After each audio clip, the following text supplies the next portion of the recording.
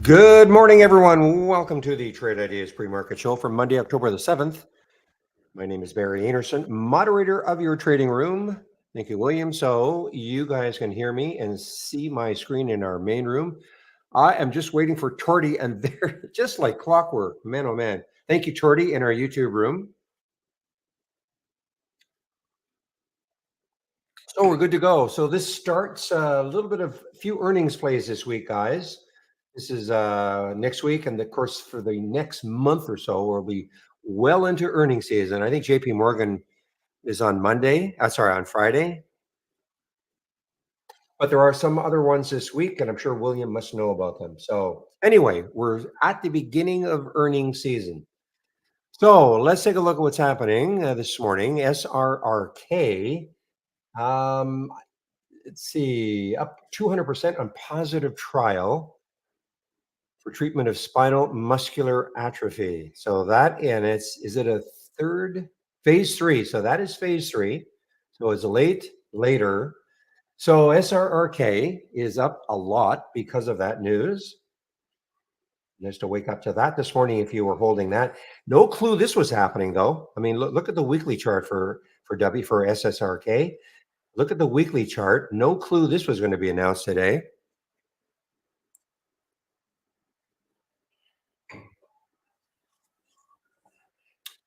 Napa. We don't mean the valley. I don't think anyway. The duck. I don't understand this at all. This duck corn. Well, this is flatline now, so I don't know. After the company, it's being taken private. Okay, so forget about it. When I first saw this, I didn't see this flatlining. So being taken private.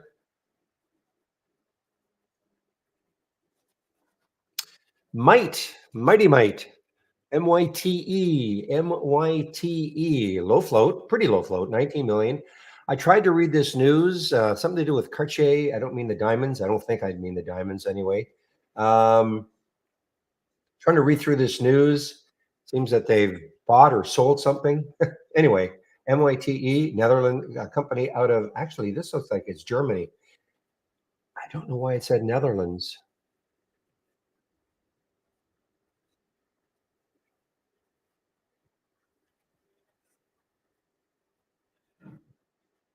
Well, at any rate, Might is up. MYTE is up. Yeah, they MYT Netherlands. Oh, well, it's looks like it's incorporated in Germany. Okay, thank you. Thank you, William. So if you look at Might on the weekly chart, certainly it's now broken above that high in the weekly chart. It is a low float, so anything can happen now. Let me take a look on a monthly chart to see where it could go before it hits some sort of resistance. So there's that weekly high. So on the monthly chart, there still is some room. Looks like there's still room to 773. Of course, I'm not saying it's getting there. I'm just saying when you look at a monthly chart, that is the next high. So still some room, a lot of volume.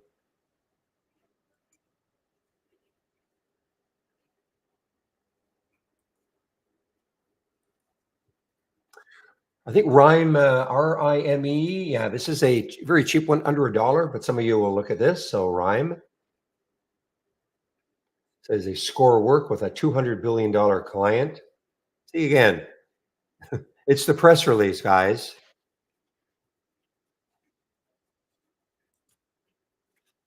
Wow, look at this one, guys. LASE. We've seen this one quite a while, quite a bit. This not that long ago. This was a $20 stock, maybe what 2 weeks ago, 2.5 weeks ago. $20 stock, 363 now, down 48%.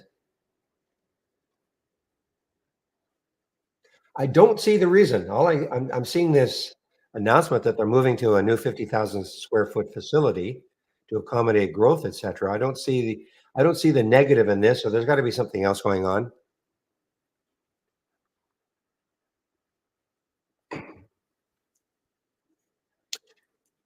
ALTM, I think this is, yeah, I think they're looking to maybe sell themselves. Yeah. They're saying that they've been approached by Rio Tinto regarding a potential acquisition. So that is the reason.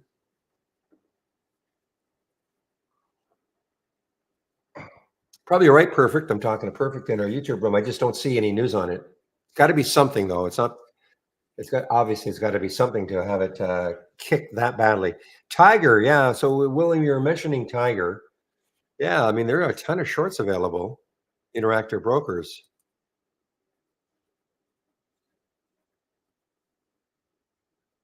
Interesting. 14.8 million shares, but Tiger is still strong. And it's just been this has been probably the strongest of all. Well, I don't know. I haven't looked at every China stock, of course, but Tiger certainly to me has been just about the strongest of all the Tiger stock of all the China stocks. Look at KWeb now. KWeb I think is just above, just right at Friday's high, but it's up 1.4%, and it on Thursday, I mean, KWeb did this, so the China stocks did this, and Tiger did not. Tiger has just been, yeah, look at that. I mean, Tiger has just been strong every single day.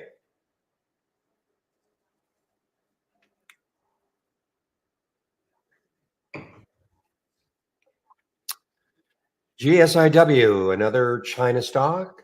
Now it has pulled back, so it's still up 23%, but at one point it got to 268. It has pulled back down to 235. Another China stock.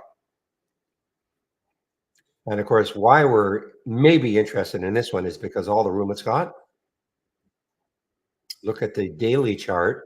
So the high on Friday was 249. So it's kind of there. It broke above that high in the pre-market, but if it can maintain above that high, look at the room it's got on the daily chart because the next high is 737.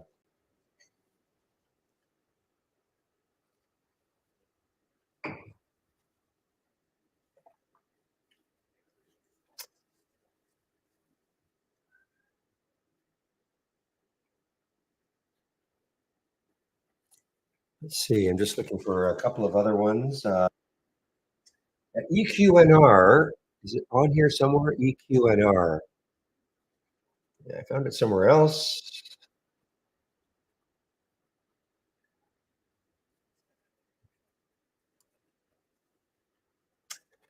Yes, I'm sorry. It's down here. Of course, it's one of the ones that have gapped down. So, but I don't see it. It is not. It's down 4%. My lowest one right there is 4.98%. Anyway, EQNR, and they're down because they bought 9.8% stake in a company, and so consequently, it's based on the closing price, etc. So they're making it's not a total acquisition, just 10%, but the market is not happy with that right now. Right now, the market is not happy with that, down 4%.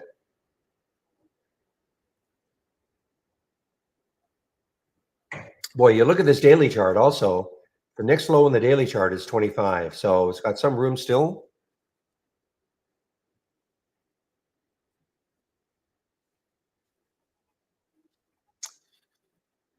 Did I mention AMBO? I don't think I mentioned AMBO.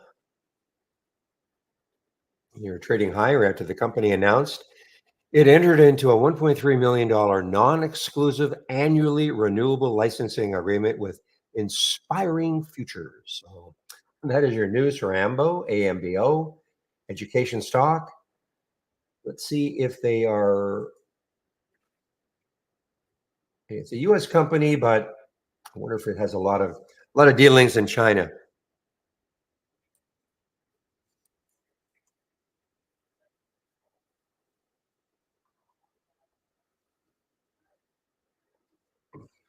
Okay, thank you for that, William. In terms of the EQNR.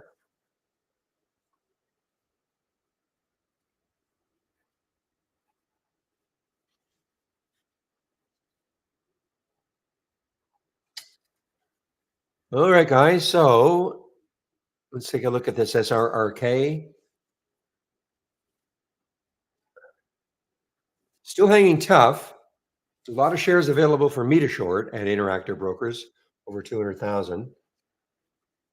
Not that I want to short it right now or ever, but if it ever starts to drift down.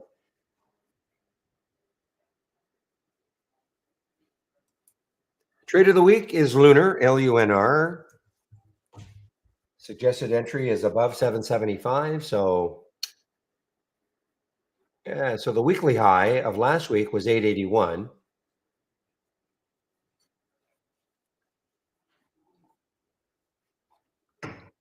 El Toro, buenos dias. I don't even know if you speak Spanish or not, but good for me to practice mine.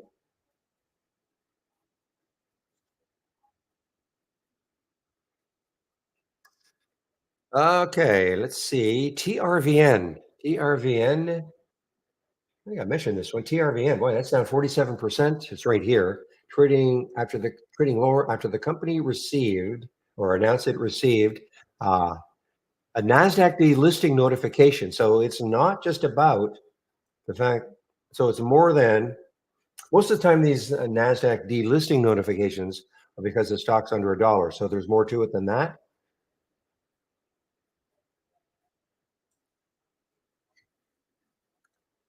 Oh, really? Colombia. Cool.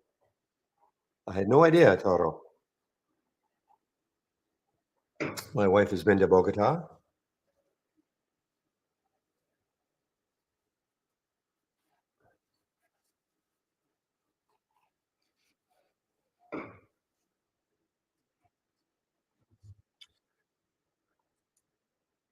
Let's see.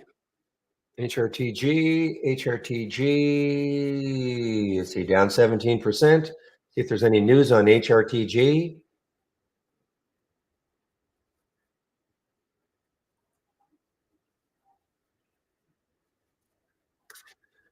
So yeah, let's take a look at these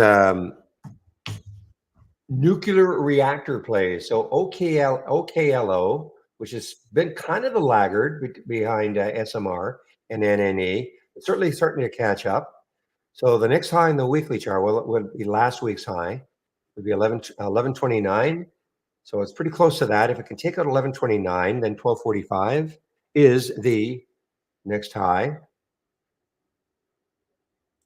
And SMR,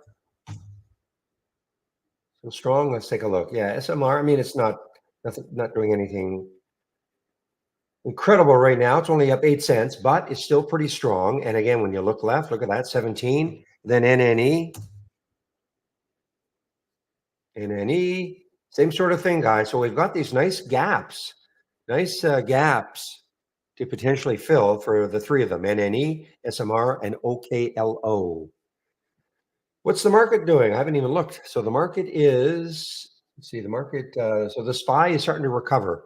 Yeah, man, I didn't even notice this. So the SPY was actually dropping pretty severely, but now it's trying to recover. I don't think there's anything major on the economic calendar today. Not that I could see. 150 at 150, 10 to 2. One of the Fed presidents, Kashkari, talks. 3 p.m. I'll be gone by then. Consumer credit. So there's really nothing on the economic calendar today of any major significance.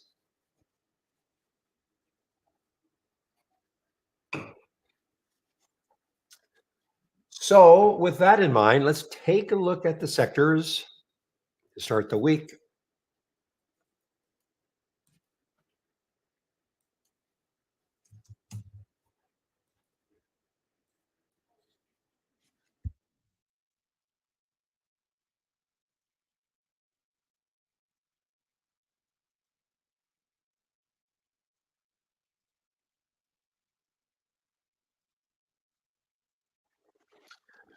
All right, guys. So what you're seeing here, major sectors, XLE, the major ETF for energy. So it's energy, of course, oil prices are still, I guess, moving higher. So 100%, what does that mean in green? That means 100% of the stocks that make up XLE are above Friday's close, with Apache or APA leading the way. And you can see that the most like technology, 89% are down. But again, I always have to mention this. 89% are down from Friday's close, but the worst one is CRM. It's only down 0.48%, not like the whole sector is tanking. Look at communications. Not one stock is above Friday's close. The worst one right now, LUMN, some volume, 58% or 58,000. A little bit of volume for LUMN. I'm surprised this cheap one is in here. And utilities,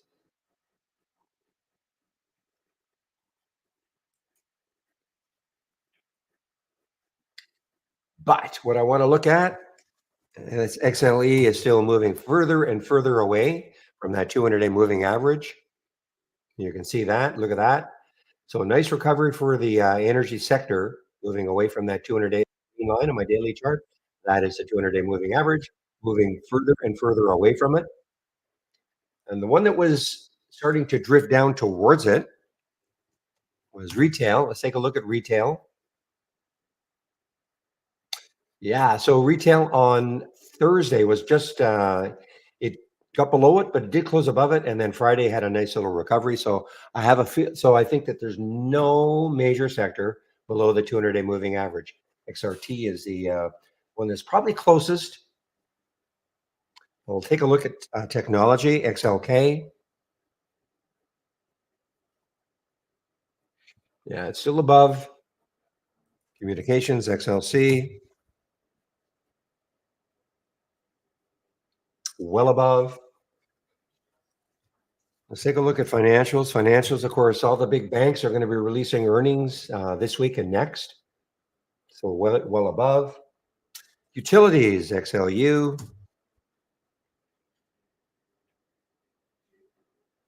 still well above. Can't even see it. $81. Yeah, I can't even see the, not 81, it's the VWAP. $68, well above.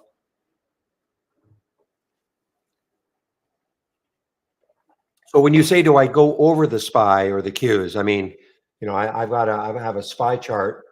I don't trade the SPY or the Qs. Some do, a BB. But just give me a moment as I just keep going through these major sectors. Healthcare.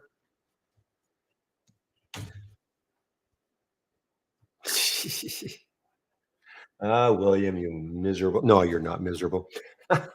XLV. So you can see healthcare has been, was so strong when a lot of the market was doing this and healthcare was soaring. But healthcare is starting to has been weakening now for a few weeks. Still above the 200-day, but has been weakening.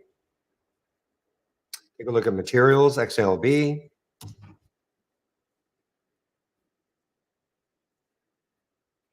Yeah, still well above. And one more, consumer discretionary, XLY. I might as well get them all, do staples afterwards. XLY, yeah, still above, discretionary, still above. And then take a look at, where is staples, XLP. Yeah, still well above, though starting to drift down, but still above. Can't see the 200-day.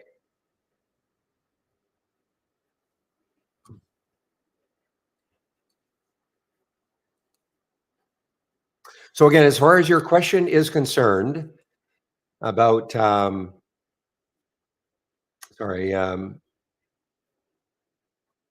well, it's this week, Greg. It's this week. I mean, if it doesn't hit 775 or over for this week, then it's a non-event. But it is considered for this week. So if Captain Para comes into the room, he will sometimes map out areas on the SPY and the Qs. Okay, that could be of interest. I don't trade the SPY or the Qs.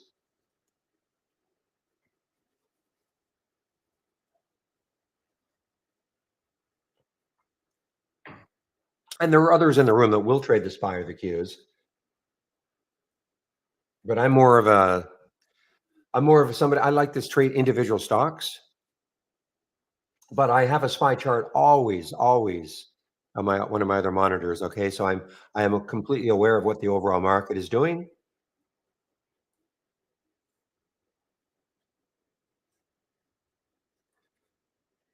But again, if Captain Para, who's usually in the room, he sometimes maps out areas of interest on the SPY and the Qs.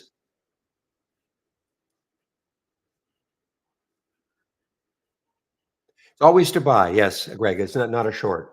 So the trade of the week, again, that's all it is. It's it's an idea. So lunar is the trade of the week, but it's got to get above 775 to officially trigger. How you trade it, if you trade it, of course, is up to you. They're designed for longer term holds. I mean, do you get the email? I mean, if you get the email, Usually it's, there's an indication about why Steve chose that as the trade of the week.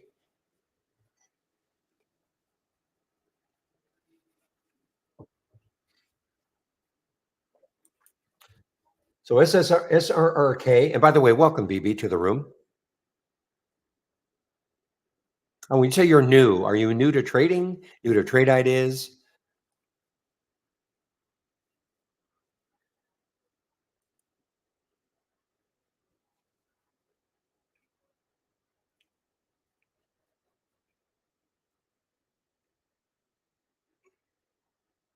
And the only other thing to mention about the trade of the week, I mean, if it's only market hours, okay, the first day market hours. So, for instance, if Lunar happened to be above 775 in the pre-market, it doesn't count. You can do what you want, of course, but it is only really during market hours on Monday or any other day to be okay. So it's got to hit 775 or above 775 in during market hours. Yeah, I'm just seeing this WETH also retouch technology out of China. Boy, these China stocks still alive.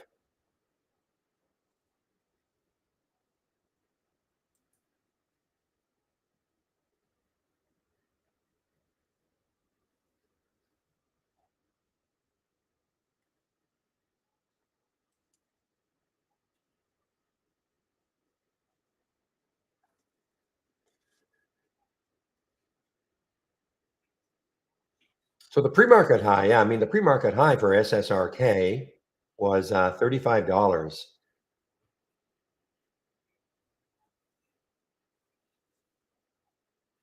But it's you can sort of see in the 15-minute chart the trend is still up, making higher lows.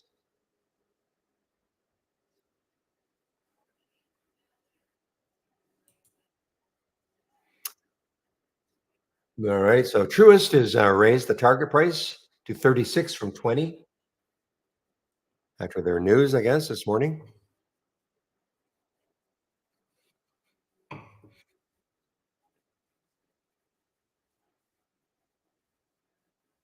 Cody, maybe we'll keep an eye on Cody, guys. COTI rises at Jeffrey upgrades to buy. See if there's a price target. Raise target price to 12 from 11.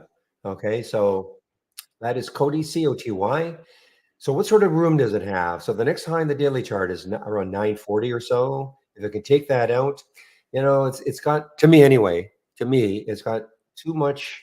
I mean, if it can take out 971 today, then it's got the next high is around 10. What's the float in this one? Big float. So it's a good move though, and I guess it's just based on Jeffries raising their target price.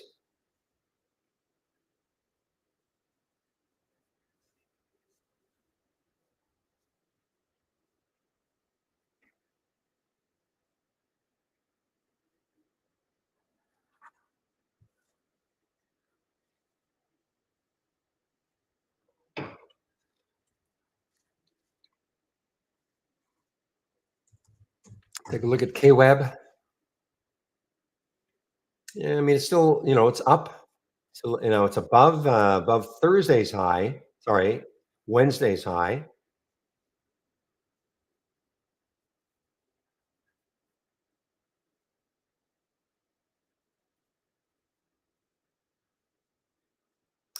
Yeah, that's the thing about those drugs, isn't it, William? Not just SRRK, but what is the market potential?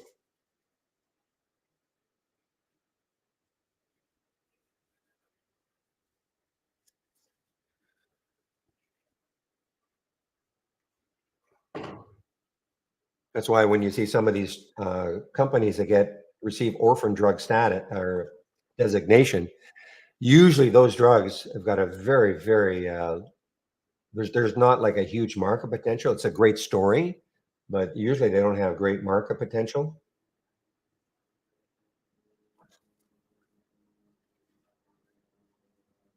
All right, guys, let me get The layout I'm going to use once this market opens.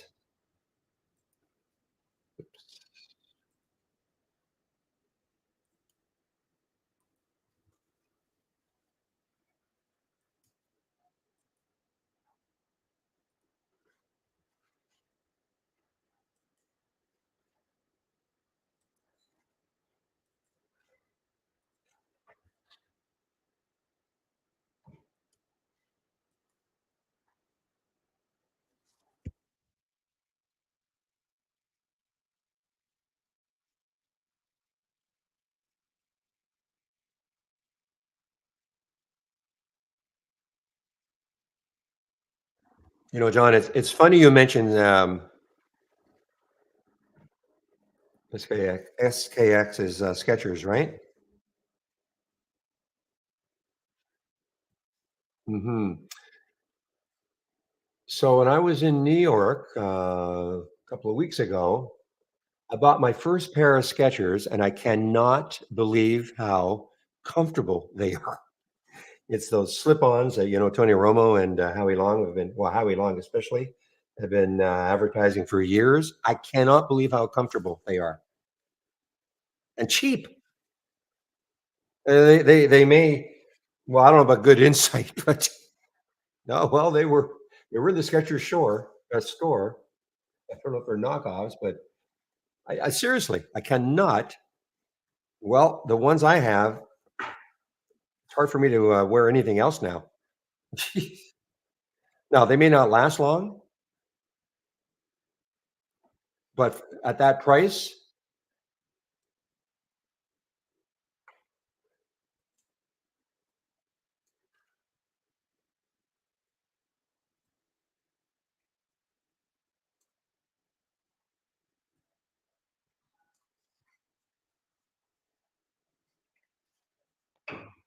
well, without getting too into it, I have a wide foot, and they've got that wide size, and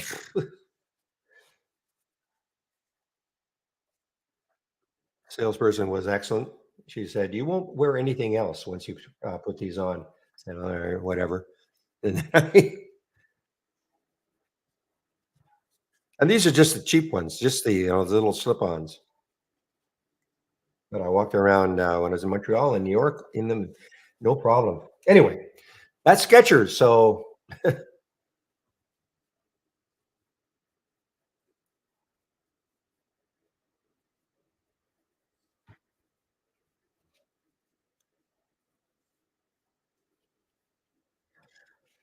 all right, guys. So the market is still lifting ahead of the market open. So we're still in for a negative open, but trying to come back.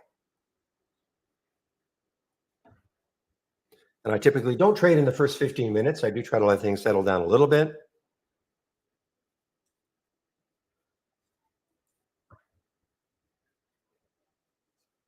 This RK is still hanging tough. No drop yet. Not that I'm anticipating a drop at all, but it's still hanging tough.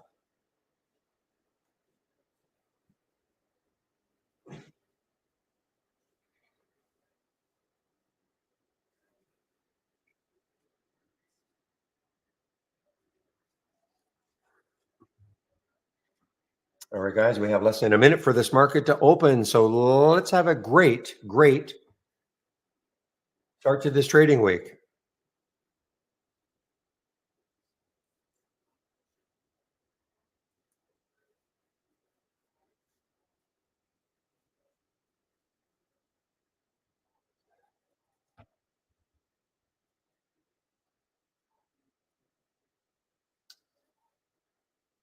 Okay, guys, I'm just waiting, of course, for this race to start. This race will start at 9:30. If you and somebody asked last week, you can run the race in the pre-market if you want.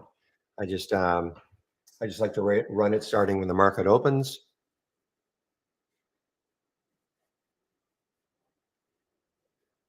And here again, here's our market. It has had a nice recovery.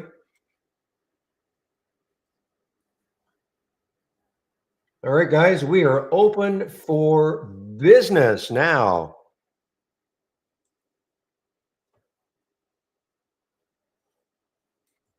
Well, there's SRRK. Oh, hanging in there.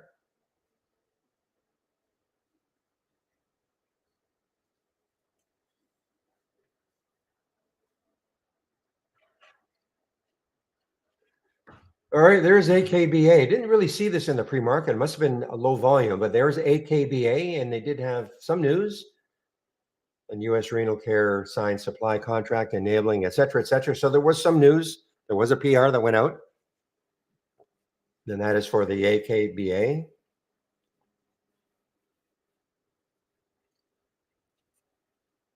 China stock, BEKE, is weakening right now. BEKE is weakening right now. Again, China stock.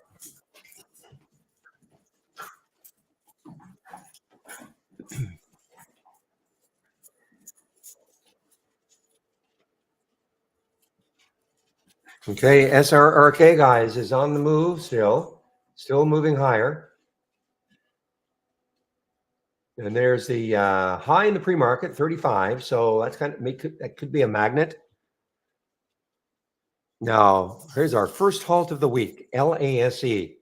Now, this got halted on the way up. So it's trying to have a bit of a recovery. I still could not see any news on this one, guys. No news at all, other than announcing a move to a new 50,000 square foot facility, which didn't seem bad. But I could not see any news on this one. And it's down 31% now, but it is trying to recover.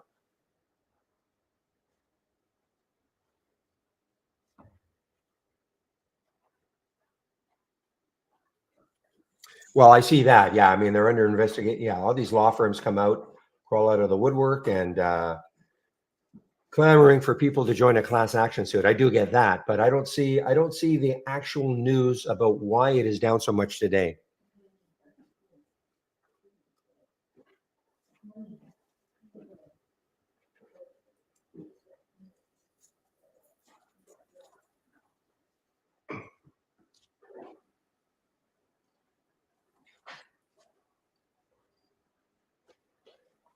Yep, it is still strong. SRRK is still strong.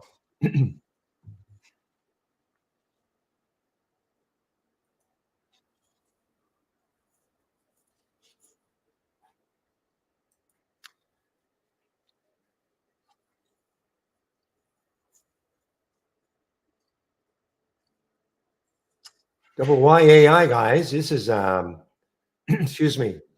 This is popping. I didn't see this in the pre-market really. Maybe the volume was too low, but it is starting to pop. The next high looking left is 1036 on the daily chart. Okay, now that of course today it got up to a little over 9. That's YYAI.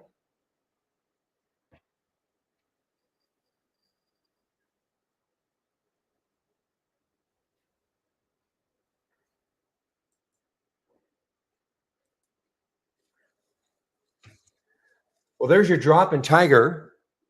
There's your drop in Tiger, TIGR, so far. That's the low of the day.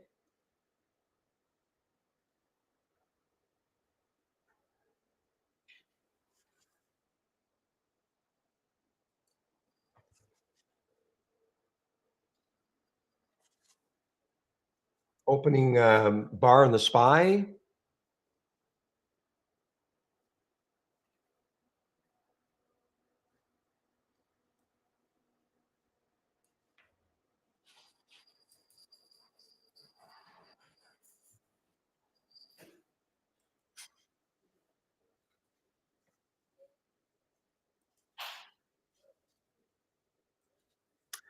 So uranium, I don't know if all the uranium plays are moving, but there's UROY. Take a look at URA, the ETF for uranium. Let's see if it is moving higher. Actually, it is not. So UROY looks like it's trading on its own.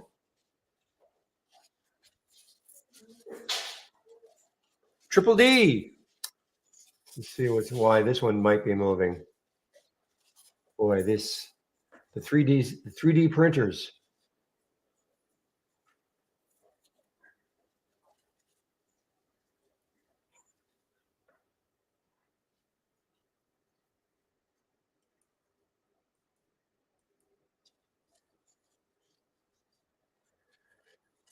All right, so this China stock is still strong. OCFT, another fintech out of China, like Tiger, TIGR.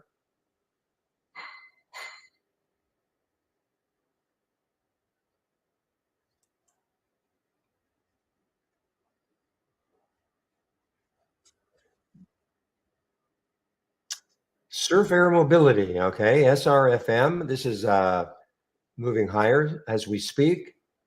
Pretty good volume. And this is all early. Now I see OKLO is in red here, so OKLO. I don't know if they're all doing this, but OKLO is starting to drift down at a high of 1120 or 1120 or so, back down to 1050. Well, look at this market, guys. Look at the market. Putting a little bit of a surge here. All right, LASE. Now, by the way, did you guys see this after hours nonsense with CHSN on Friday? Remember this one? Got all the way up to $44. Remember seeing that? Remember, I missed getting it right around this area here. I was only going to take, a very, very low number of shares. Missed it.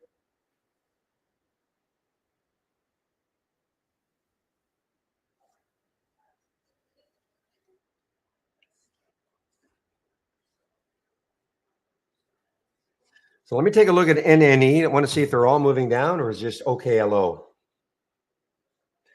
So they're all, weakening a little bit. NNE, SMR, and OKLO after their initial pops.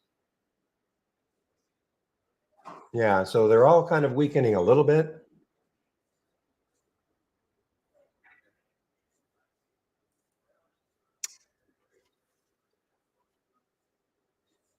So Hims got hit last week because the report came out that the obesity drugs are now crowded market.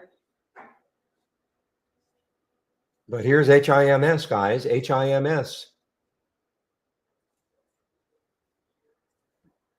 Aha, so they're going to be in the S&P small cap index inclusion.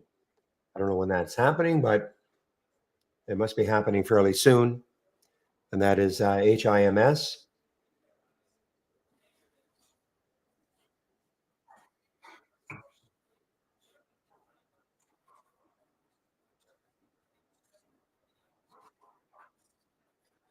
Look at this market, guys. Yeah, look at this.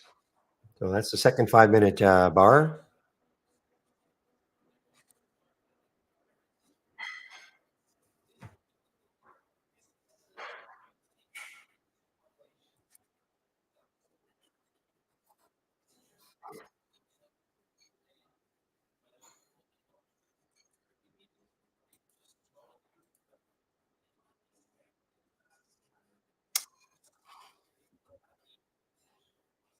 I'm not on mute, PJ. It must be on your end. Well, but you can't hear me. So, guys, anybody having problems? Well, you can't hear me. You don't know.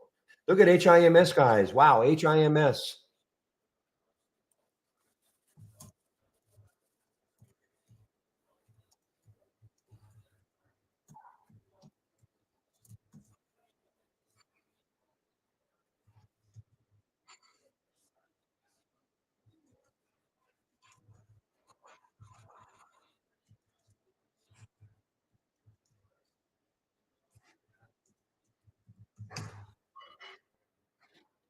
All right, so Shady is in the LAC, lithium play, I think. I'm sure it is. LAC, lithium play. LAC, let's see, at 286.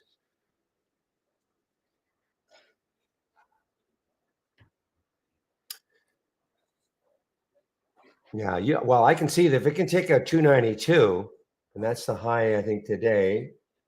Then when you look left, look at the room it's got 327, a little bit of room. So if it can take out 292, for sure, this could have some room to move to 327. That is for the LAC.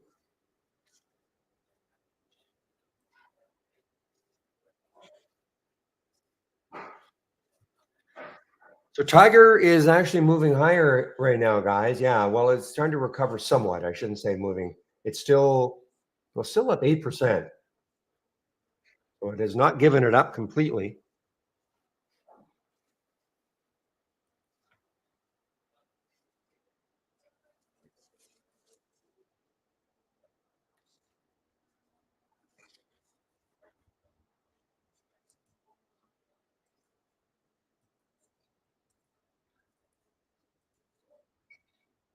All right, guys, SRRK just made a market high.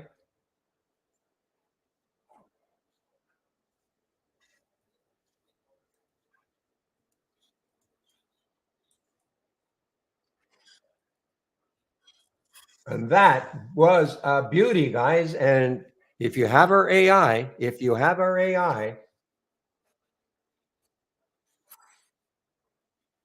boy, that was a beauty from our AI, guys.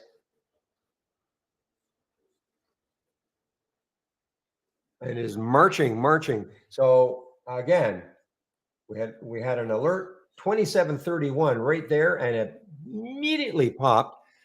I hope some were able to get some. You didn't have to wait. You didn't have, if you missed it at 2731, it's not the end of the world.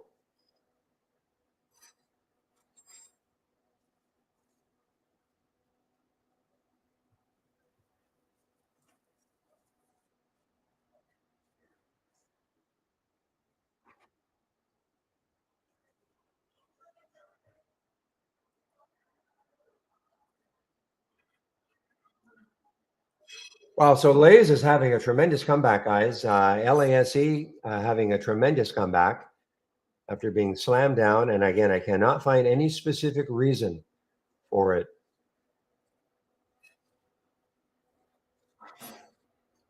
I don't know. I just don't have any reason. I have no reason for this one, because this can't be the reason. I mean, moving to a 50,000 square foot facility, I mean, it looks like decent news. So I don't know why. Lays, LASE, look at SRRK, guys. Beauty.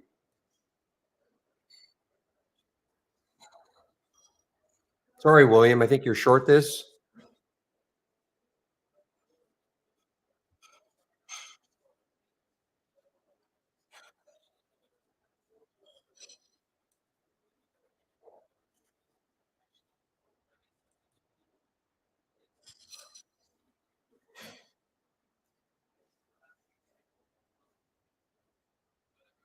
So I actually, it was fast. You know, I can tell you now. I mean, I actually got it at 50. Okay. So what the alert was at 2731, 2750. So I mean, I was, 20 cents late, but who cares if it's going to move a dollar or two?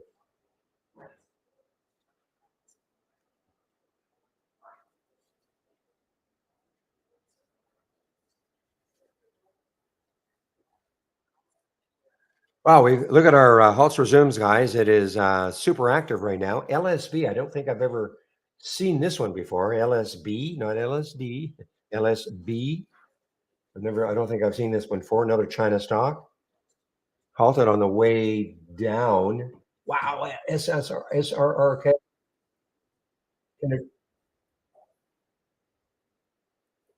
Hey guys, I've taken some off in case it cannot get through 30. Okay, I've taken some off.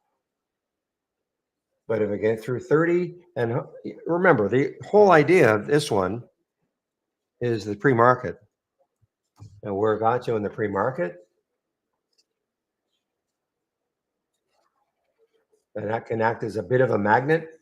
But you know me and the whole number, and then at 30 could be a psychological number.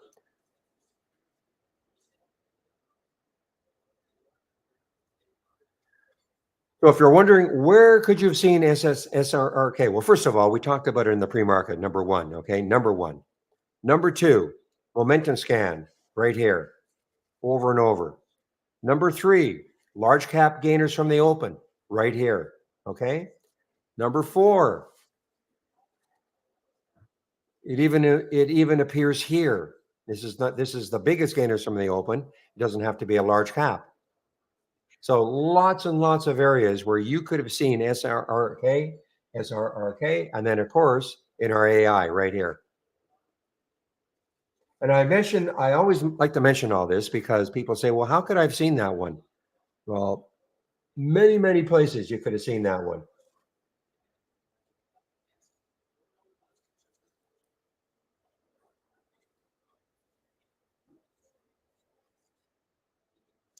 Well, I got a fill at, I don't know how, 2750. That's what it says on my in Interactive Brokers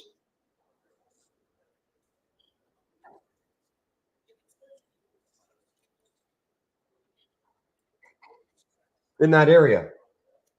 Anyway, I don't normally take the early trades, but it this happened at 940 or 941. So, broke minor rule for me, breaking a minor rule, not trading in the first 15 minutes.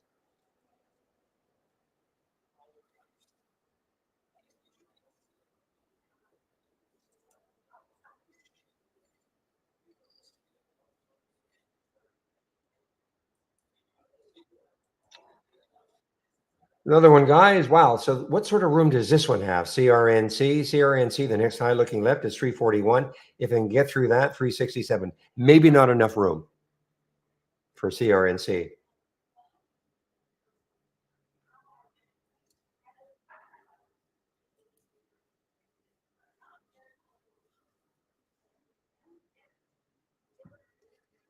Take a look at Shady's LAC, LAC.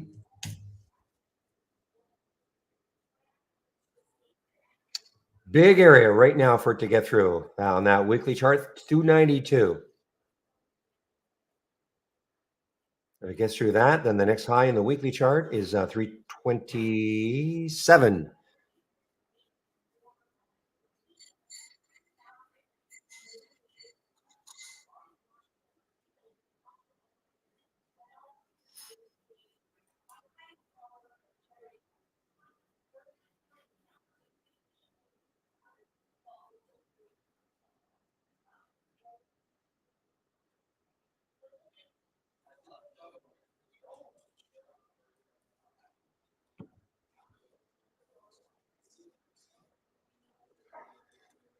Xena. Okay, Xena was I guess, an IPO or a SPAC that turned into Xena, and it's just been not good at all.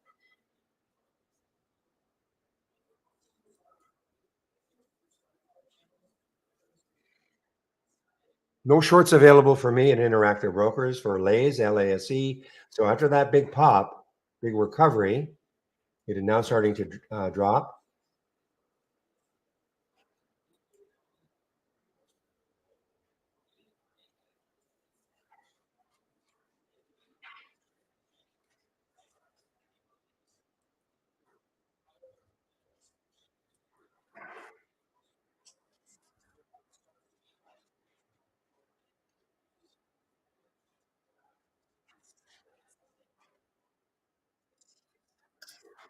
All right, guys, keep an eye on HIMS, HIMS. Probably 20 is big area for obviously to try to get through. If I can get through 20, the next high is 2237. 2237 on a weekly chart for HIMS. So I'm going to stick an alert in that 20, just underneath 20 to see if it gets close and then maybe breaks it.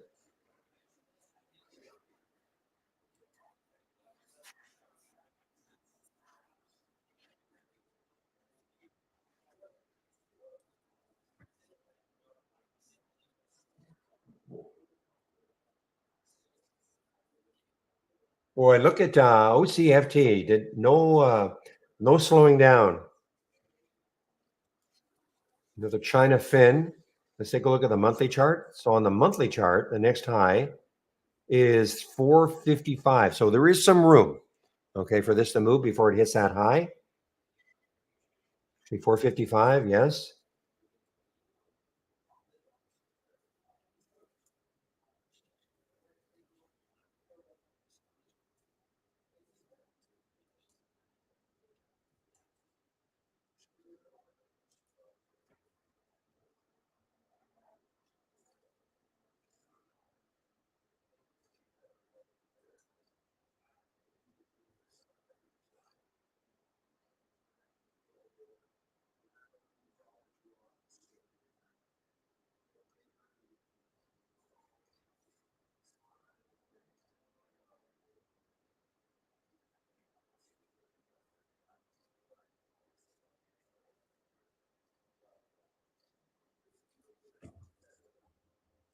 Guys, we're mentioning Serve earlier. Here it is, moving.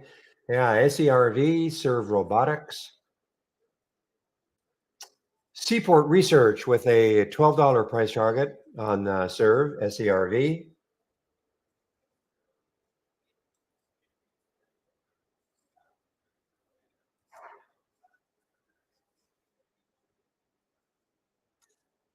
Well, William, it's good we've both made money now on the SRRK. My guess, though, is that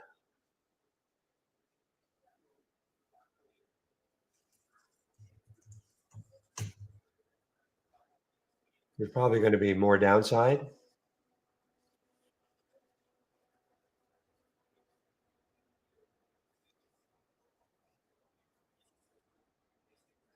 Boy, Tiger just completely rebounded, guys. Yeah, look at, well, there's JKS, another China stock, JKS. But Tiger also completely rebounded because I saw it down here. There it is up here, $14. So, yeah, look at that rebound. So, from what was the low down here? 1291, and then it popped all the way up to 1450. So, it's been pretty volatile so far, obviously.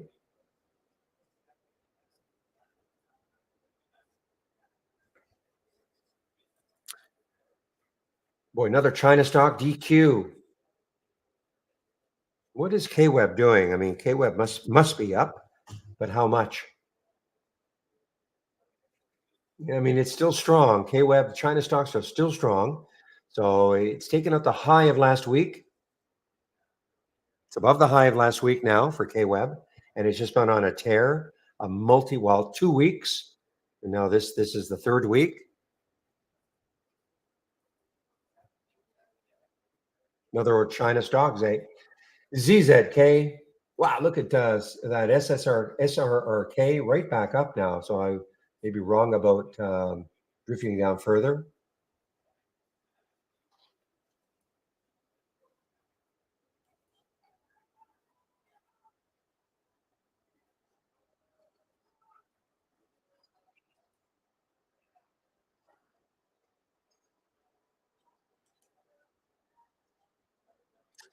China. NIU, guys. NIU, another China stock. I mentioned this one in the pre-market. So this is now making a market high. Take a look at a monthly chart. Where could this one go? So on the monthly chart, the next high is 430. Boy, it's got room. 431 is the next high on the monthly chart. Not saying it's going to get there. I'm just, all we're doing is just looking to see where a stock could go before it hits a high. Now, there could be a high on a weekly chart earlier than that, but right now, 435, great volume, 25 times normal.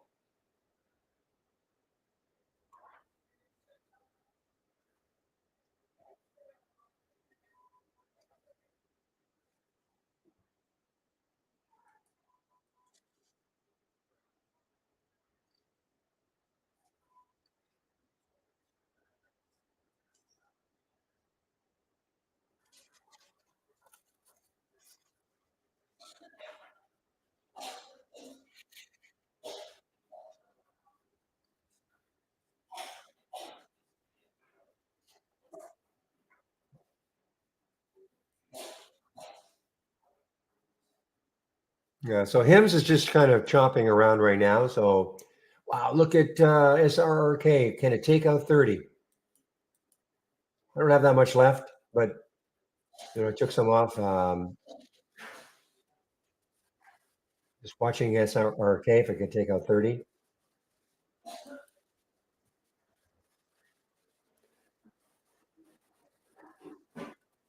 All right, let's go 29.99. Let's put a price alert there, see if I could take it out.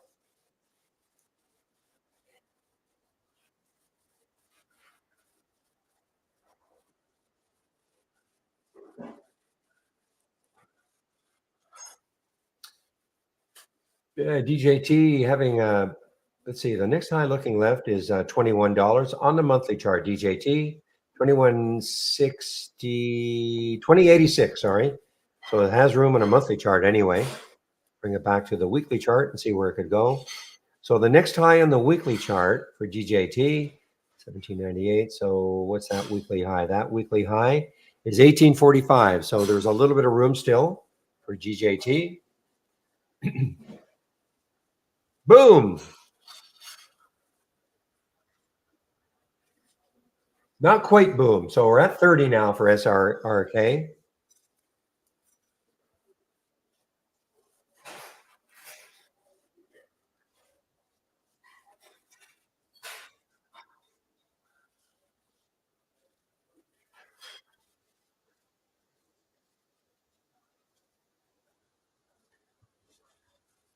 To be honest, Grumpy, I forgot to kind of sell. I don't have that much left, so it wasn't a big deal. But it bounced so quickly anyway. But 30 maybe a tough nut to crack. I don't know.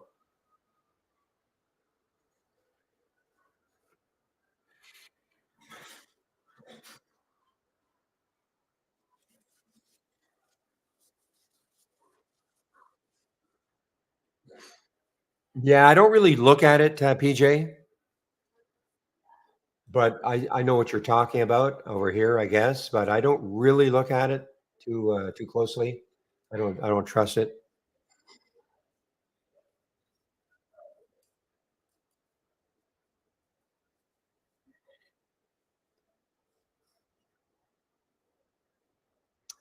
Wow, CSIQ. So JKS, CSIQ. There are a couple of solar plays. CSIQ is above that 200-day moving average now, which is around 17. Say, call it 18.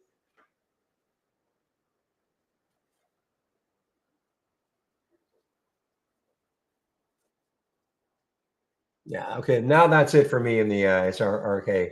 It's just I think it's going to struggle to get through 30. So, whew.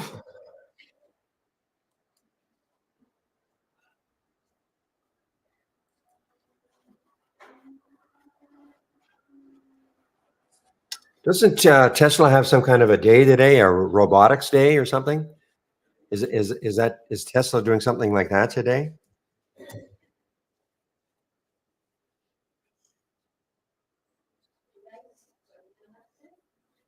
Oh, it's on the 10th. Okay, thanks. I thought it was so it's this week though. Okay, thank you guys, Rusky and Grumpy.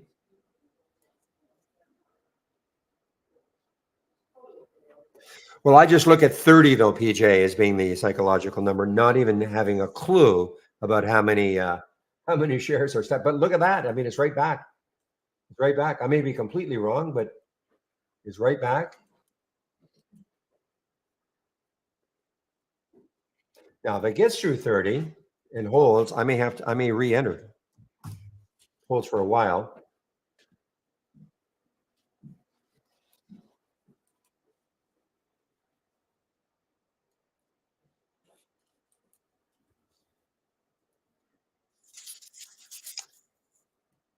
So yeah, so NNE, SMR, and OKLO after the initial pop, looks like they've all kind of dropped.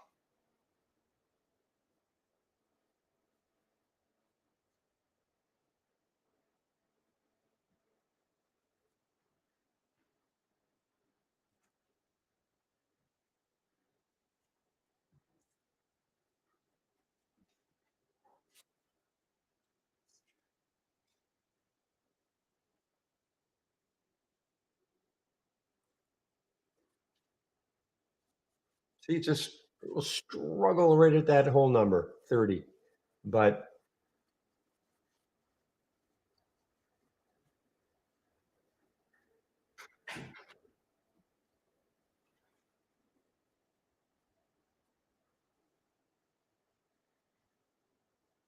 yeah, I don't know, Wayne. So in our YouTube room, the question is, do I link trade ideas with my IB account? Well, I don't use Brokers Plus, okay, but I do link it. Absolutely, I link it so that when I click on a symbol, it automatically loads into the order entry.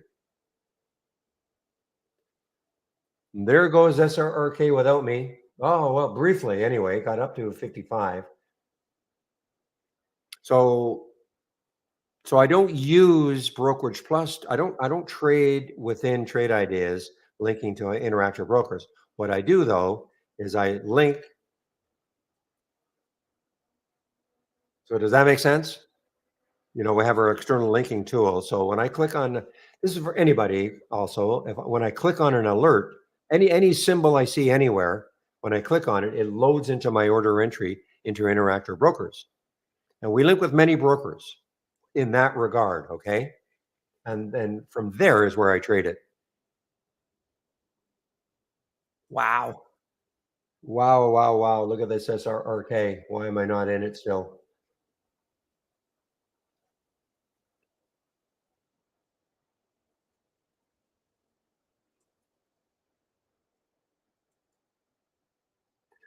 All right, guys. One of the wild and woolly ones from the past few weeks. WHLR.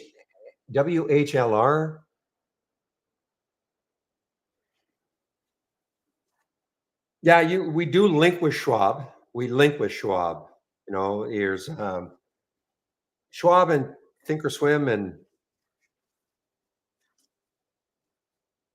again, I'm not sure. I don't understand exactly the.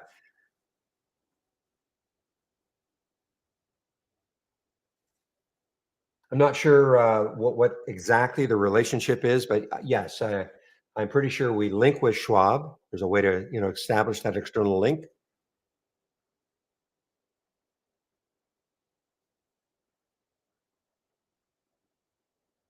Well, I didn't. I hope I didn't say it likely wouldn't punch through.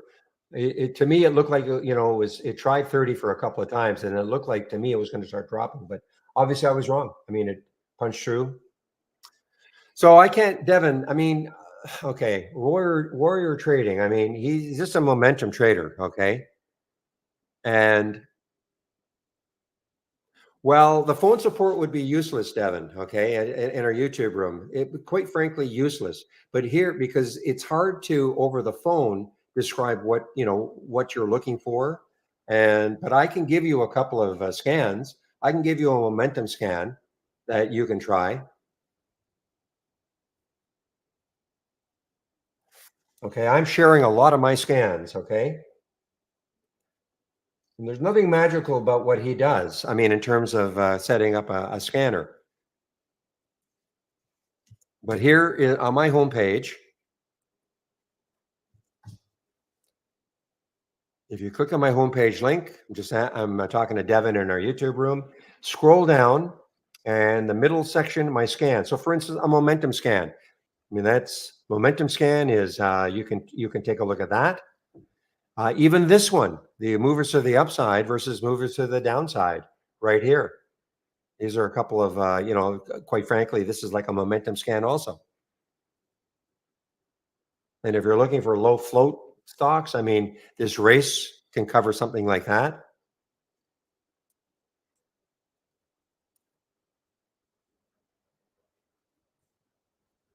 But over the phone, this would be very, very difficult to do. But that's why we've got, I do this Monday to Friday between 9 a.m. and approximately 3 p.m., where you can ask me questions. A lot easier to display right in front of you what you might be looking for.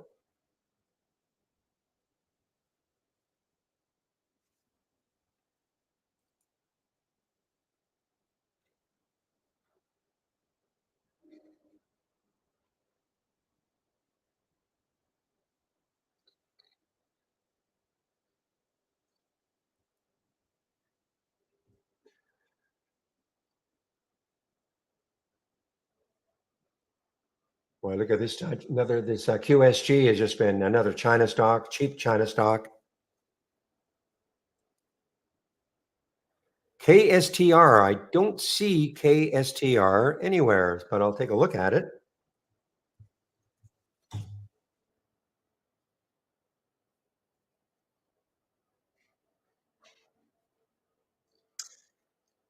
Ah, okay, it's an ETF. That's why I don't see it. But yeah, wow. No kidding. Wow. Not very much volume, but yeah, I don't know what it tracks. The Star Market 50 Index. Okay.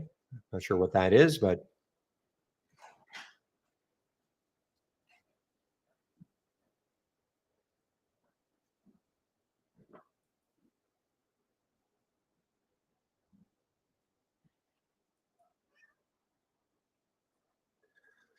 okay. LAC is still hanging around that 3 level. Again, if it pops through, then the next high is 327 on the daily chart, on the weekly chart. Sorry. Just one moment, please.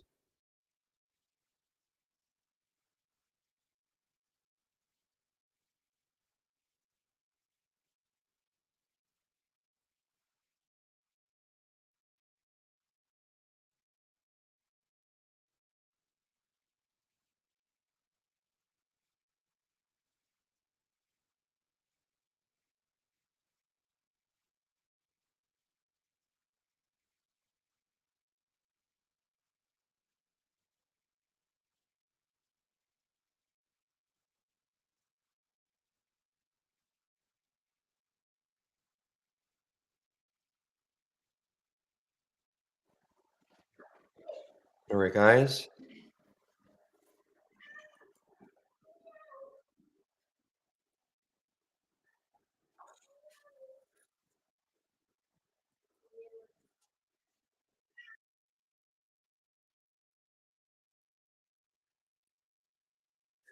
JKS. Wow, what a just a I don't know, is solar going crazy in general? FSLR, let me take a look, or is it just China solar? FSLR, yeah, I mean, solar is not going crazy, so it is just China. China, China, China.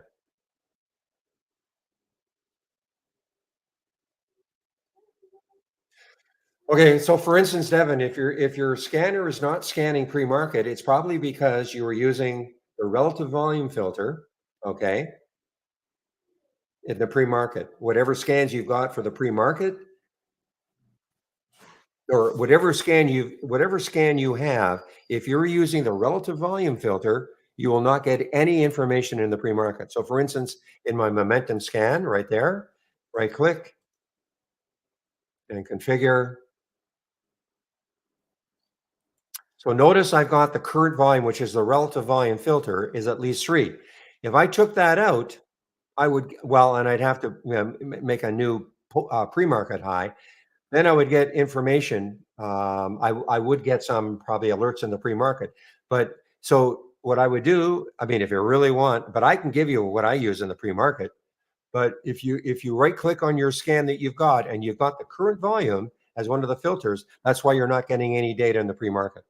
Okay. And as far as getting too much feedback, well, that's up to you. Okay. You have to then either, up maybe the minimum volume. I'm looking at this particular scan here, maybe even upping the current volume if you feel you're getting too many alerts. There's always a fine line between tinkering with a scan. So if you're getting too much feedback, then all you have to do is just either up that relative volume or up the minimum volume that is actually trading.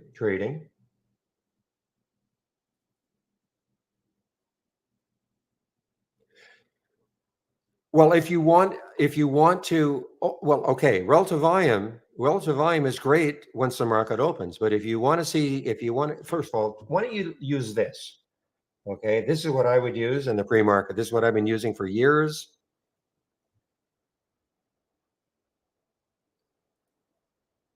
I mean, this will show you the ones that are moving in the pre-market.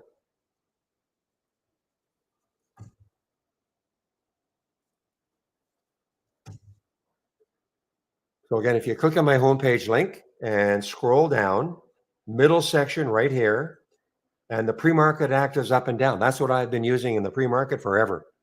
Okay, forever.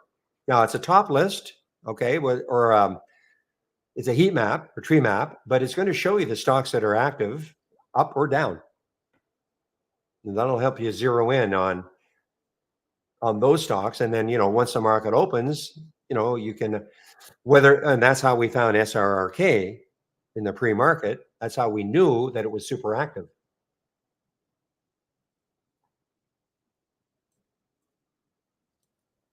as an example. Okay. All right. There's the LAC now. LAC, LAC at 3.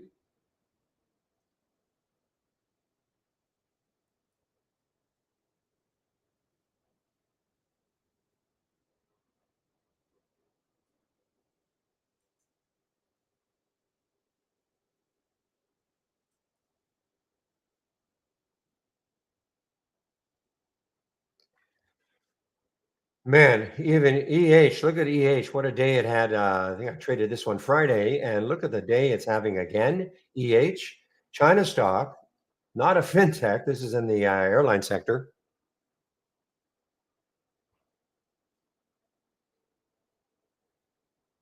Boy, something has just lit a fuse underneath JKS, and it's not overall. It's not the overall solar market.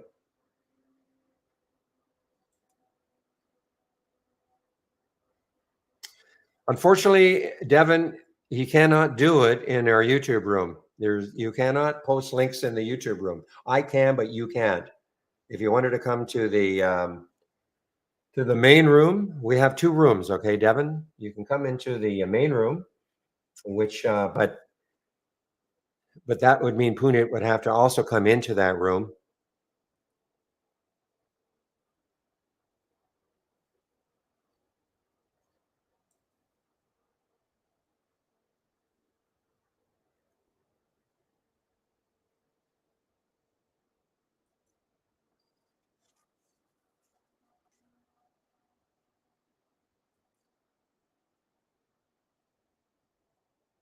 Hmm.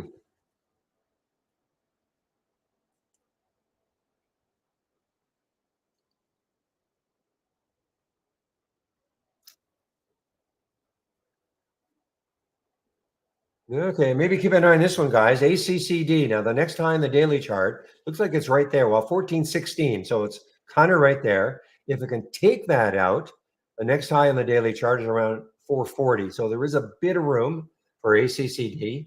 Truist, and they've got maintaining coverage on this company with a target of 9. So that's obviously the reason. Needham is also in on this one. They've got a target of 8. Again, doesn't mean that's going to happen, but that's probably the reason why it's going up.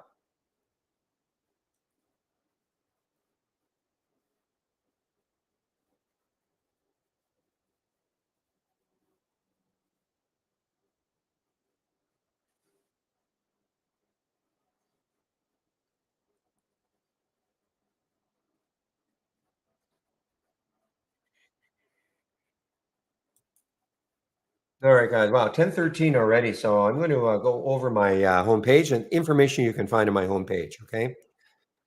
What a fast morning so far.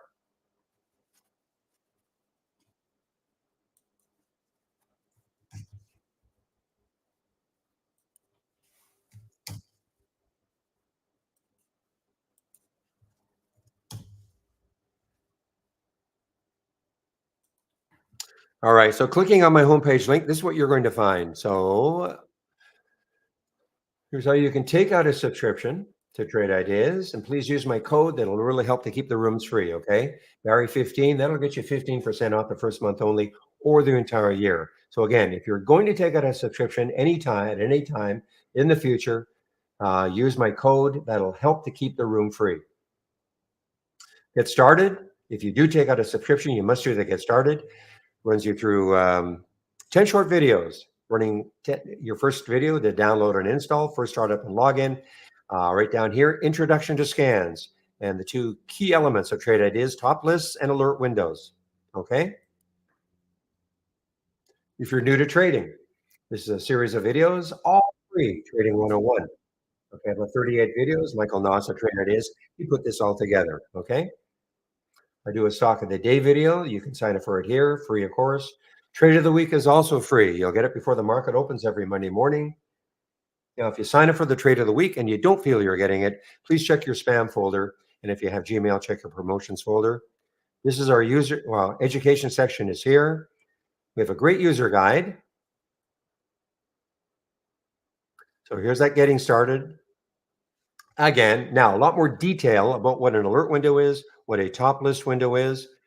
Stock racing. You notice I'm running a stock race right here. I'm going to go over this, but here's how you can create your own stock race. Price alerts on the charts. I use them all the time.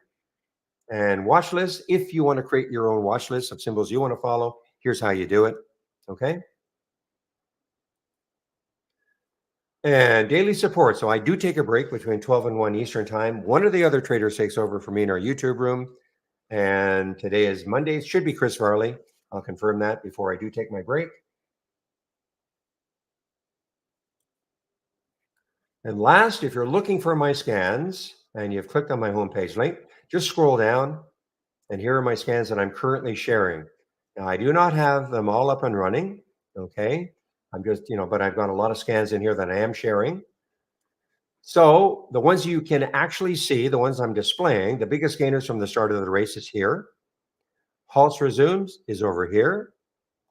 Relative strength leaders from the close is right here. And then this one, the upside movers versus downside movers is here. Okay. Now I do have another scan on my other monitor that I am running. The momentum scan is here. And I'm also running a large cap. I'm also running a large cap race or larger cap race. Okay. Which is right here. Now, as you can see, though, I do have other scans that I've created. You can take a look at them. My advice, of course, is not to have them all up and running. You'll have way too much information coming at you, but you can take a look at them. This is what I use. Whoops, this is what I use in the pre-market. The pre-market act is up and down. And it's not that I trade in the pre-market, but I do want to see the ones that are moving because, there a lot of them could keep moving once the market opens.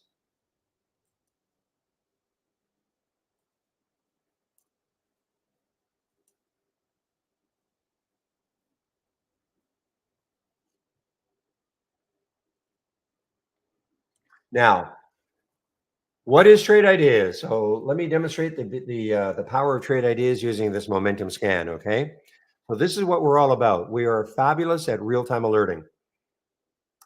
IBIT, that must mean that it went. I had a price alert for IBIT. That's the okay. So IBIT, Bitcoin on the move, guys. Yeah, Bitcoin on the move. I can see it's up 1,400.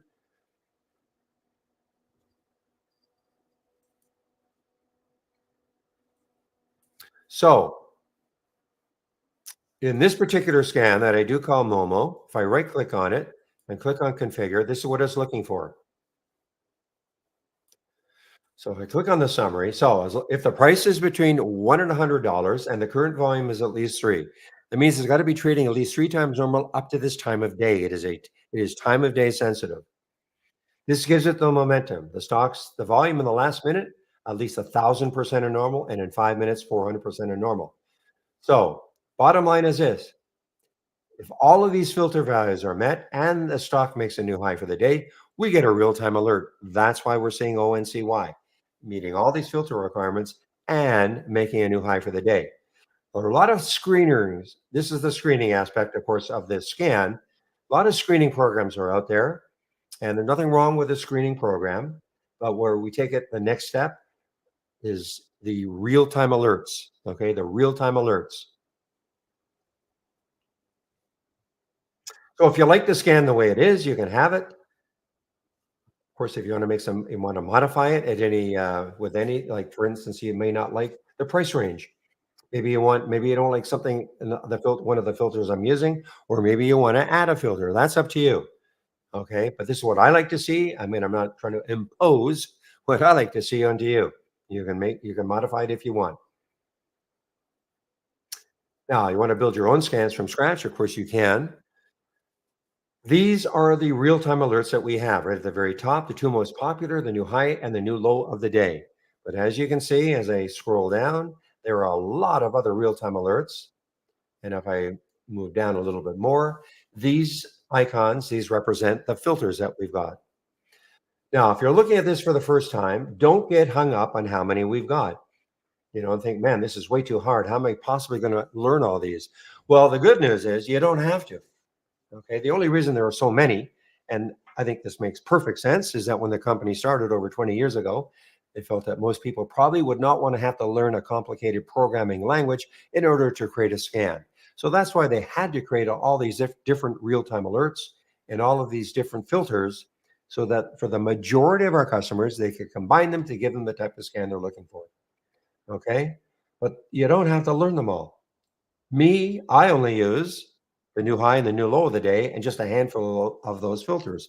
That doesn't mean what I don't use is or not are useless. It just means for my trading style, that's all I need. Your trading style may be very different. So you can kind of scroll down through. But if you don't understand what any of these means, that probably means, like if you're used to trading, it probably means, well, I don't care about this one because that's not my trading style. But there might be a real time alert in there that might meet your trading style.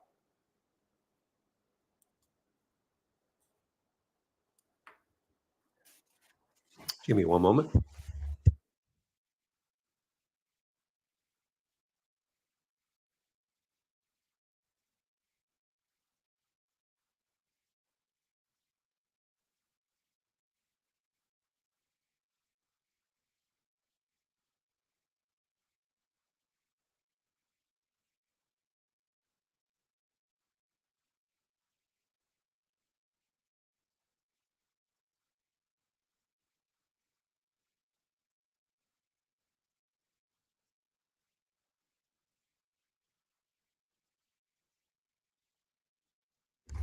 All right, guys, I'm back.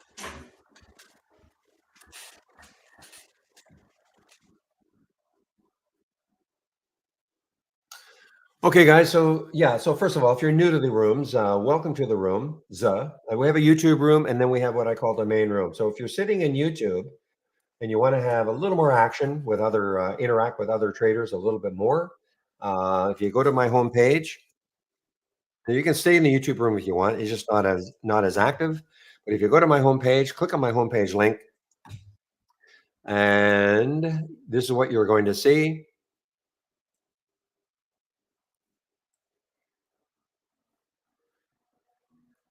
So trading room, okay, trading room. So if you click on that, that'll get you into what I call the main room. You can stay in YouTube if you want. There's no problem doing that. But if you're looking for more action, you can come into the main room. Okay.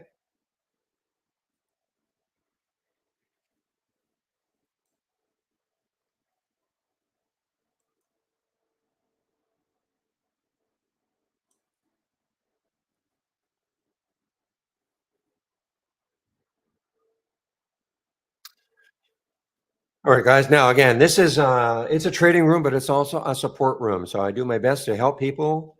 If you have questions, don't be shy. If it's an accounting question, I will not be able to help you, but I can direct you to somebody who can. Okay.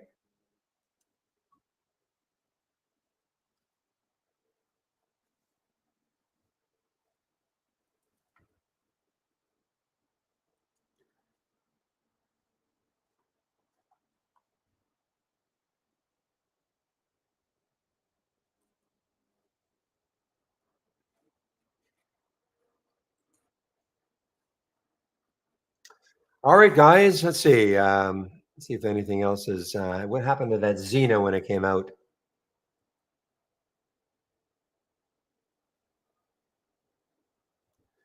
There's a crypto play on the move, guys. Hut on the move.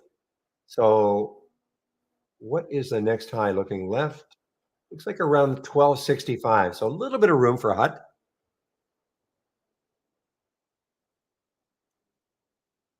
So, let's talk about the race. Okay.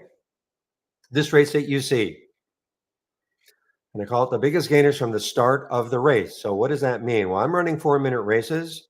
You can pick whatever time frame you want. Again, if you click on my homepage link, go to the education section and then click on the guide.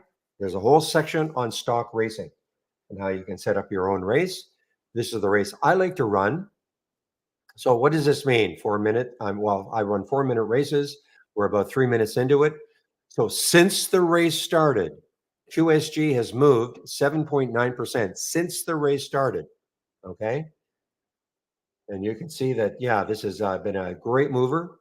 Now it's up 9.5% since the race started 3 minutes ago. That's what that percentage refers to, and that's the actual dollar amount that it's moved.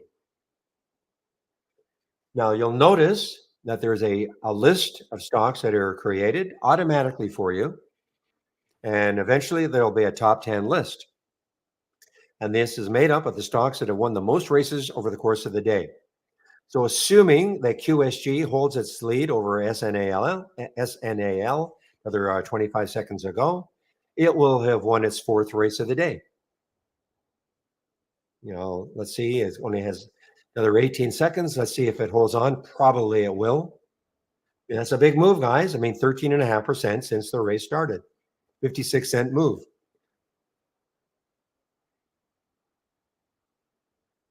Just waiting for the race to be over, and you'll see that 3 will turn to 4. Come on, you can do it. There you go.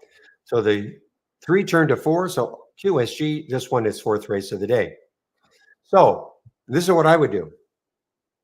First of all, again, it's a top 10 list that's automatically created for you. But when you see a stock in this list and the race doesn't really, it takes a while to sort of rev up. But after 30 seconds, then you'll start to see some movement in this list. You can click on, you don't have to wait for the race to be over though, to click on a. In fact, if you see anything in here, just click on it, see what's happening. Okay, there's VRCA. I haven't seen VRCA at all today. Yeah, it could be interesting. Look at the weekly chart, 176 looks like the next high. So, but on the daily chart, look, to me anyway, it just looks like there could be some resistance not that far away. So for me, it means it's nothing I want to trade. Okay, but what if, we looked left on this daily chart and the next high was at 2 from 143? Then it becomes something that could be very viable. Well, and it's impossible though. Okay. I mean, we get this question. I'm not trying to be mean to you, but I mean, it would be wonderful if we could find something that we know is going to move after, but it's almost impossible. I mean, to be able to know that something, find something that's going to move before it moves in a big way, almost impossible. My thing, is just because a stock has already moved, say 20%, some of these have the ability to move 40 and 50 and then 100%. So even though you've missed that first 20%, a lot of these have the ability to keep moving.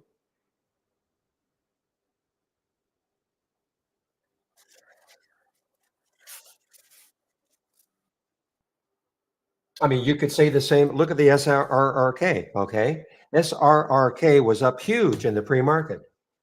Huge. I mean, it's up what, 300% now. But at this point, 26 up to 31, that's still a great move. So I'm not trying to be, mean to you or something, but I mean, we get that question a lot. I want to find the stock before it moves.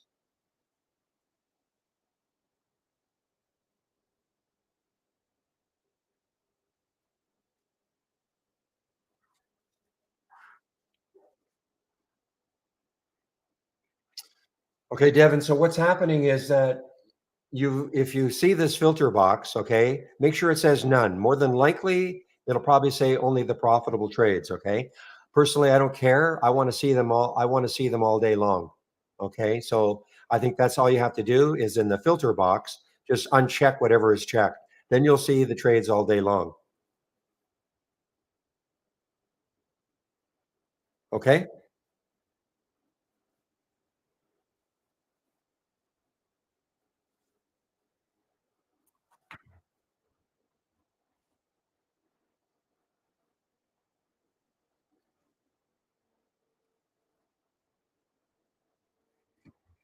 And person could look at this SRRK and say, well, look, if it takes out 3152, it could still have a run in it because look what happened in the pre-market.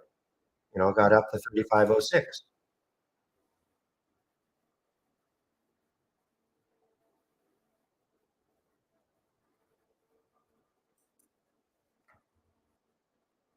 OCFT kept moving at the beginning. That was at 325. It's at $4 now. Okay. I mean, if you want to take See, I'm not somebody who likes to take early trades, but if you're into taking early trades, I mean, you could have taken this one right around here at 340 and it's at $4 now. I don't like taking early trades because I just see too much volatility. Stocks can move up and down very quickly. But so the scanner can find a stock that is moving right off the bat, but a lot of times it's not necessarily that they're going to keep moving.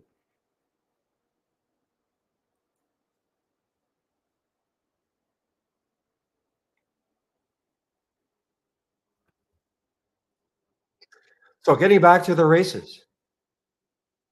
So the races can be used also for pullback plays, okay? Because if you see something in this list, or even here, see something in this list. So let's take a look at MYTE as an example. I don't know what I'm going to see. Okay, so look at this. This got up in the pre-market up to 690. Now it's pulled back here. Has it pulled back to an interesting level? Well, probably not. 597 was the VWAP, but what if it had pulled back into the VWAP if you're that style of trader? Okay, maybe and thinking that the VWAP might act as support, or maybe you've got a moving average on your chart that it's pulled back into. Maybe that'll act as support. So you can also use this. This is good for pullback plays. If it pulls back to a certain level. These are not all seeing stocks that are making new highs of the day. Because I'll remember all the race cares about is what did it move the most since the race started. Stock could be so Mike could be down here, and if it starts moving, you could see it. But obviously, it's not at the high of the day.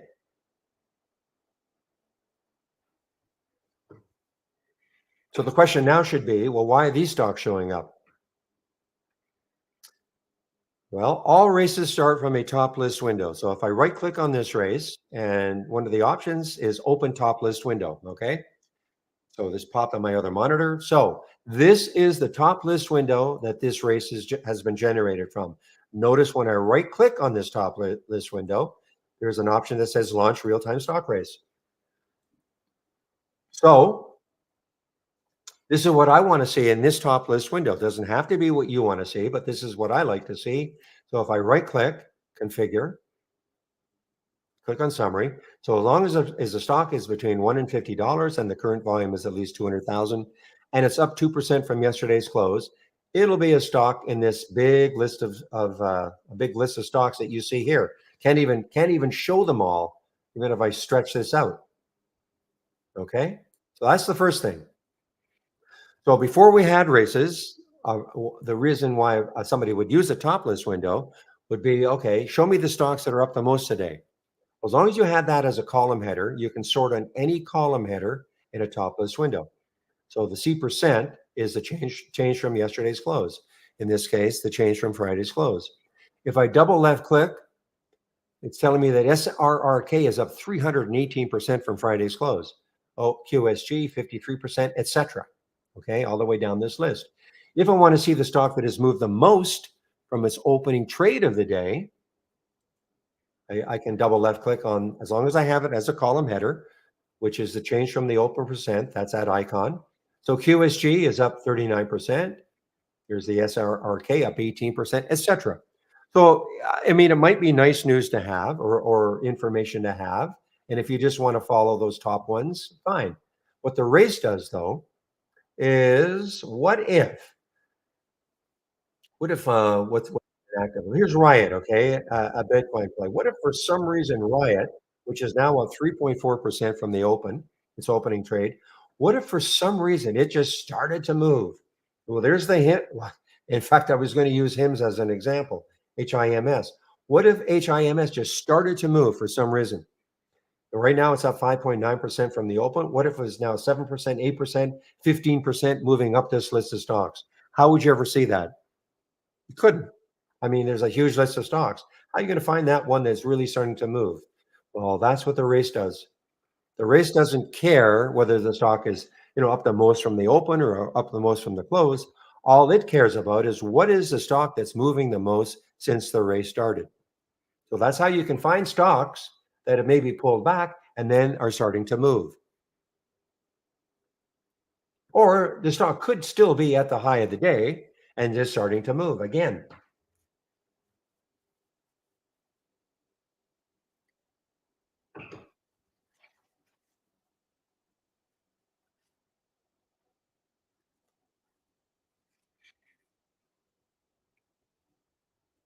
So again, if you like the way that race has been constructed, you can have it. But again, remember, all races start off from a top list window. So if you didn't like, for instance, what I've got here,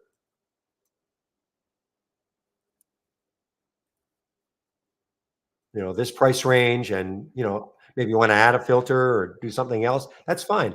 Okay. This is what I want to see. It doesn't have to be what you want to see. Now, look at this other race that I'm running. And here's the difference. So these are the large cap gainers from the start of the race. You know what? Okay, I'm going to.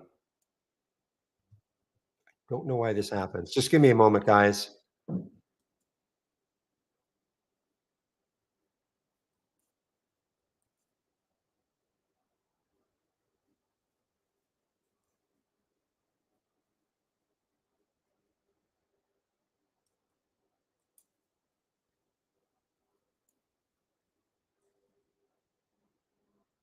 Okay.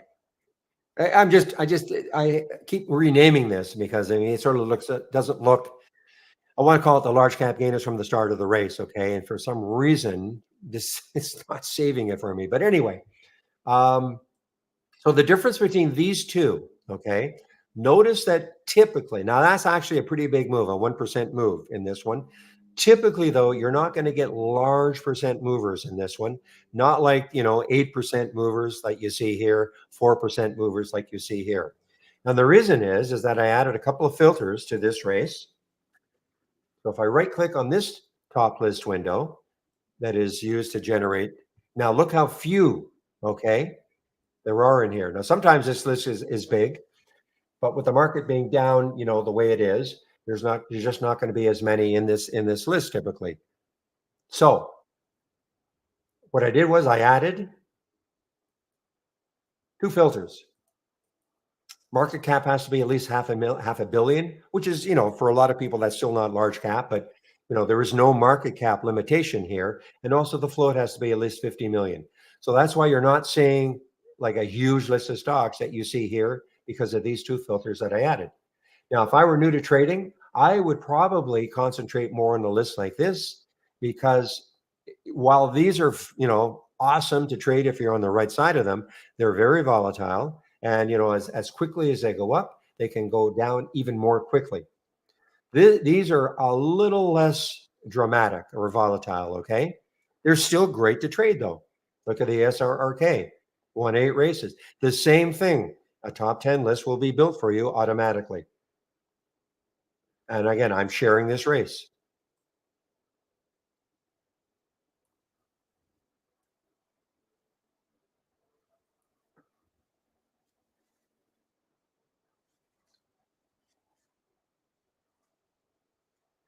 So, Devin, to make things super simple, if you're following the AI, this is all I would have. Okay. All I would have is this up and running. Okay. Because the other one is, gives you more information, but all I would care about is just show me the alerts for the day and I'll track them all day long. Even if they're not profitable, maybe they're coming back into a level that you want. Maybe it hits into the VWAP or maybe it hits a moving average that you like. Okay. When I say not profitable, in other words, it's below the original alert price. That's all I would follow. Really uncomplicated. The other one just has, in my opinion, just more information, which I think just complicates the issue. So that's all I would have is just the strategy trades all. And this is, of course, from here, click on new, and then right here, the middle one. Yeah, it's just difficult. I mean, some people don't mind it, but I just find it information overload.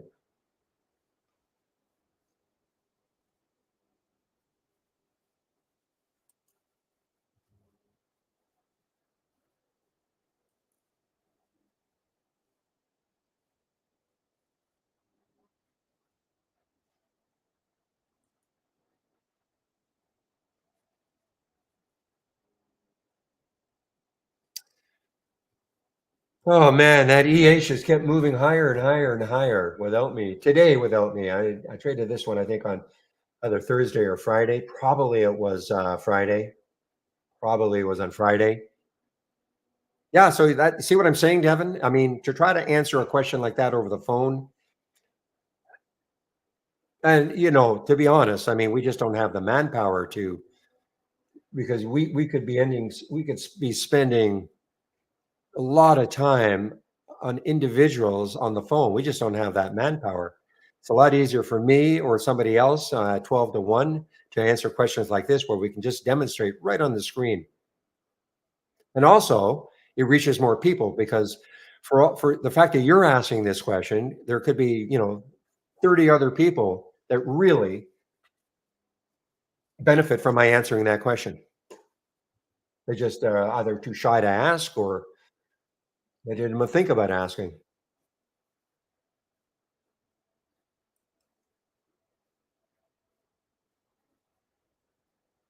Captain, I was waiting for you to show up. We had somebody in the pre-market wondering if I go over the SPY and the Qs, and I said I don't, but somebody by the name of Captain Para sometimes maps out areas.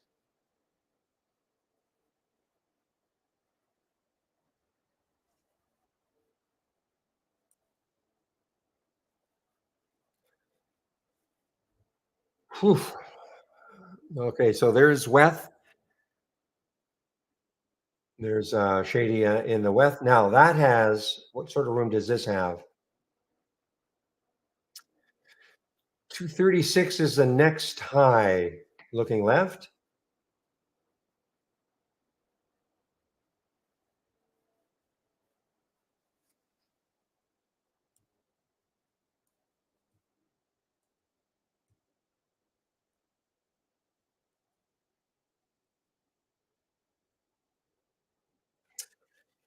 And another China stock. Of course, it's another China stock. China is still, man alive.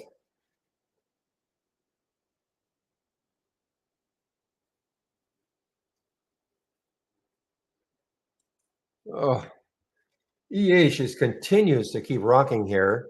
Let's take a look at a monthly chart. Where could it go before it may finally stall? Well, we might be getting into a stall area. Next high is 21.98. Wow, look at that. 21 takes that out though. Look at this. 25.78. So if it takes out 21.98, I mean it's it still has room on a monthly chart anyway to 25.78. Again, when I say this, I'm not saying it's getting there.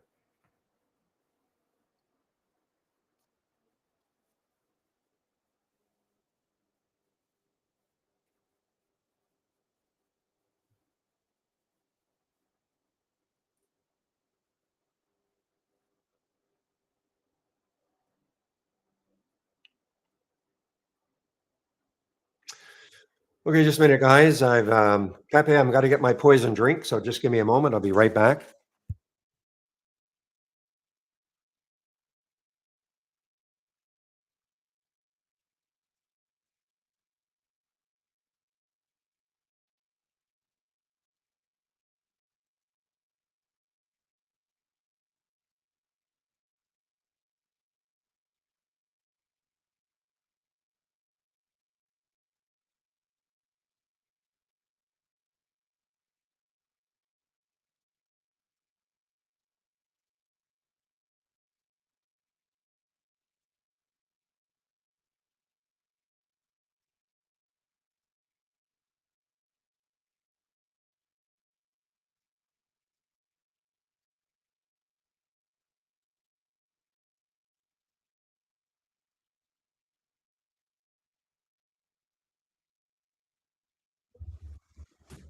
All right, I'm back, guys, with my Celsius Peach Vibe.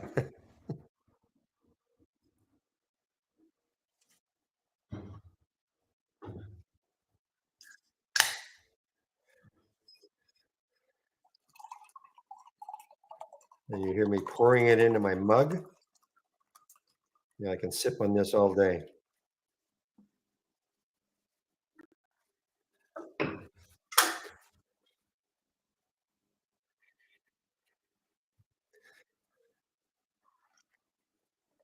Celsius Peach Vibe, PJ. Okay, so now let's take a look at there's the snail, SNAL. I've only done the one trade so far, guys, and that's the SRRK.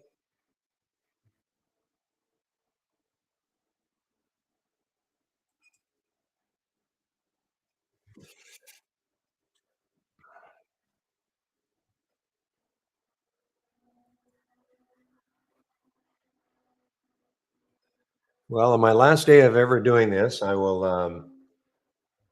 might drink a few beers. Maybe I'll trade better.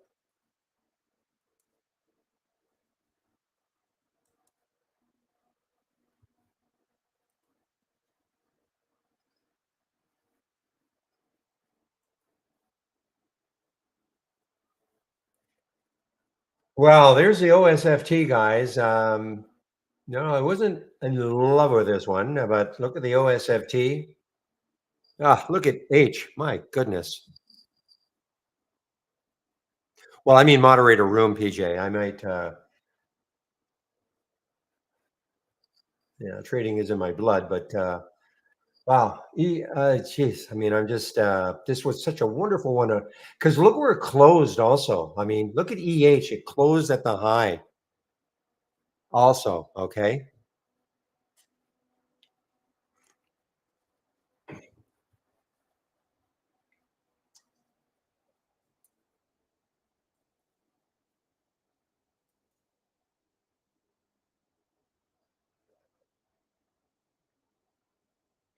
Well, here's a short from our AI also. So I'm wondering where are they located? Yeah, look at that. They're in Fort Lauderdale. Boy, these I just can't I said this last week. I mean, I just can't imagine living in these areas where every single year you're under threat. Some are worse than others, of course, but I guess another hurricane is just coming to hit Florida. So anyway, this is a insurance company out of Florida, UVE.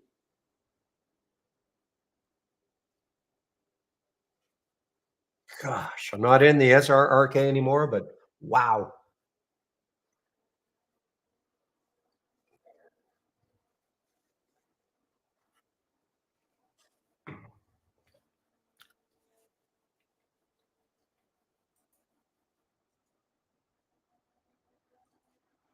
Again, I said, yeah, I mean, North Carolina, I just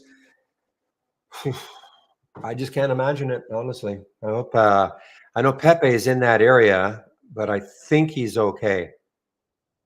I don't know, William, you're okay.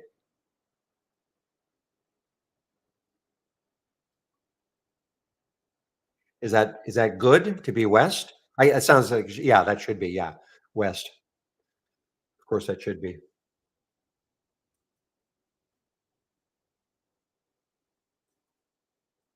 Of course, saying you're okay is all relative, isn't it, Pepe?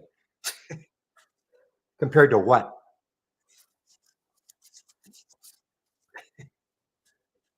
I'm not talking hurricane damage, of course, but that's awful. Yeah, you still have a house. Yeah, my goodness.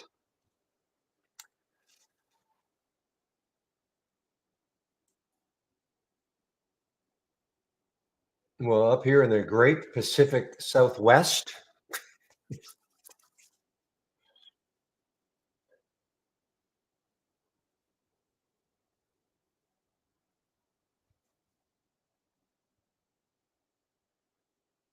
All right, I have an alert set for WCT for some reason. I can't remember when I actually set it.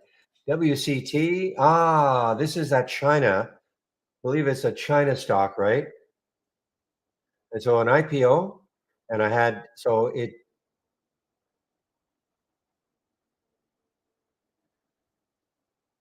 looks like it. Yeah, so that's a high. This is an IPO from last week.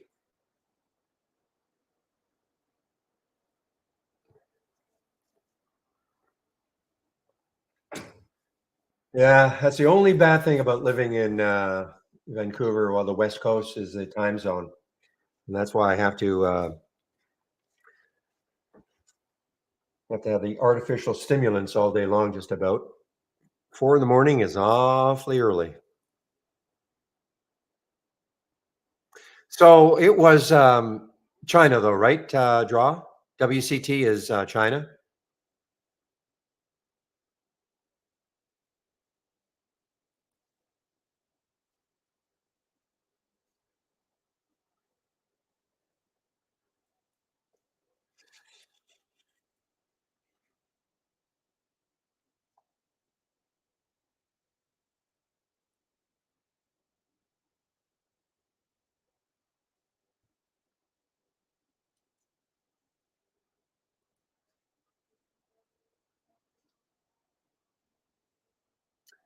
Well, when you say a BS, I mean, listen, I'm no expert. Hong Kong, okay, I'm no expert, but I mean, it is phase three. Plans FDA submission next year. I mean, I don't know. I mean, we see a lot of real BS press releases. I wouldn't call this one necessarily, but you know what? The bottom line is it doesn't really matter what we think. It all really just matters what the market is thinking right now.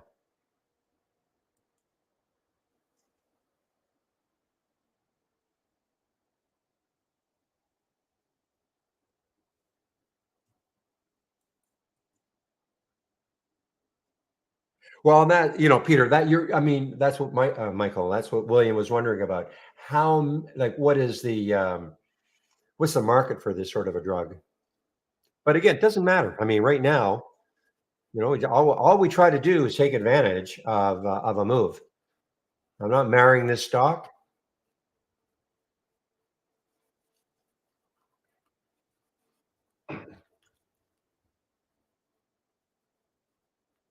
So there you go. William saying one to 1.25 million is the worldwide market for the stock for the company.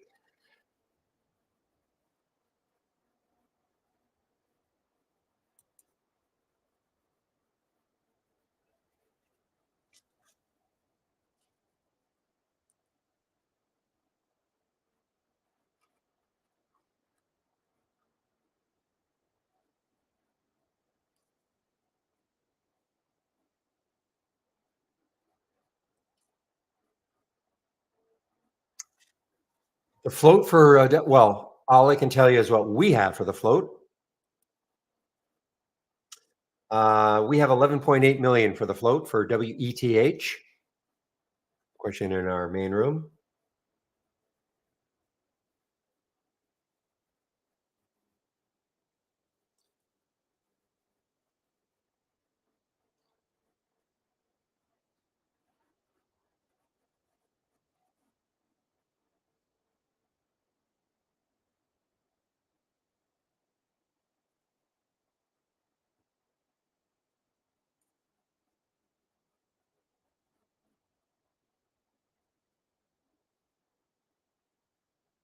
Okay, ACMR. Remember why this went up like it did, but it's starting to drop now, guys. ACMR are really starting to drop. There's the 200-day moving average is well below that. So if you're looking at that as a support area, but if you're looking to short this one, there would be your support area potentially, but that's about $1.50 away, $1.40 away. So that is certainly long or far enough away. The next low looking left in the right here is around 23.22.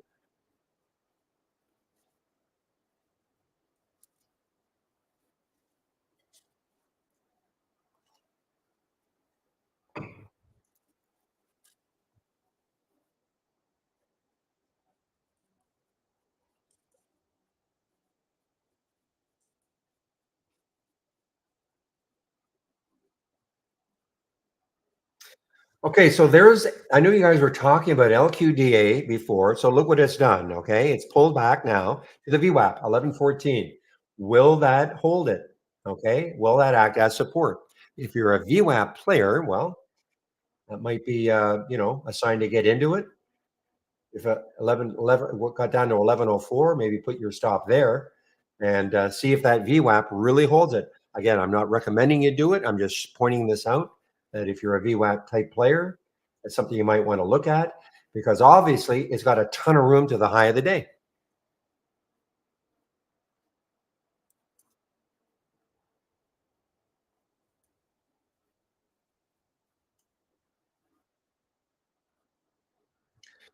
In fact, let me see this LQDA.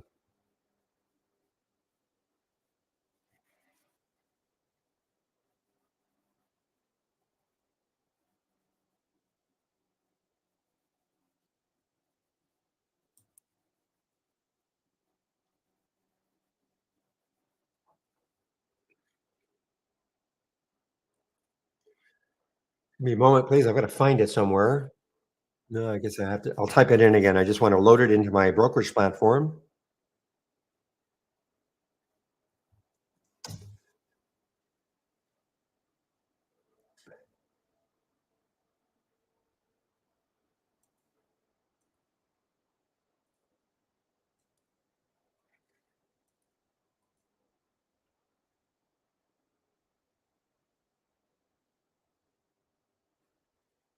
See if there's any news in this one. Oh, okay. So there is some news. Trading higher after the U.S. Supreme Court declined to review rulings and announced that Liquidia, whatever, does not infringe any valid claims of the three patents originally asserted by United Therapeutics. All right. Wow. That's okay. That's obviously good news for the company. It was probably weighing on them before.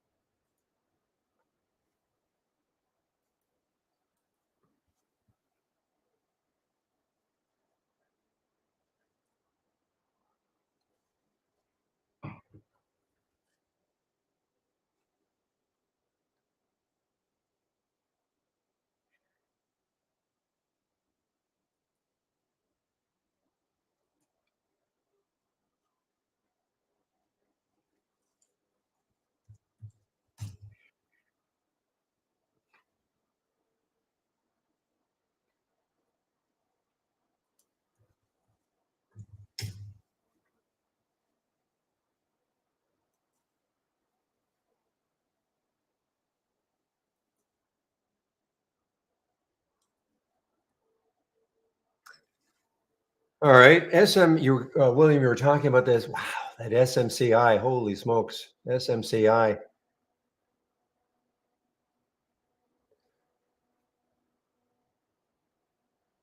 Is this the one that did the reverse split or the forward split?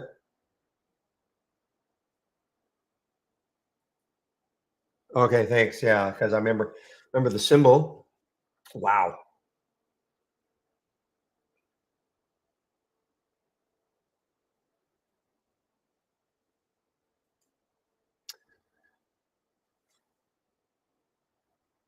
Super microcomputer up nearly 10%. Best performer in the S&P 500 and Nasdaq 100 so far today. Yeah, so they did that forward split. What was the ratio? Was it 1 for 10? Because I remember this was $1,000 at one point, wasn't it? Was it 1 for 20 or something? Or 20 to 1?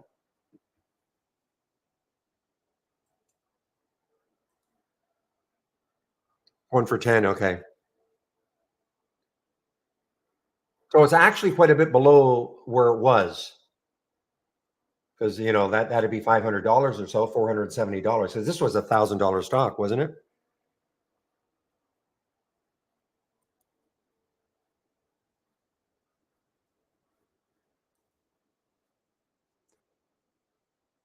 Well, you can tell right there. They're in fact split adjusted. In fact, that was a $1,200 stock.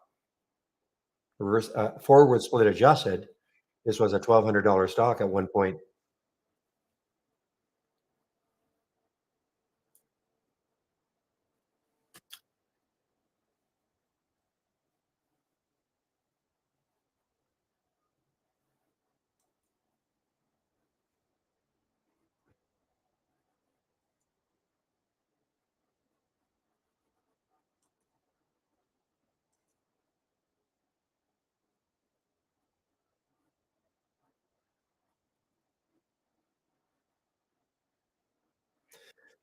Well, guys, this has got some room. Look at TCS, the container store. So this has got some room. Look left on the daily chart. The next high, wow, it's way above here, 1184. So this has got some room. TCS has got some room. Not a lot of volume. I mean, the relative volume is huge, almost 21, but the absolute volume is only 165,000 shares. And so with that in mind, the spread, yeah, 1051, 1060. Well, it's not terrible. Well, now it's terrible. Yeah. So that just prevents me, the game is, there's no way I'm going to touch this one. 1020, 1059 now.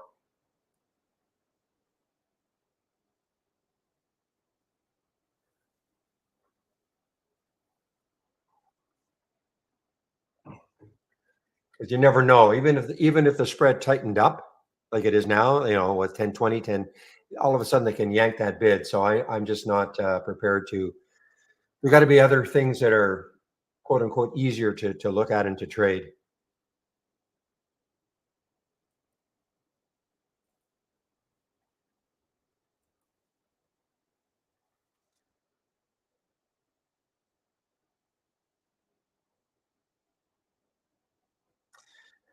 Yeah, so William is posting all that information about Iran and Israel.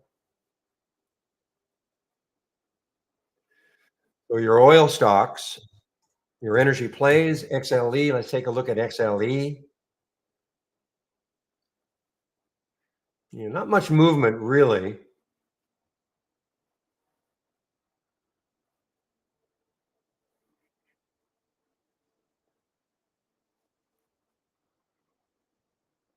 Though we might get a move here.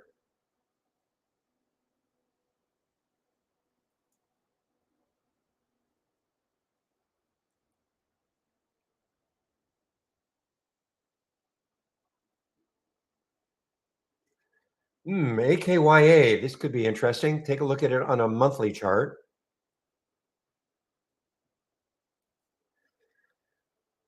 Yeah, look at this, guys. I mean, this AKYA. Let's see if there's any news. There is some news. Leading spatial prote- proteomics platform selected by UK-based Manifest Consortium. So there is some news on this one, guys, and it's probably a low float, pretty low float, 29 million in the float.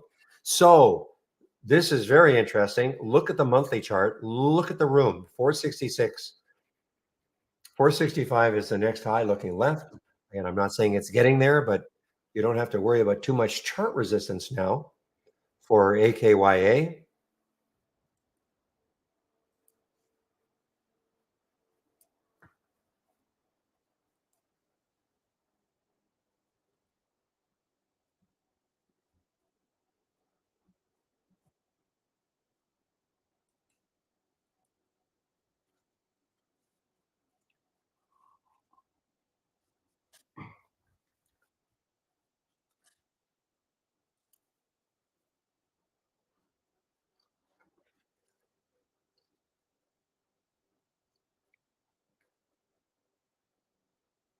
They also had some news after hours.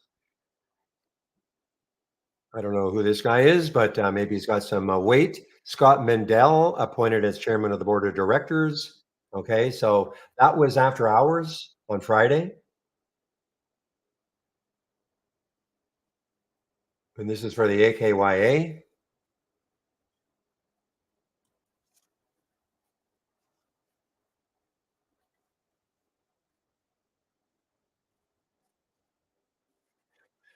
Sober. Remember Sober from last week? SOBR had a big week last week. Again, they did a reverse split also. So Sober.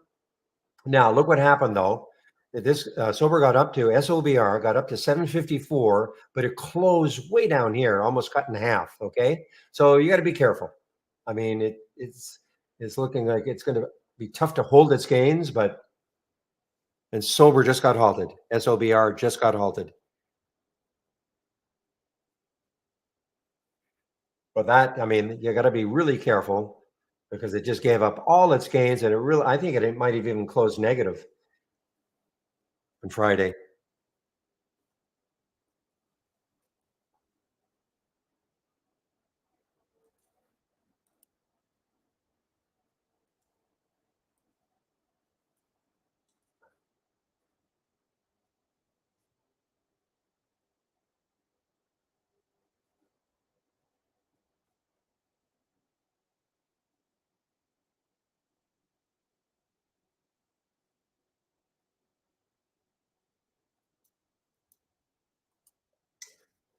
Well, I had an order to buy some of this. They didn't want to fill me in the mid. So that leads me to believe this is not trading that much.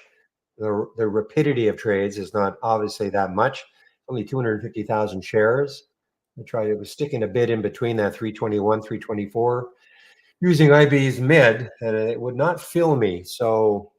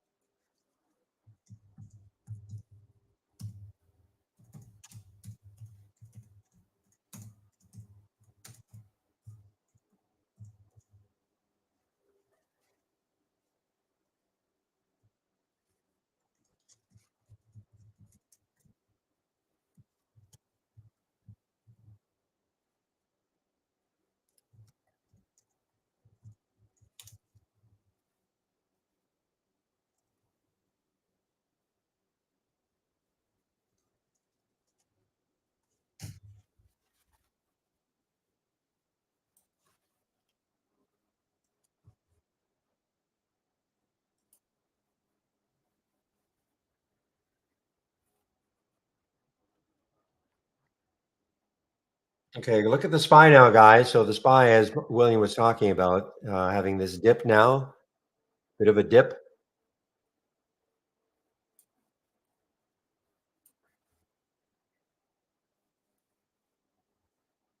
Wow, big short on that tiger. I did not take it, but look at that tiger now. Now, this, what is KWeb doing? Though this has really been trading a little bit, not really caring too much about KWeb is doing, but look at Tiger. The next low looking left is Friday's low is 925. Obviously, a ton of room. A little bit extended though on the way down. But let's take a look at KWeb to see if KWeb is really starting to drop a bit. I mean, it's down 2%. So, the China stocks look like most of them are probably going to be doing something like this, including Tiger.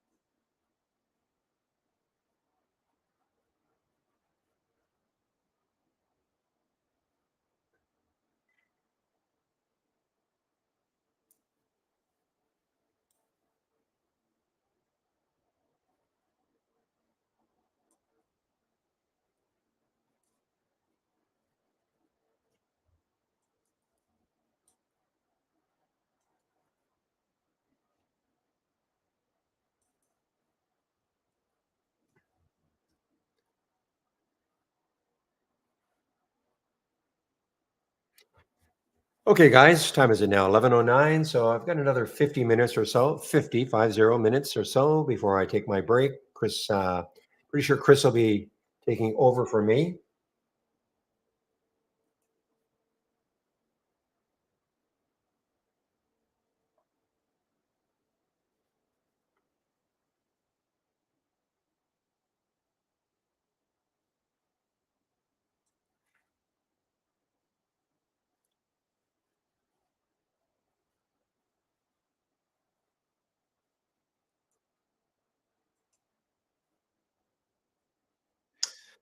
Whoa, look at Ardex. So again, if you're looking to short, okay, I don't have this is an interesting scan to have, okay?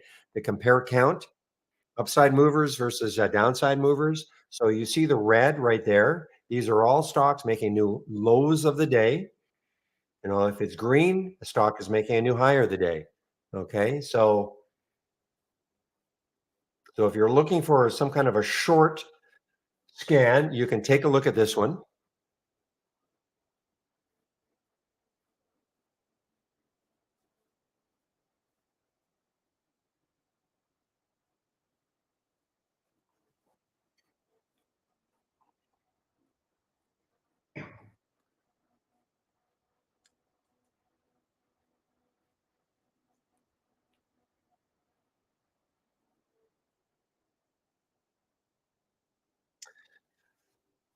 So might MYTE may be one of those that, in the afternoon gets rocking again. Okay. Look at the volume. It's just completely gone almost, well, not nothing, but it's just dwindled. Look at the 15-minute chart.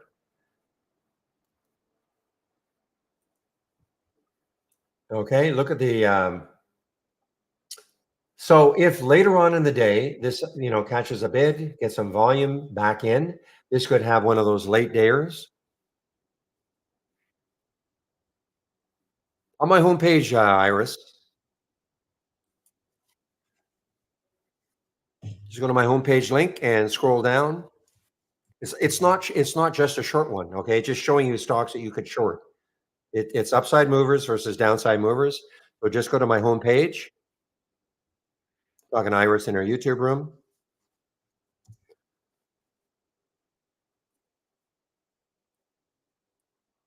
Okay, go to my homepage and click on the scan section, and then right here, upside movers versus downside movers. So if you see it in red, these are stocks that are making the lows of the day. And if you see it in green, stocks making new highs of the day. So you can see that right now, so far, the China stocks are finally starting to give it up. There's DQ, there's Tiger, EH earlier.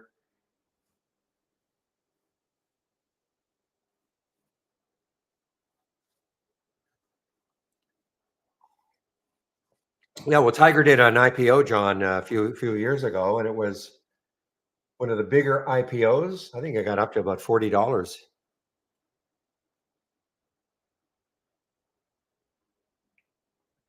Look at the market. Look, I mean, so resilient.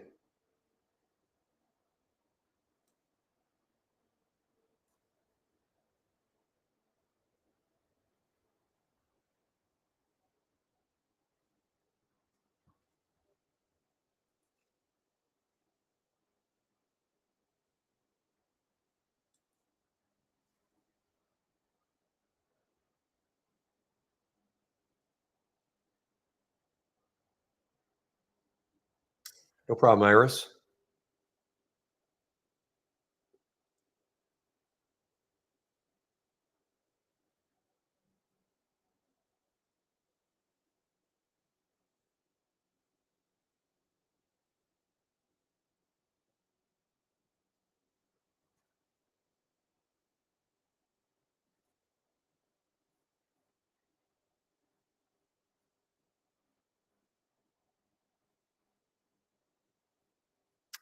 I don't see Rhyme at all as an alert today, Devin. Okay. Rhyme is not an alert today. RIME.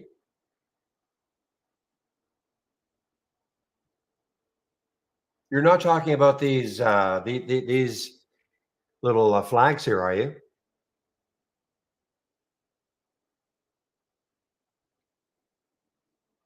It's not an AI alert today. Well, I can tell you, unless there's something wrong with mine, it is not an alert today. Rhyme is not an alert today. These are the alerts today from our AI. And typically, we don't see very many anyway underneath $1. You can't give me a screenshot. You'd have to come into the main room. Again, you cannot post links in our YouTube room. Look at Sober, guys. Wow. So Sober got halted and then popped. Oh, I see. Well, I thought you said you have an AI long call. It's an alert on your scanner. Okay. If you're talking about, are you talking about a little, like a little up arrow or something like that?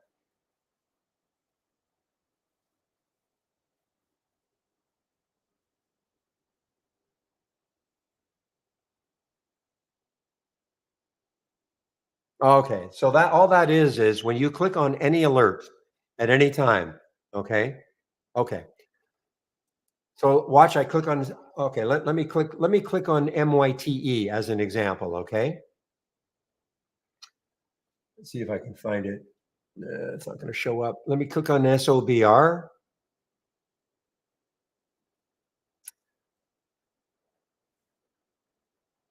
I got to find something that happened earlier. Basically, when you click on an alert, you're going to get an up arrow, which is going to tell you the time of the alert, depending on the. It's got nothing to do with the AI. It's just telling you that's when the alert happened. Oh, okay. Maybe I can. Here, this is one that happened 11:06. Okay, it's hard to see, but I clicked on ALTM at 11:06. Okay, I had it hit $4, and there was an alert for it. That it's just telling me it's hard to see. I know, but if you can see that little blue arrow, that's just all that's doing. It's just telling me that that's the candle in which the alert happened. Okay, or the bar in this case. That's all it's telling me. If I click on something a little even earlier than that, ZK at 10:35, that's all it's telling me. That it's just telling me that that is where the alert happened. And what happened after that? Okay. And it depends on the time frame you're looking at, of course. On a 5-minute chart, there it is. On a 15, there it is. There's WCT. That's all that blue arrow. It's got nothing to do with the AI. And it also doesn't mean the direction, okay? Because when you see this up arrow, you think, okay, does that mean it to take it long? No, it just means that's the.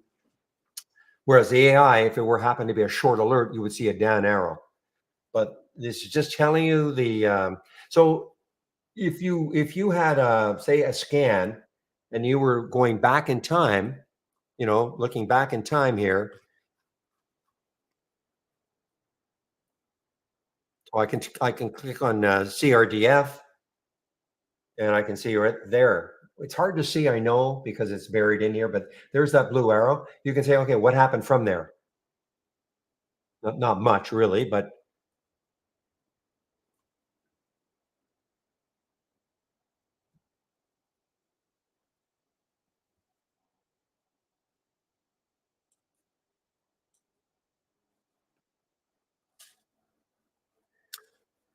so there was the high. Sober, I don't believe is shortable for me to Interactive Brokers, but there was the high 750. Okay, on Friday. It's halted again. SOBR is halted again.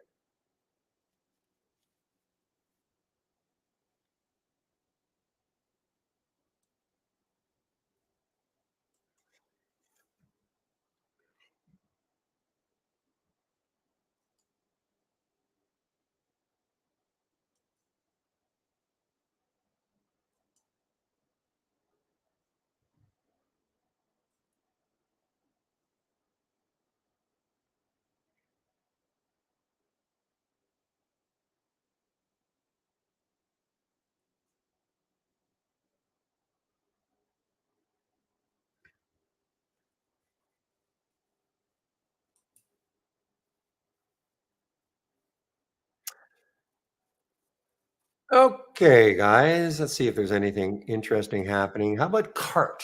CART, CART, Maple Bear Inc. Never heard of them.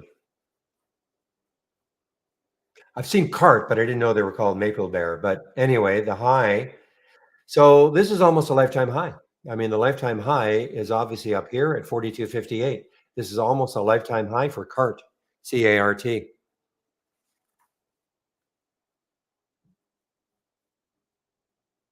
Look at this market coming right back.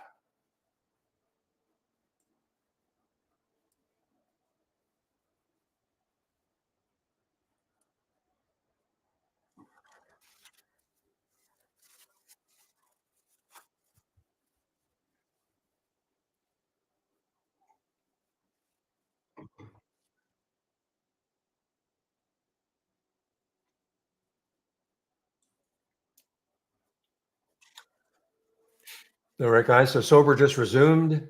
SOBR just resumed, and it's popping higher again. Maybe getting closer to that high. I mean, look, if it takes out that high, this is just a stock play. Okay, there's no news on this one that I can see. It's just a stock play. They did a reverse split a while back. 750 is the next high. I mean, if it takes that out, then 950 is the next high. But just be careful. It's a very low float, crazy low float, under a million shares.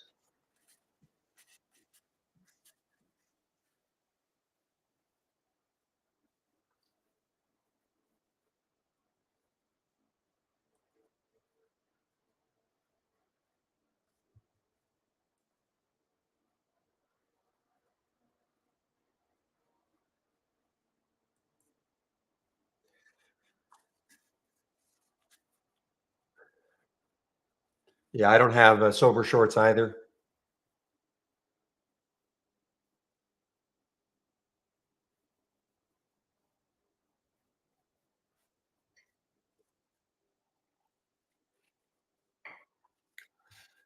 Okay, guys, here's one that's sneaking in just over a dollar. If it, wow, okay, look at this.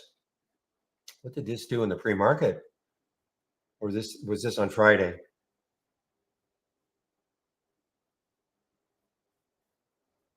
This is today. Okay, so I don't know what happened here. It actually popped up, popped up to a dollar 32, and then pulled all the way back down to 88 cents.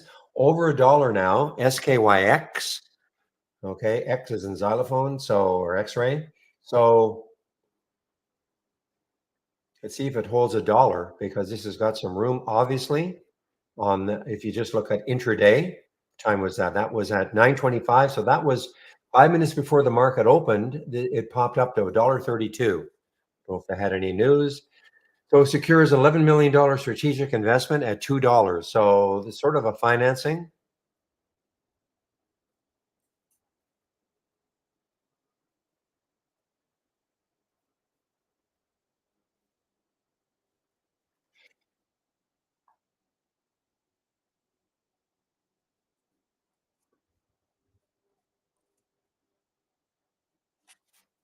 Yeah, $11 million. So it's a financing, I guess. Not I guess. $2. So it's well below the financing price.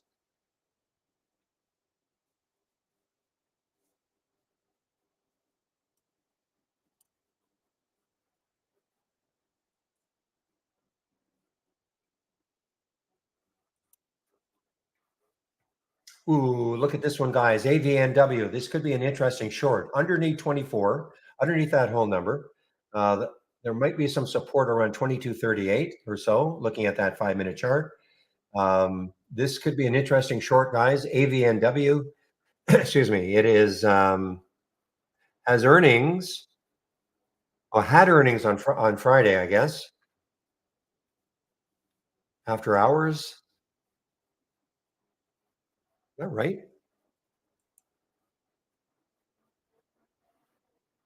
Yeah, not many companies release earnings after hours on a Friday. It appears that that's what they did.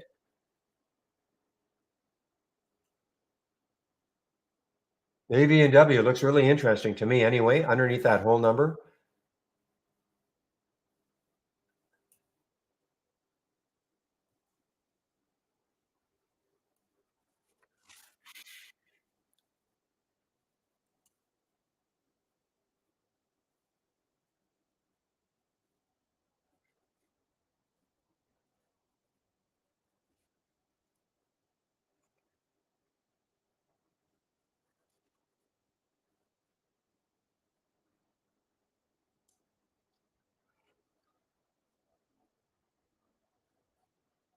Meanwhile, Sober is making new high after new high after new high.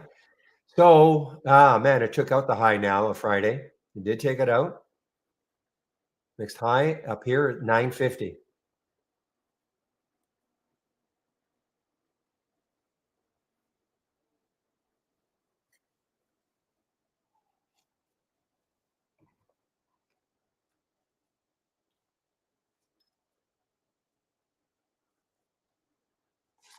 Give me one moment.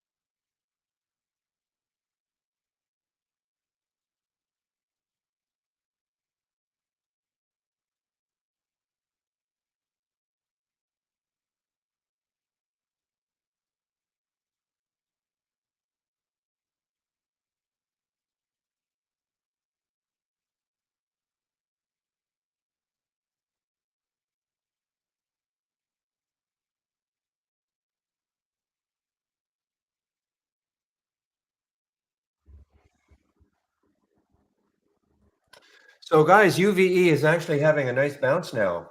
Okay, this is insurance company out of Florida, but it's actually having a decent little bounce. 1666 up about a dollar.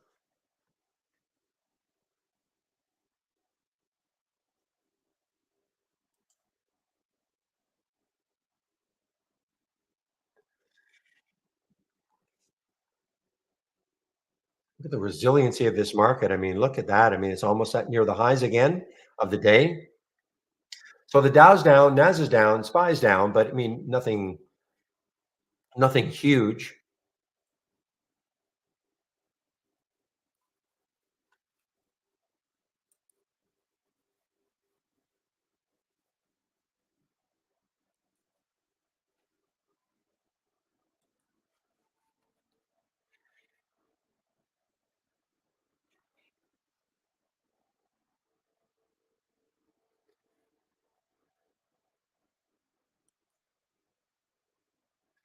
All right.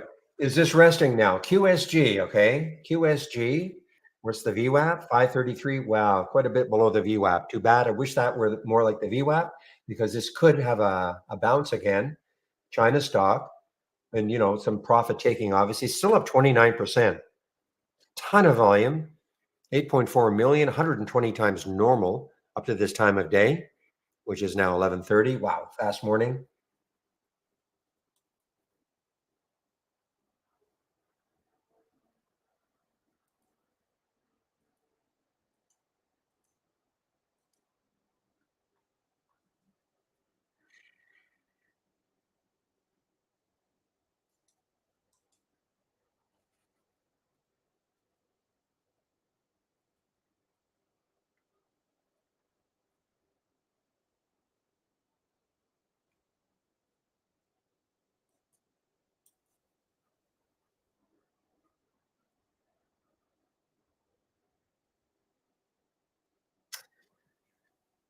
So this is the only earnings play, guys, that is showing up on my earnings scan. AVNR starting to drift down. Now, if you follow Steve's 10 SMA on a 15-minute chart, that's that yellow line right there. So now it's just below it. It's still up 24% for the day based on earnings. The problem is it doesn't trade very much. It's 13 times normal, but that, you can tell it doesn't trade very much if 328,000 shares represents 13 times normal. So it really doesn't trade very much.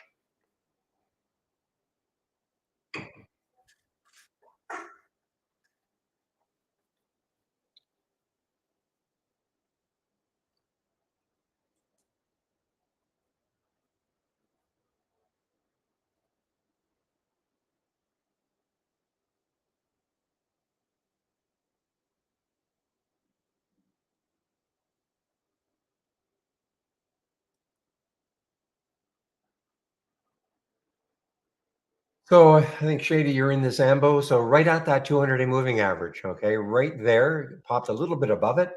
There is the 200-day moving average for AMBO. I'm sure you're aware of that.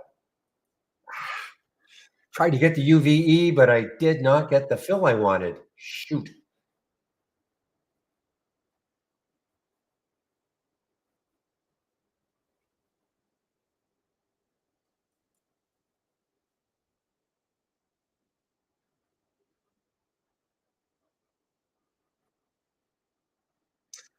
Wow. Okay. UPXI, guys. So this, if it can take, look at this high of Friday around 305. Okay. If it can take, again, not much volume. Well, let's see though if it can take it out because then the next high looking left is quite a bit higher, around 370. So I will put an alert over three for UPXI. I hope the volume picks up though.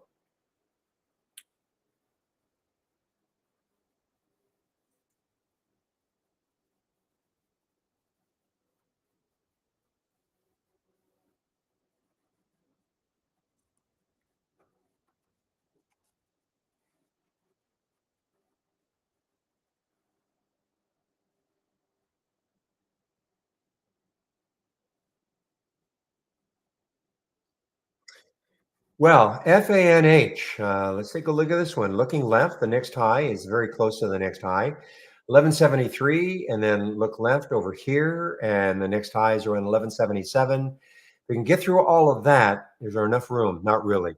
I mean, $2, so for me, it just doesn't make sense to try to take this trade. Because between the current price and $2, there could be some stumbling blocks. So I'm just not interested.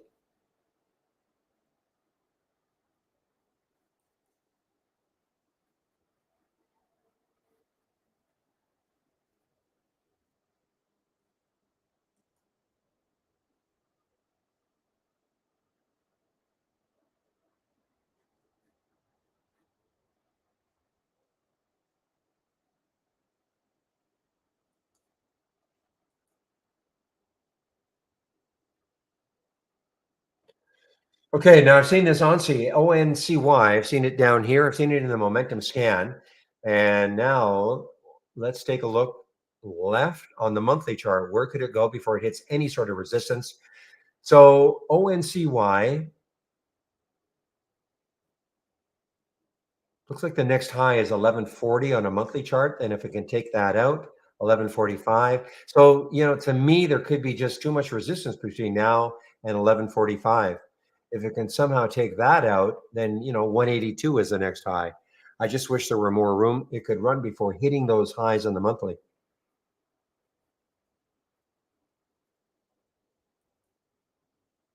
The weekly, it looks awesome, but got to take a look at a higher time frame.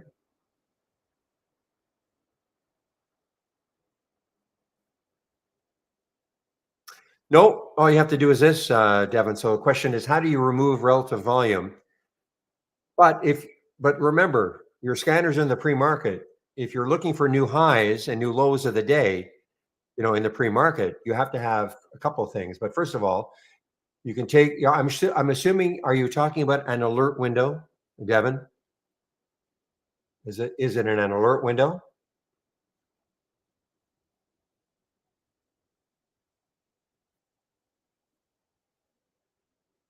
Does it say? Is it an A in the upper left? A multi-strategy. Well, you can probably on a multi-strategy, if you have the same value for every one of them.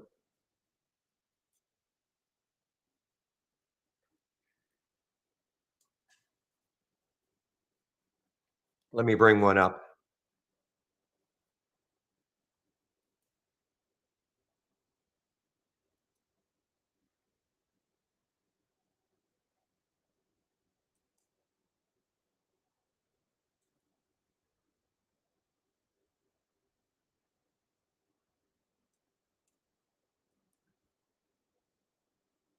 Give me one moment, okay? I have to.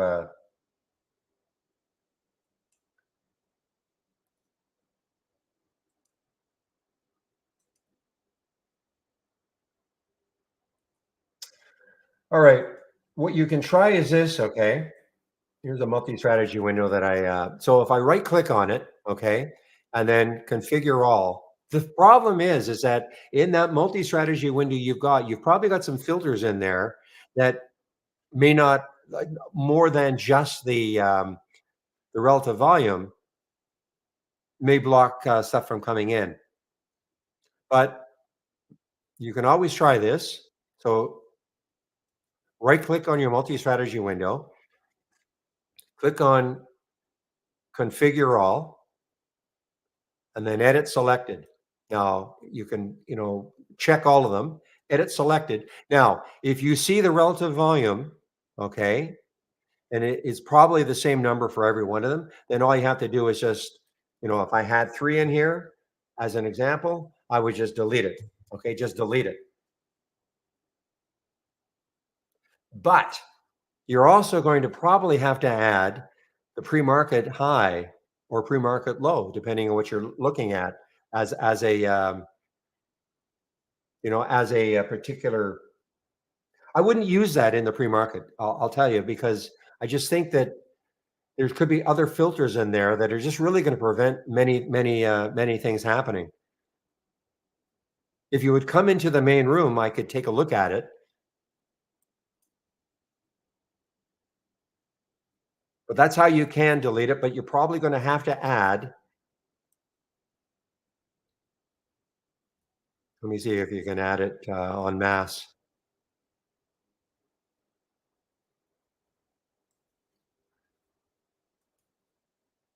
Yeah, you're gonna have to add the pre-market high or something to each one of those strategies.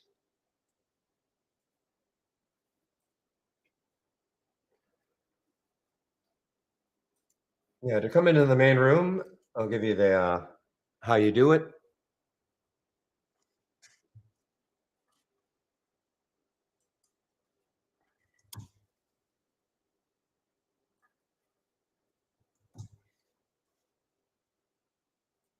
So just click on my homepage link, and when you do,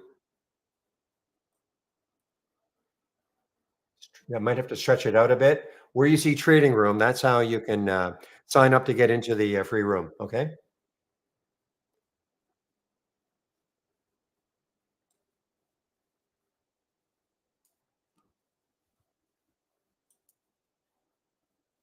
But I wouldn't do that. I would use I would use the top list. Okay. That's what I would do. The pre-market act is up and down, but it is up to you.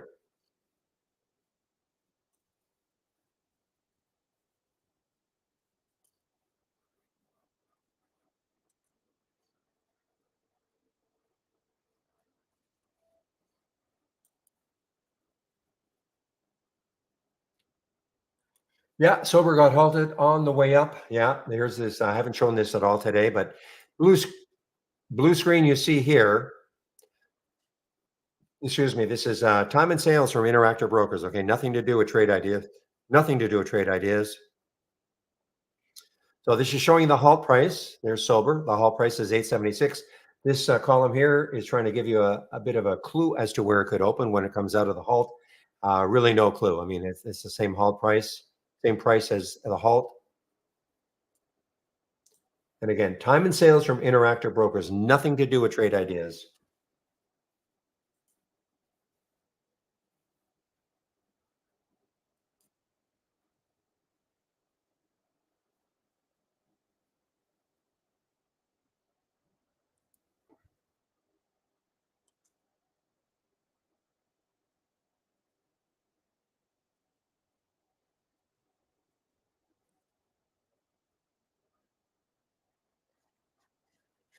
Yeah, remember I was talking about the UPXI and I didn't like it that much because the volume isn't that great. And so look what it did. It did pop up and it came right back down. The volume is just not that great. So if you're wondering, well, why don't I just up the volume? Well, I could, but this momentum scan, yeah, the minimum I think is 100,000 shares, and that's because at the very beginning of the day, I want to try to catch some of these at the very beginning of the day. If I put like a million shares or something, I mean, most of these now will, that I'm seeing here will have a lot of shares that have traded. Here's 1.9 million. Okay, so if I put 1 million as my minimum, by the time I see it, it could have already run so much. So if that all makes sense.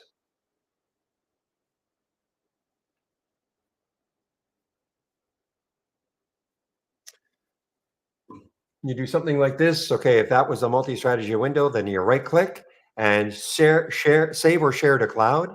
Okay, save or share to cloud, and then click save and share.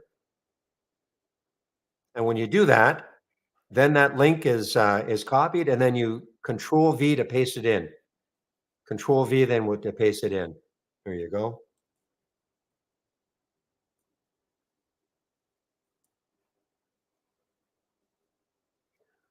So you've got 6 in there.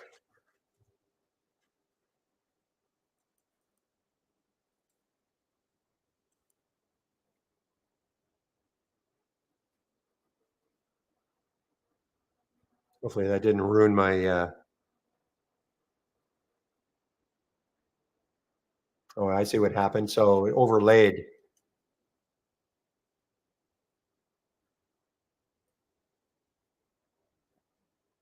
Yeah, so you what you did was unfortunately you gave me your entire layout, so I can't really do much with it. Well, here, okay, here is your momentum scanner. Okay. Know what happened here.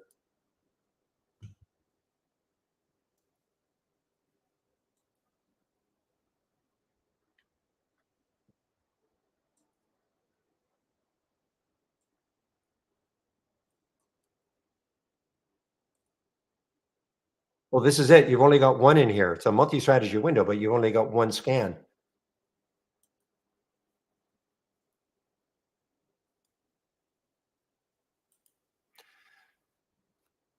Yeah. So a lot of these, first of all, if you want to see any, okay, you do have pre-market highs. Okay. Well, take out that and see what happens. Okay. Take that out right there. Now,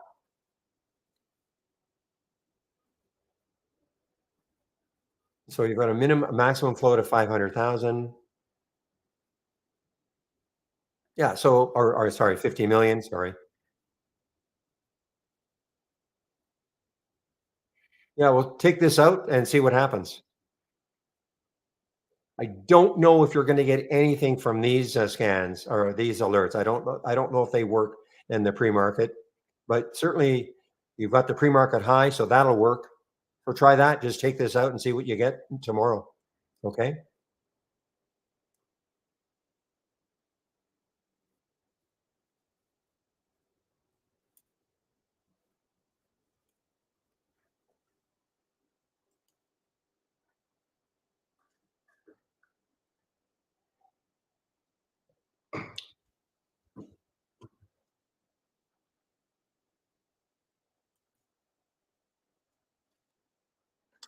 Meanwhile, sober is just continuing to rip higher here, guys. So the next high looking left is around 1034. If it takes out 1034, then you've got some room up to 1437.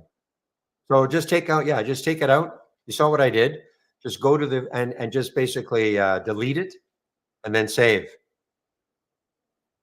But then you, if you want to run it during the pre-market, once the market opens, add it back. I mean, it'll still work once the market opens, but you won't have that filter in there.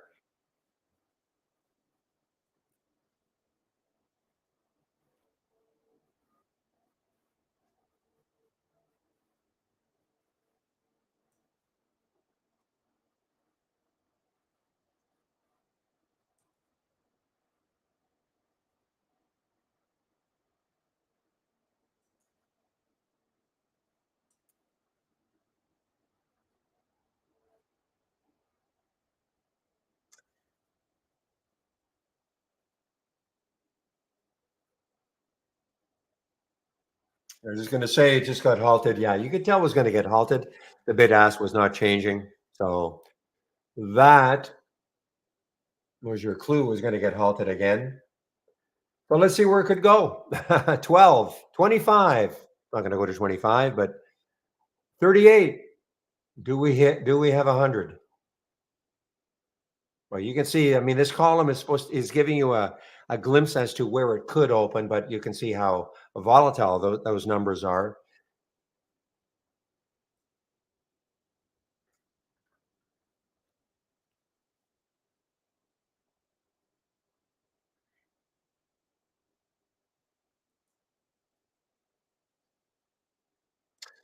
All right, guys, I got about 15 minutes and then Chris will take over for me in our YouTube room. So I just want to confirm it will be.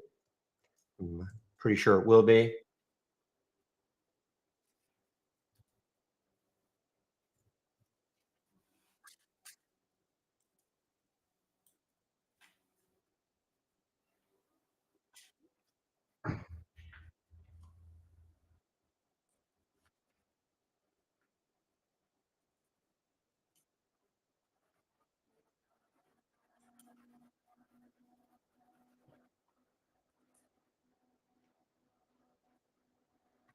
You know, it's too bad about the spread on the UPXI because this has some serious room that it could move to UPXI. I mean, right now the spread's only 6 cents, a penny.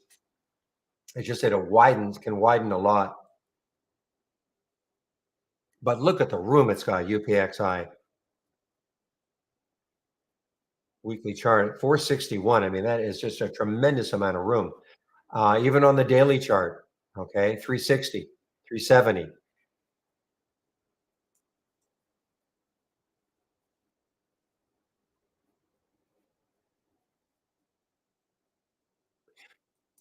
Now, is it just 2 scran so it's a multi well, again, it does if it has if it has the relative volume filter,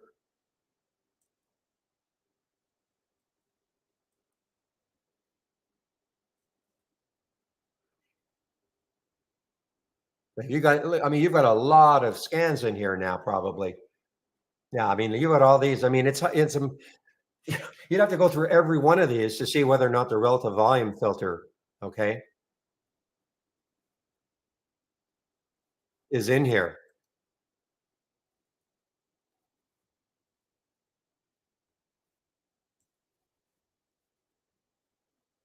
Yeah, I can't even tell if the relative volume filter is in here or it's common. Yeah, I'm sorry. I mean, you're gonna have I mean, there are so many scans in here. Now, if you're just looking at this one, I'll open it up. Shoot.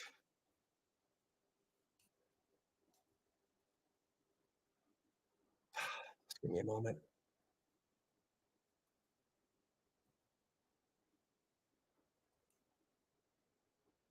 Yeah, I mean, you've got I mean, you just have to please listen. You've got the current volume. The relative volume filter is in there. You have to take it out. Okay? You have to take it out. You won't get any information if you have that if you're using that filter in the pre-market. You have to take it out. Okay?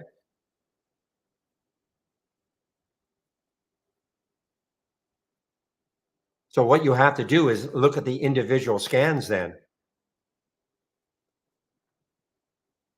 and just, you see it, open it, and then just right click and see if you've got I can almost guarantee you've got the relative volume filter. Well, whoever created it for you, has got the current volume, which is relative volume. You've got to take it out.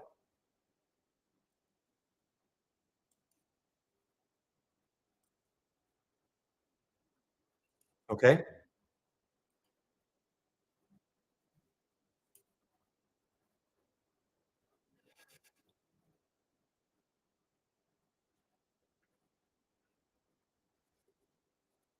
Yeah, the trade wave. Okay. So first of all, in order to have the trade wave active, you have to be on the latest beta. Okay, Mike.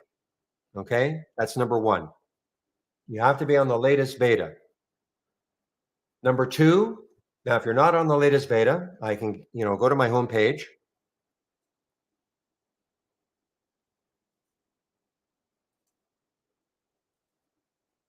Give me a moment. Okay, that's good. So that's fine. If you're on that one, so the next thing to do is in your chart, make sure if you right click that you've got use browser interface checked. Okay, use browser interface checked. You have to have that checked. Let me know if you've got that. You do have that checked. Okay. Then on the FX, then when you do that, you should see, well, if you've already done it, you should see an option that says FX. Click on FX and then click on Trade Wave. Okay. When you do that, give it a maybe even 10 seconds, but eventually they'll get this little cloud look. Okay. And sometimes you're going to get this little buy flag, sometimes you'll get a sell flag, and that's it. Now, how you trade it, if you trade it, is up to you. Okay, based on these but that's what it's all about. And of course, it depends on the time frame you're using. For instance, a buy flag may appear on the 5 minute, but not on the 15. Now, I don't have my browser interface on my 15-minute chart activated, but I don't because sometimes it slows down my system. Right now, it's for all users. Yes, right now. And I say right now because I know they plan to maybe make it part of the premium service, but right now it's for all users.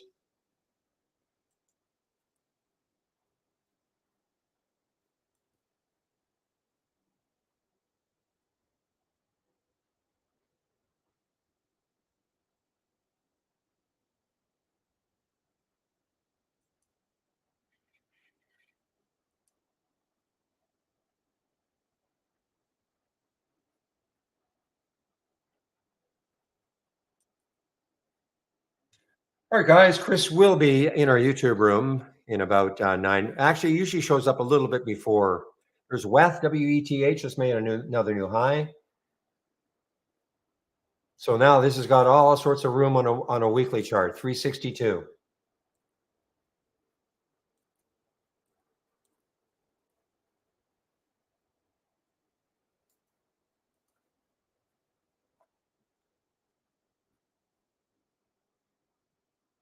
Big level for it to have taken out was that 250, which it did. I know Shady is in this earlier.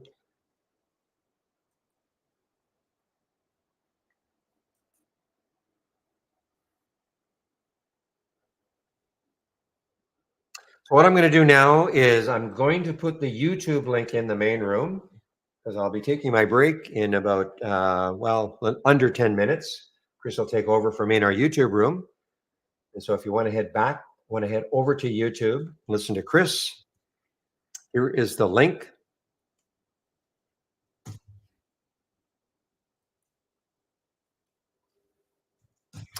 And I will put the announcement up. I'm not gone yet, but I'll leave once Chris shows up.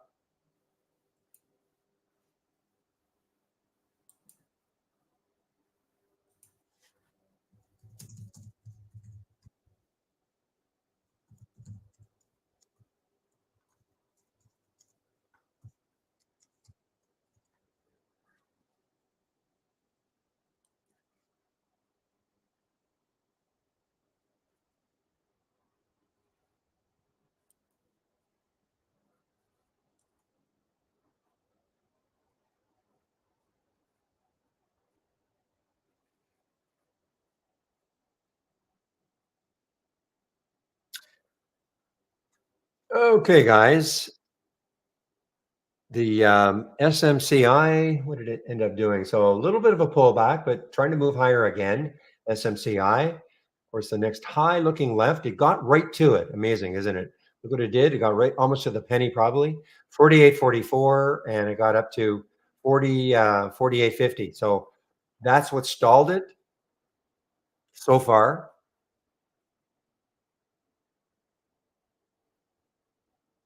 And look at the weekly chart, it's the same. So you can, I mean, man, you can see that if it can, I'm going to stick an alert around 48.97. You can see if it gets up to this level here. Look at all the room it's got. Up to 60, 61. Not saying it's getting there, but that is sort of the idea, though. If it can take this out, it could keep moving higher.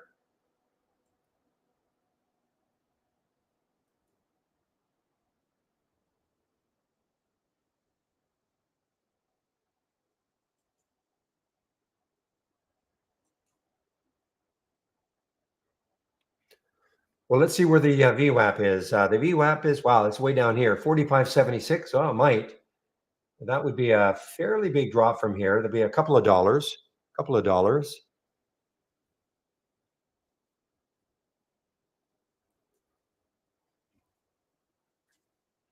So that's what William is saying, though. He's suggesting maybe wait to see if it tags the VWAP, which is at 45.76, which is not quite $2 away. So if you want to do that, then just put an alert, a price alert in that area and see if it gets close.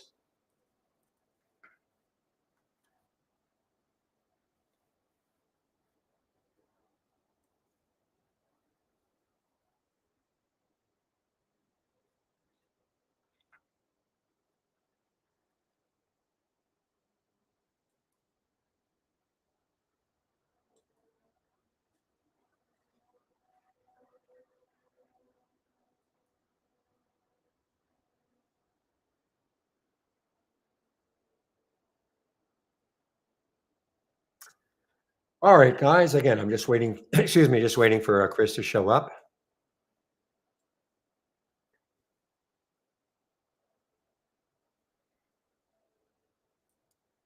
And there, I hear a little pop. Okay, guys. I think Chris is in our YouTube room now, so I'm going to put myself on mute in the main room. We'll see you guys in about 1 hour. Okay. And one moment, Chris, as I disable my music so I can actually hear you.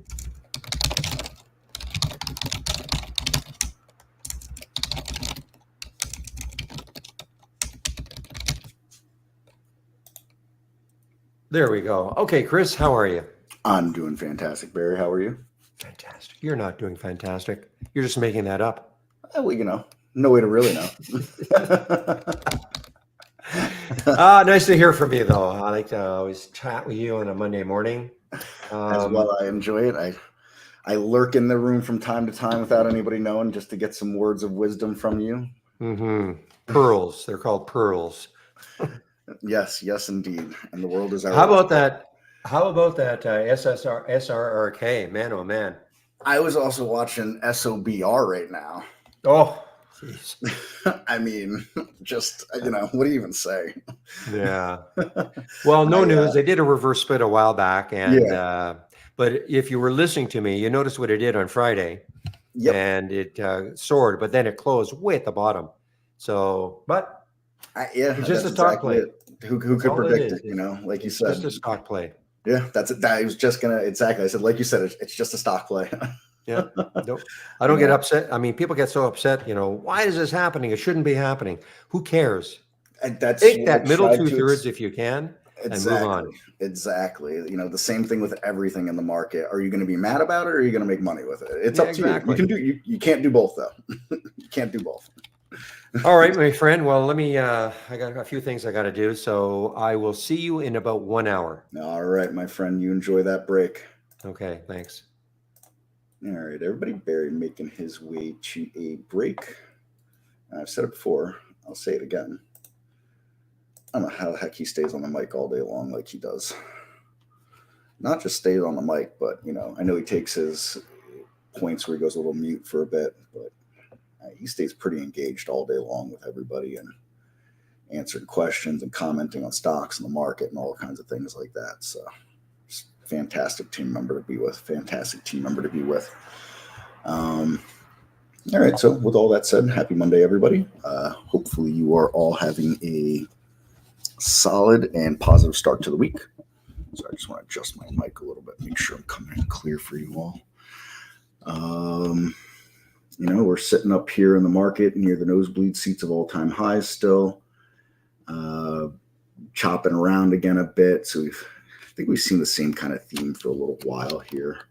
Before I rock into anything specifically here, anybody that might happen to be new to this forum, it's an open forum. I don't have any pre-done content here. I always prefer it when you folks are driving the content with your questions. I think it's best when you do so. It keeps us on point for what you need in the software, versus, you go to a restaurant and they tell you what to order. You go to the restaurant, order what you want to order. Well, it's the same kind of concept here, right? You're telling us what you're looking for in the software, and we're going to guide you the best that we can into those things. Do we have everything? No. Do we have a lot? We sure do. And it's all in real time. Real-time data that's uncomparable to anybody else. So there's all that.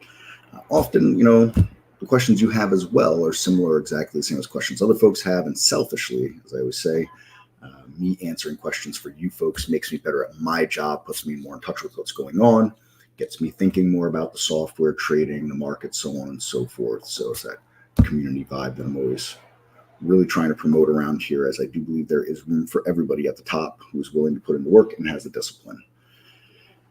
With all that said, please fire those questions in for me. If you don't have questions, I will do my best to keep this interesting, informative, and positive with trade ideas and market content, all related.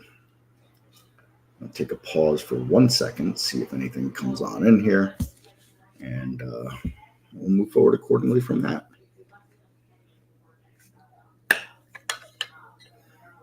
In case you hear a little background noise, it's just me pouring some tea. I like to sip a little tea while we do this here. All right, so let's see, nothing coming in. Let's change this up a little bit. Normally I go right to my top 10 on what's moving since the open, my relative strength from the open scan. Let's skip that, and I want to jump to the market first and foremost here. Let's get to some candlestick charts first instead. All right, we'll start at the SPY here, and I kind of alluded to where I'm going to go, where we've got much of the same theme. And what I mean by that same theme is we get these pullbacks and then we rise again and we chop around for a bit, and then we make an all-time high. And kind of see this pattern playing out a bit here. Bang, not as much of a pullback, bit more of a pullback, right? Almost playing this leapfrog game again. Actually kind of reminds me of coming out of 2021 into 2022. That wasn't the best finish or the best start to a year, but these things happen. What I'm trying to illustrate here is, these moments, we pulled down, we pulled up here and chopped around before getting another breakout. We chopped around with the breakout and pulled back, chopped around and a pullback and a breakout.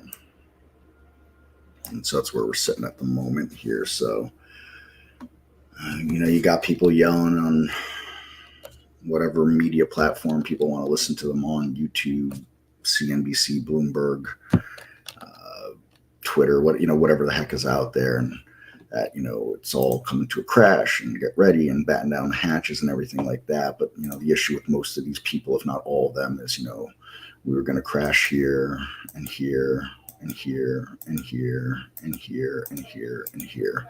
And we didn't. And, it gets to a point where you got to say these people are either clickbait or they're very disingenuous and trying to do damage to people on purpose. Either way, they serve no positive purpose, pay any attention to whatsoever. The noise we got to be tuning out here, folks. That's the noise you really got to be tuning out. So at some point, we're going to have a sell-off. That's the way the market works. We'll see a bear market. It'll happen. It's just not happening today. And it's very unlikely that we take a 20% drop tomorrow. So it's very unlikely we start a bear market tomorrow as well. Is it possible that we could see and start a bear market before year's end of 2024? Sure. Absolutely. Why couldn't we, But let's just look at the footprints in the sand, what's gone on. And, if we have a well thought out trading plan and the discipline while executing that trading plan, stops in place, logical stops for logical reasons that we came up with, regardless of what the market does on a sell-off, we'll be protected. And that's really the name of the game here, is managing that risk. And the sooner people understand what managing risk means and then applying it some way logically in the market, the sooner they are going to be in position to make money in the market, actually. And, we can dive around a few of the other indexes here. The Qs aren't going to look quite as nice, I don't believe, although I haven't looked at them in several days.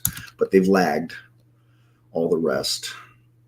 They still lag a little bit here because everything else is sitting right up nuzzled on all-time highs, and the Qs are not. When I say everything else, let me rephrase that. The SPY, the RSP, the MDY, and the Dow, or the diamonds, they are all sitting snuggled right up there at all-time highs. The Qs, a little ways off, but not terribly off.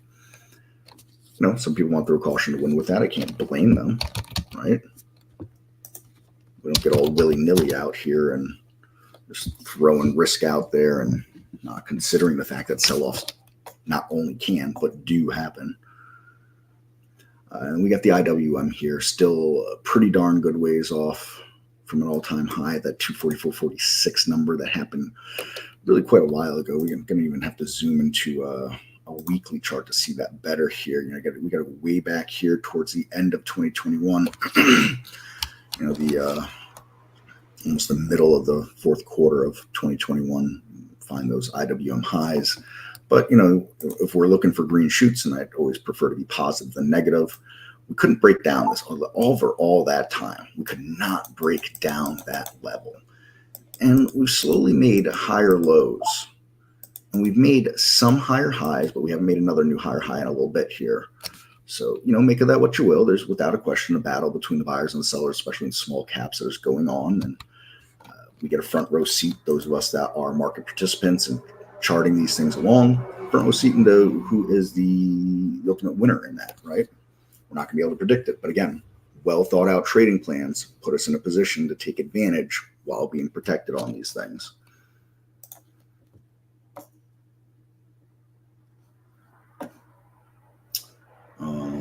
Bear with me 1 second here. I'm going to mute myself because I had someone in the live support chat and they went quiet on me and they came back, and I'm going to send them here.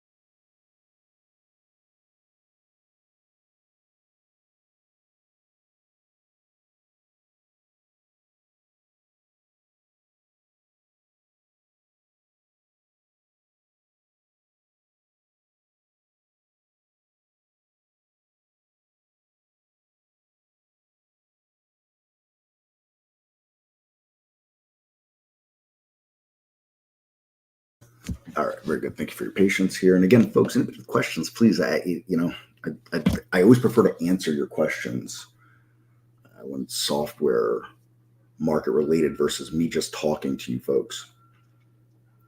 But nevertheless, we'll move forward with some of these market thoughts, and then we'll move into some things that are going on in some specific stocks, and we'll see where it takes us from there. Diamonds, that's where I want to head next.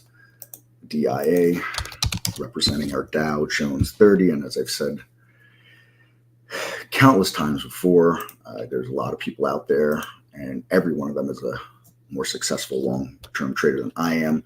They would all argue that this is the most important stock index in the entire world, and I am certainly not going to argue against that. We see, we're snuggled up here near those all-time highs. We're consolidating right now. We're consolidating as volume moves down. A lot of people will tell you that's accumulation. Some of those people that will say it have a much better finger on the market or pulse on the market, doing this long enough, having worked in big institutions, managing big funds. Some people just say it because they're parroting other folks back. And that's why I say some people will say that's accumulation. I don't have that level of experience having managed big funds or anything like that. I, have been lucky enough to handshake with a few folks like that and get some words of wisdom from them and so on and so forth. So, a few of them that I engage with on Twitter to this day still, those are their kind of market thoughts, and, always caution to the wind from them. Like I said, sell-offs can and do happen, but that's what they're seeing. And,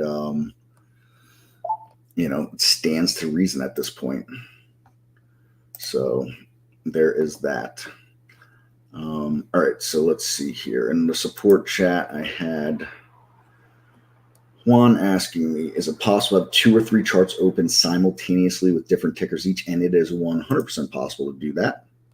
So what you're going to want to do here, Juan, is I'm going to open new charts, but if you have the charts open already, that's fine. But I'm just going to open new charts so I can display this here.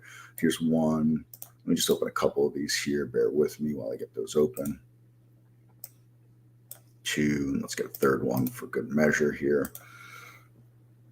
And right now, these are all going to be linked. If I click on, I'm going to click on some tickers that are on another screen on me, and we can see these are all loading across the board here, and so on and so forth. Right now, if I right click the chart here, and I come to properties, you're going to see symbol linking. And I can either link it to a specific color, because I can make the scans those colors. You can see the linking of that up here. See how this is red? See how this is red? So those are red link charts. Blue means it's linked to all. So right now I have it set up that anything that opens will only link to red charts or to the all scans. I can also click right here and get rid of that little check mark. So you can see I'm clicking and unclicking that check mark there, and that unlinks the chart. And I'll do the same thing here. Right click, properties, symbol linking, unclick that chart. We'll do it one more time for good measure. Right click properties, uncheck the symbol linking.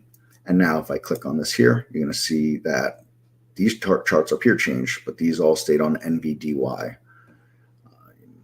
Click through a few of these here just to illustrate a little more. Those charts go ahead and change, and these charts will remain the same for us here.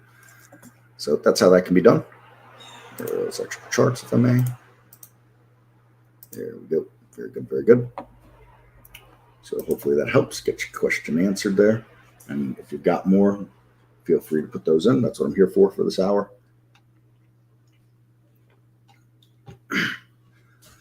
And again, anybody else, please, if you've got questions on the software, if you have questions on the software, get them in here. Get them into the chat here in YouTube for me.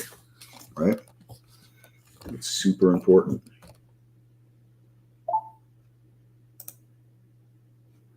You got it, my friend. Happy to assist. Happy to assist.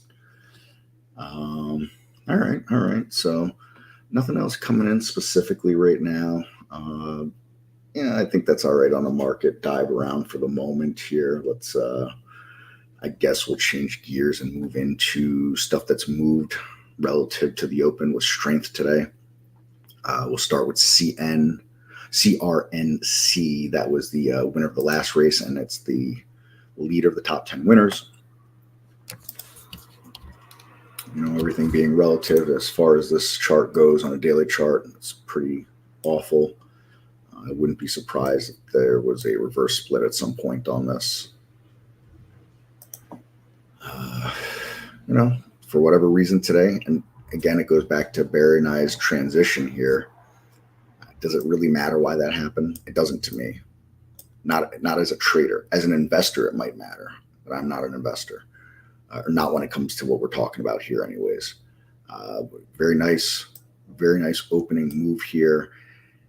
Pull back. Now it's fighting, basically trying to take out that high of the day, 350.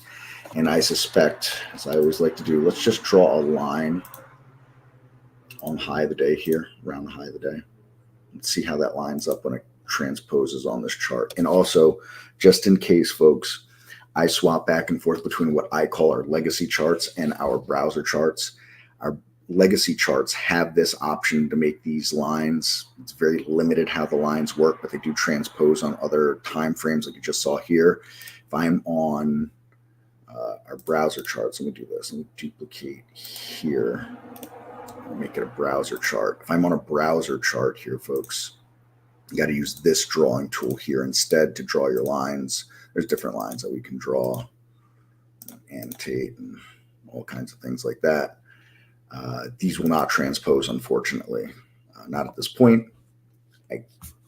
I'm told that we will do that at some point. I don't know what that point is. I don't have a roadmap on these things, but I just like people to understand there's two different kinds of charts. There's if you have the browser interface checked, and there's if you do not have the browser interface checked, right? And so those are the difference in those right there. Anyways, back to my thought process here with this. What did I say? I said if we draw a line at where the high of the day stalled out before was, we're likely to see some stuff on the daily chart. When what do we see on the daily chart? Price really has liked this level as resistance, right? And right before it became resistance, it was a very short-lived, almost kind of support back here. And then it's just become nothing but resistance since then. So that's what I'd be looking at if I was interested in this. Clearly plenty of liquidity in this, clearly plenty of volume in this.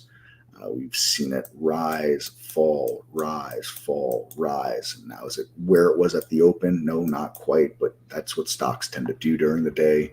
Volume starts to fade, and then at some point, should the players come back to the table and interested, we could see a push on volume again into the end of the day and close like that. So if I was looking at this, clearly 350 is a very looming level on this. It's not a micro float, but certainly not a large float at around 40 million, 40.5 million in that float. So an interesting look here. I don't think that this really matters, but why not talk about it? Because, you know, it is there. It's a 15.79% short float. Now, I think it's safe to say that with the price way down here, I mean, I don't think we'd see anybody begin to make any sort of a panic and short cover until maybe $5+ even. I don't think that that's really anything that anybody needs to be concerned about with igniting fuel for the day. But I don't know, maybe someone's looking at this and maybe maybe there's some news on this. There probably is. I don't know. I don't care. But there could be someone that's looking longer term and saying to themselves, all right, we've got this long running consolidation. We're possibly breaking out up over. Why did I just lose all my data in that single stock window? There it goes. And they, different, different mind frames, different time frames, all those things like that. So beauty is in the eye of the chart holder. It also goes back to no scan is used exactly the same by any two people. Maybe used similar. There may be similarities in how it's used, but often you also find folks looking at the same data coming from the same scan, interpreting it or wanting to use it completely differently. So important to keep note of that. CRNC. Let's continue down. QSG. Truth be told, it took a little flyer in this one this morning. right here, got in, and came up and came down. And I'm like, I should have got out really fast on that. I'm like, when I say fast, I probably should have been out less than a minute. And it moved up on this topping shadow here. Nope, I lied. Got those candles wrong. Forgive me. Let me zoom in a little more. All right. I get in on this candle. I made this little move up. And I was like, I shouldn't have taken it with that high of the day looming back above me. I just shouldn't have. But I saw the volume stay really nice and coming into it like that. And so I took it because of that. I was second guessing myself. And when we moved up like this and started to fight around this area, I got out on the way back down here. And then, it felt like, all right, I made the right call. It wasn't what I wanted on this. I was trying to get for a 6 break. It didn't happen. And then, of course, it did go on to do that. But, I just, a Chinese stock, 27 million in the float, 28 million float, whatever it is. And, we've seen this topping shadow happen before. And I've seen rug pulls on these China stocks unbelievably. Didn't want to mess around. I want to be holding through all those candles. And while yes, would I have gotten my 6 target on it or 6+ target? Yes, I would have if I held through all that, but I would have held through some shakiness that I wasn't prepared to hold through. And I said to myself, I'm not going to hold through anything like that. It's either continues to move up for me or I'm taking the money and running. And that was the right call at the end here as it flew back down, got halted on the way down, and it has remained down ever since. So just showing off trading plan and all those things like that. I would say this is unlikely to make a recovery today, but you never know. It's a lot to recover here, and you're going to have bag holders all the way up this way that are going to be selling it to anybody trying to buy it and drive it that way, trying to get out for as small of a loss or as small of a gain as they can. So anyways, QSG, SOBR. This was one that Barry and I were talking about when it first came in this afternoon. Well, afternoon for me, morning for others. What do you say about something like this? Like you said, it's a reverse split. Float is ridiculous. This thing has an MO, folks, right? It likes to do this with these topping shadows, excuse me. It really likes to do this with these topping shadows. So, I'd be really, really leery on this. And I would relate it back to this QSG in the sense of if you get in the money some, and it's an okay amount, you got to think about taking like half or a little more off to lock in profit so that if it does a hard reverse, you're not taking a loss after being up. Because it's real not great doing that. It's just, that's the way it is. It's not great taking a loss when you're up. And I'm more saying it to reinforce for myself because I had a few of those recently on some swing trades that I was less than thrilled with myself about, but these things happen. But back to SOBR, we can see that there has maintained a level of interest in this as the volume hasn't completely dried out on us. Above this level, I think, is fairly key as well. Every time it's run into the VWAP, it's bounced off of it. It's run into this 8 EMA, it has bounced off of it. So it's got a lot going for it to keep it interesting here. Again, this is like beyond an ultra small float. If this is not in your wheelhouse to typically trade, you better be darn careful or consider just being a spectator on this and trying to get a feel for these kinds of stocks and their charts.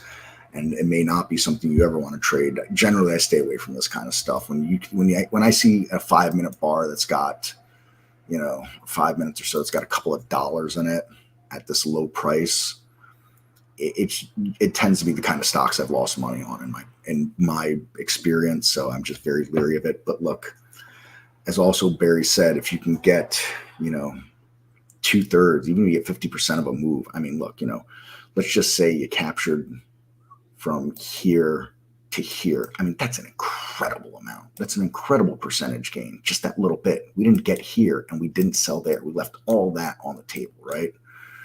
So, I translate that to anything we're trading, period, and on any time frame, except if you're really, really holding long-term stuff. That's a little different. I don't think that's where we are right now, but if you are, that's a little different. And I would also surmise that you have a plan based on those kinds of time frames and targeting and things of that nature. So, again, I just throw caution to the wind with a stock with a float that's so low like this that it cuts both ways. And when you are on the right side of one of these things, man, it is something that can make your month. I mean, it can make your quarter even.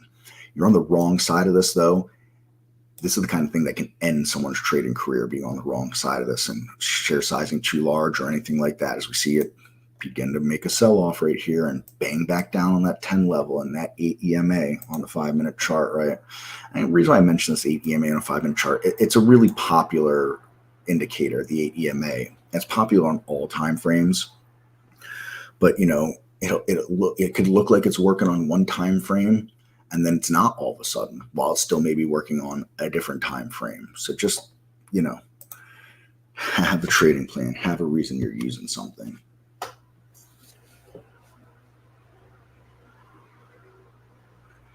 Yeah, you know, Mark, I'll be honest. I try to not trade the same stock twice in a day very often. I find myself more times than not handing back some of the profits if I trade it a second time, especially if I trade it a second time, like within 10 minutes of the first trade. It's like, all right, the original setup, it made me some money. That setup's gone. Let's be patient and wait to see if another setup comes along. This is me kind of talking to myself. Yep, that's exactly. I tend to give it back, and it's like one of those sins. And it's one of those things that, you know, in my trading journal, like I hand wrote a lot of my trades the first couple of years and everything about them and whatever else. Like as I went through and reflected on that journal every, let's say, 10 days or so, it was the same like 3 or 4 things. To this day, it's the same 3 or 4 things that always seem to cost me a winning trade. So, you know, lessons learned, lessons not learned. It's just kind of the way it is. So, SOBR, man, with a lot of action today, like an incredible amount of action today. SMCX, I mean, look at this thing. A much nicer, beautiful, cleaner looking chart. I mean, these are the kind of chart that makes trading look easy. When you see that, you're like, wow, why can't I just find like 2 or 3 of these a week and I'll be making bank, right? If only, right? If only. But, you know, when we get these here, you know, it is nice, that's for sure. So we can see, you know, on a daily chart, this thing is going nowhere. It looks like actually it's an IPO recently or a symbol change. Yeah, either it's a symbol. Oh, it's an ETF. Blah, SMCI ETF. All right. So it's a new issue ETF or whatever for SMCI. I think a lot of us know. If you don't know SMCI, here you go.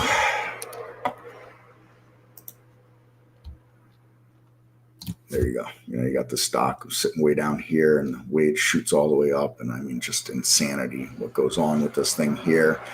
And it's been a steady breakdown since then. So, but it's still a phenomenal trading vehicle, you know, still a phenomenal trading vehicle.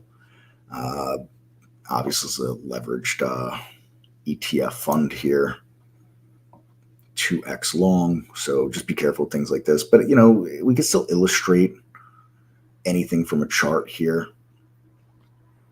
And so just for an example, if right this minute you're sitting here listening to this and you're like, you can honestly look at yourself in the mirror and say, I don't have a trading plan. I got to figure a trading plan out. This is the moment you could say, you know, you say, all right, I'm going to test something and see how it goes. And in the simulator, if you're not a Trade Idea subscriber yet, write it in a notebook, man, right? Charts are out there. You find some charts and write it in a notebook. I'm going to take this trade based on whatever, and then I'm going to use a guiding hand 8 EMA, 10 SMA, 20 SMA, whatever it is, right? I've got the 8 EMA here as an example, and see how that would have, you know, on a 5-minute chart, and see how that would have done you, right? And so, you know, we get the first close below it here, and just let's just say, for argument's sake, if we'd been watching this and we were waiting for this consolidation breakout here, and then we got this candle opening here, and we decided we're going to take it here, and we rode this trade, you know, we wouldn't have gotten out till down here. And so, look, we didn't buy any of that. Let's say we bought this, and then we sold that, and we didn't get this either, right? We didn't get that. We didn't get that, but we got that, right? Or even if we put a check mark there instead, or even if we got here, and we decided, you know what, this consolidation, we came down and touched it, right? And we got out down here, and we still only got this bit instead down here, another few cents off of that. I think of the percentage gain that is, right? I mean, talking over $1. Come on. You're making $1 a trade. You know, you're doing all right, to say the least. On a percentage basis, forget about it. So these are the realistic things to be looking at, formulating plans. And again, what's really going with that is you don't have a trading plan today. Start testing some indicators. Maybe coordinate them with volume, right? All right, well, volume was increasing while this was moving up, and then the volume started to come out of it, and it caught up to the indicator. So I decided I should get out based on falling volume and the indicator meeting price. Bang, right? I'm not saying that that is the end all. Here's my trading plan. But what I am saying is this is where trading plans start, right? Is this kind of thought process, then the testing of it, the actual work that has to be done. It's creating a business model, right? You want a job? McDonald's is hiring, sweep their floors, run their fryers. You want to run a business? You got to have a business plan, right? Trading, you're going into business for yourself, right? So you got to have a plan for that business. Bank doesn't give you money to open a business if you got no plan. You are the bank and you are the business plan creator. How are you going to give yourself money to put into a brokerage account if you have no plan, right? Also, these were things that I wish were told to me once upon a time, but here we are. All right, let's keep it going. And again, folks, if there's questions or any interaction you guys want to have, you know, the chat's there. Please utilize it. Come, you know, come in, throw some stuff in there.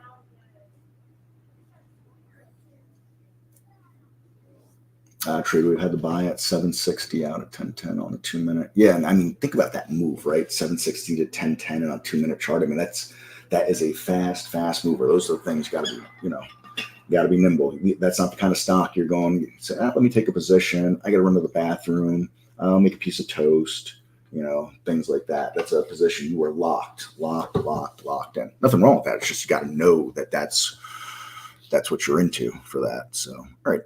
So SMCX, I think it was a nice chart to an example right there. Some trading plan thoughts. WETH. Interesting. So another Chinese play. So we can see, you know, we talked last week about China really, you know, mega breaking out. And at this point, it's kind of holding those breakouts and I guess adding to them at this point, right? And so we're seeing a lot of these low flow Chinese stocks and some high flow Chinese stocks too, making some incredible moves. And, you know, all we need to do is, again, focus on a trading plan. If we don't have a trading plan, you've got an opportunity here to create one, right? Every single day, every second is an opportunity to create a trading plan. And so here's WETH, a little gap up and not a whole lot going on it here, but okay volume, you know.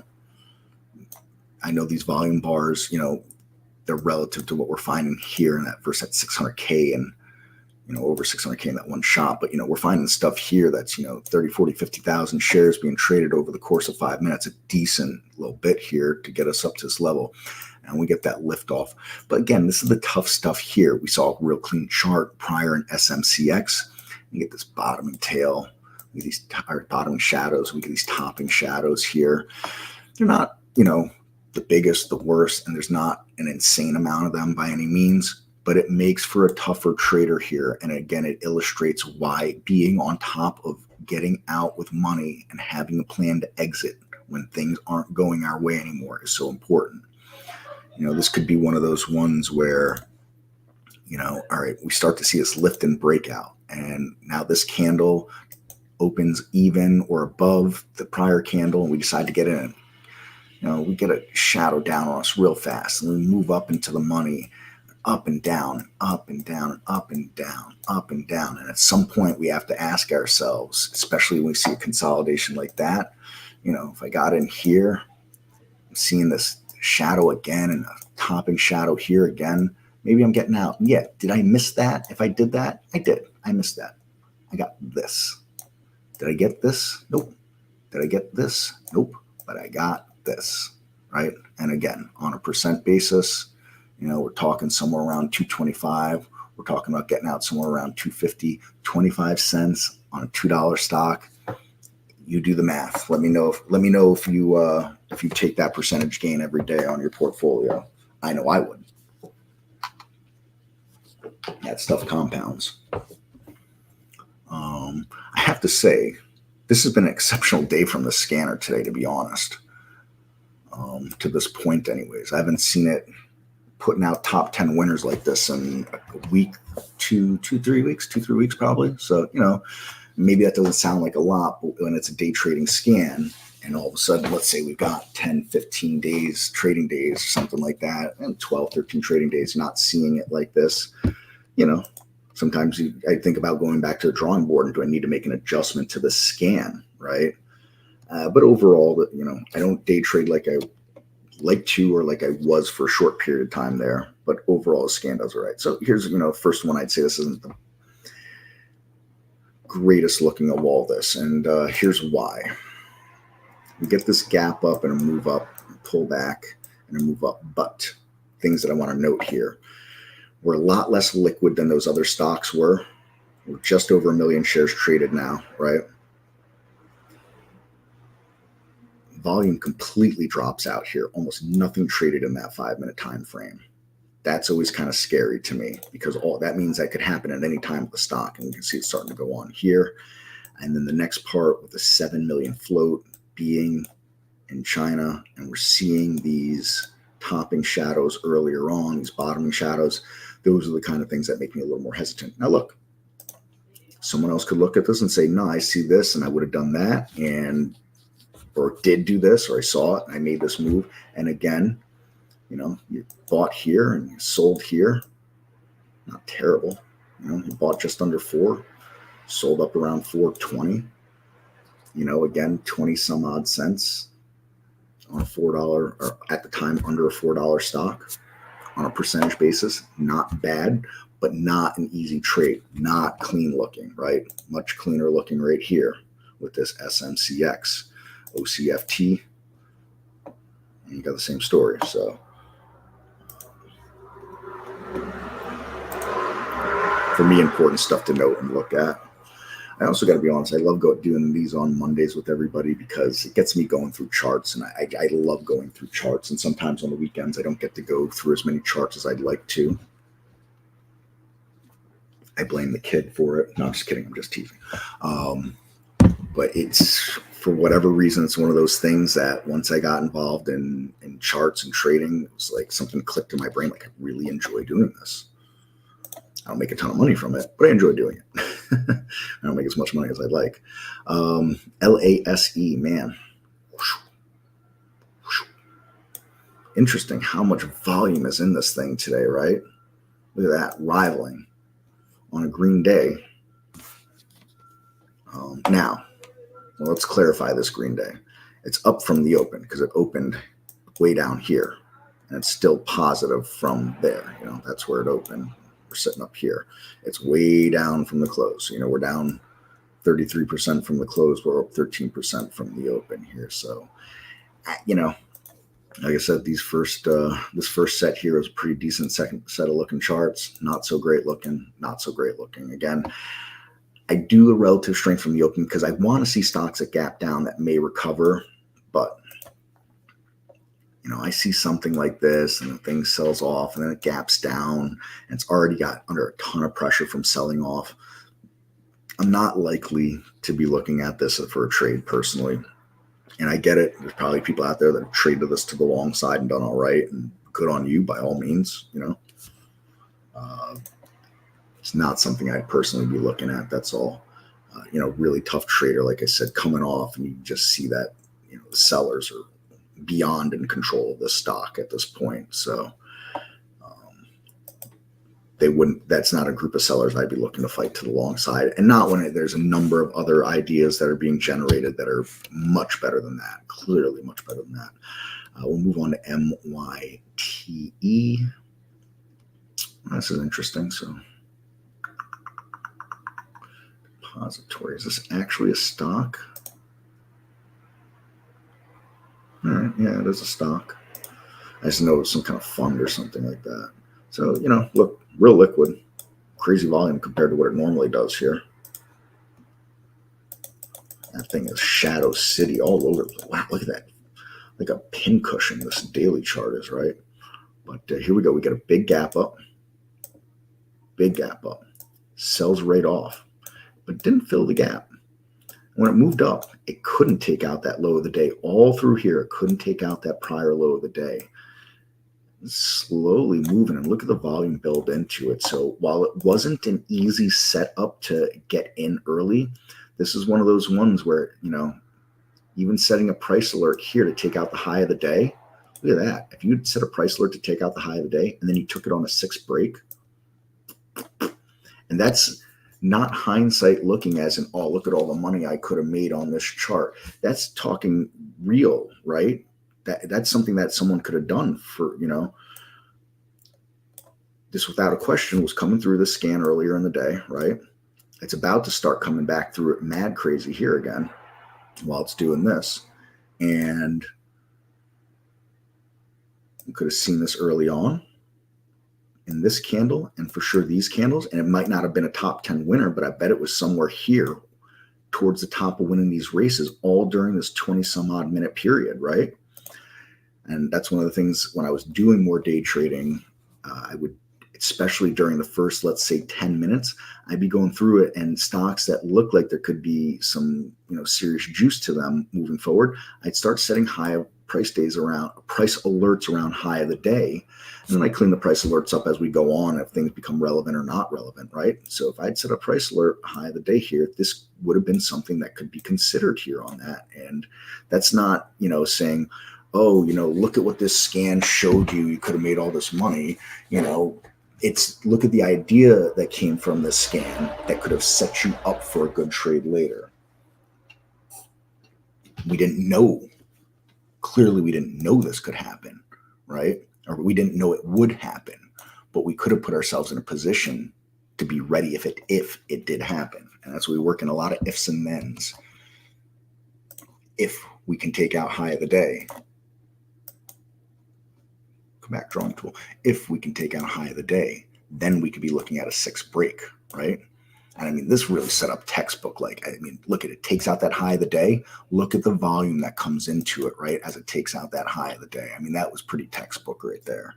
They're not all going to be like that. So, but when we find those, and I'd also like to point out, I don't like promotional stuff in general, like look at how awesome I am, I'm the greatest, or how great we are, and so on and so forth.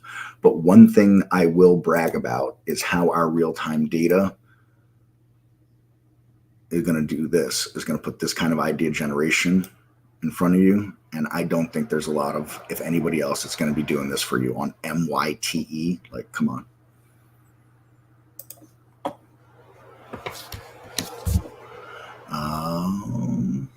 So look now, MYTE moves up the line here, and it's past OCFT and LASE. So they're pushed down the line as this is 1/3, and it's challenging to win a 4th race now. I'm going to wrap through these last couple here. So SERV, I believe this is a symbol change discussed a while ago. This is not the same stock. So whatever it did here, it ended being whatever stock it was then, and some other company picked up this ticker. Did a little crazy and getting jiggy with it now, obviously. These topping and bottoming shadows do make it tough. I mean, it is, we could put it up against the VWAP and this 8 EMA here and say it's a pretty clean break regardless of those topping and bottoming shadows, but still makes for tough, just for example, let's say we take the trade at 964-ish here on this candle, right? And then, we get up in the money up to 985, and we move back down here below our entry, and we move all the way up here over $10, and we move right back down here below $9.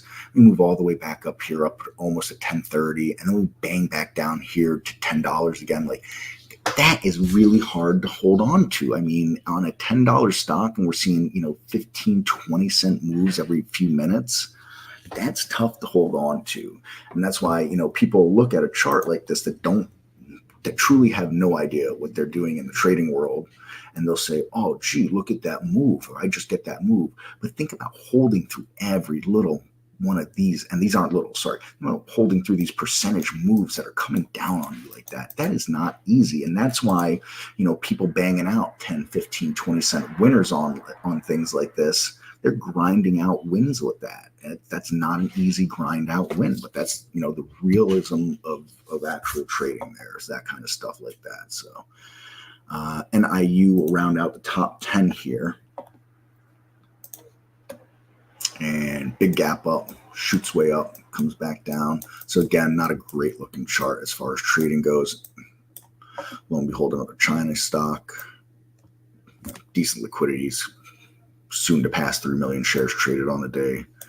15 relative volume. You can see the volume really built and skyrocketed this thing up like this. I don't know anything about any of this stuff other than, China obviously pumping their economy and doing what they're going to do to,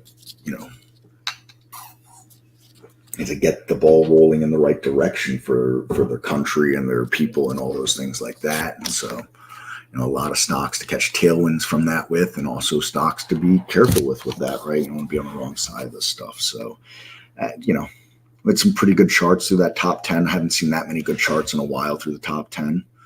But we had some not so great ones too, just to illustrate. That's the way it goes with scanning, right? We're not going to be just only what we want to see. We still got to be traders. We still got to have a plan. We still got to formulate these things. Now, the other thing I just, to point out here, there's a lot of people that don't like the races. I guess I get it.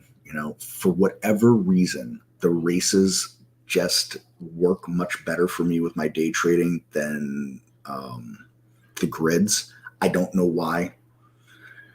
I have two schools of thoughts on it. One, when I finally got a little bit of success with my day trading, I was starting to get a good amount of success with my swing trading. And I'd kind of I had a swing trading plan now, and I was a lot more disciplined. And then I think I was able to apply some of that to day trading, number one. And then number two, I think I visualized the data from the races better than I do with the alert windows.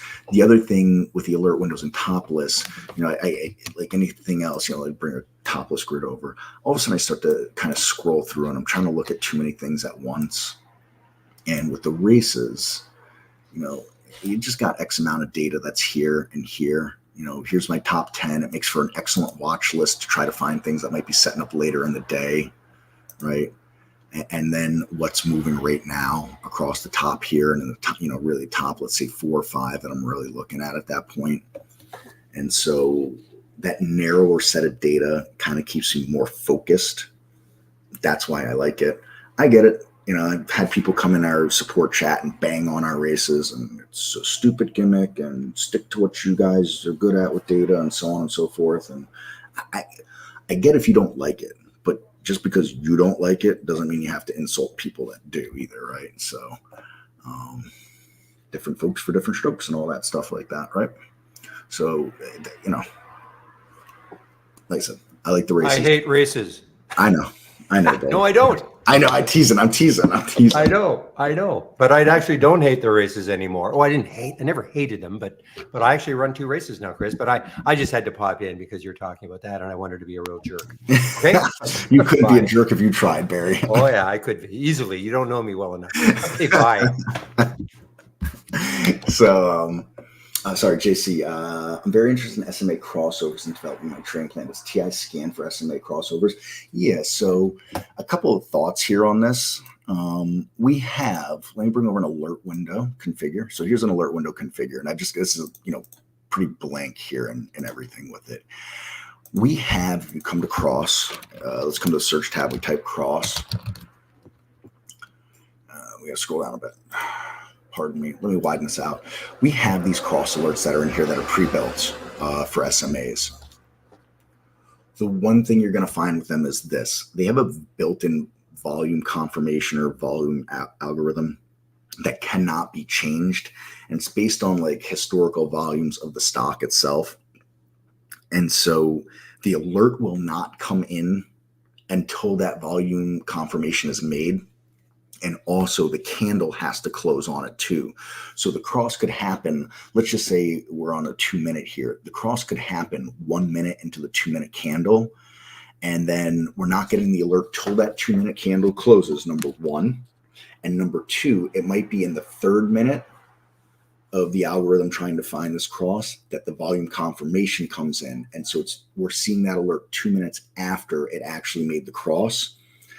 So, some people are all right with it. It works for some people. Other people aren't crazy about that. So I have this workaround that I think works fantastic. I'm not a big cross person on my scanning, but I do watch them.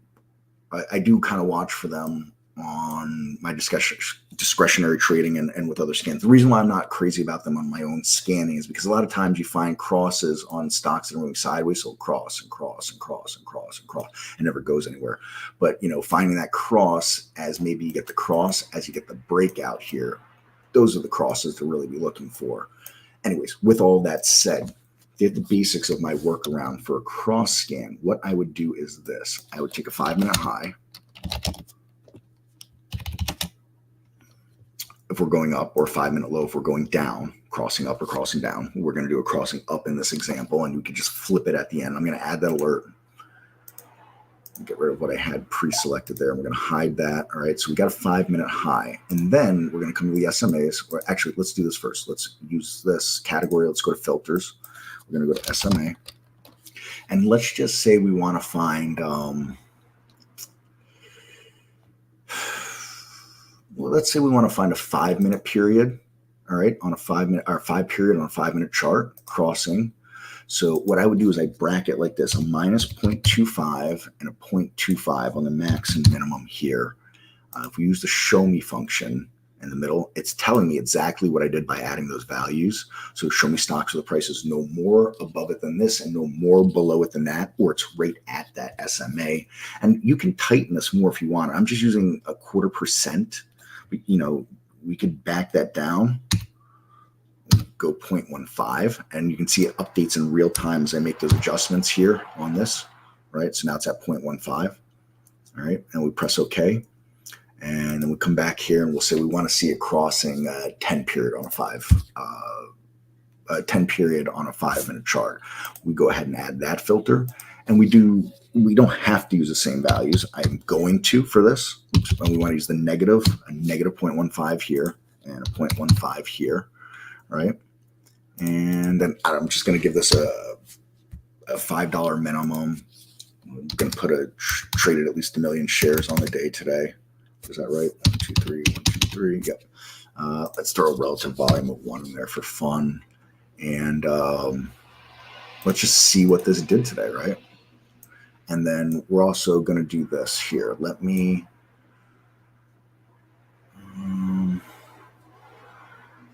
I'll just duplicate this chart here into a free floating window. And we're going to change I want to show, not browser, I want to show the indicators here, right? Let's put the indicators that matter to us on this here. So let's get rid of the VWAP. Let's get rid of the 8 EMA. All right, let's come back to find SMAs. All right, and so we said we got a 10 here. We're going to add that as a blue line. And we got a 5 here. We're going to modify this color. We're going to add that as a red line. All right. And added, closed. So here we go. Let's come back here. And well, here's AAP.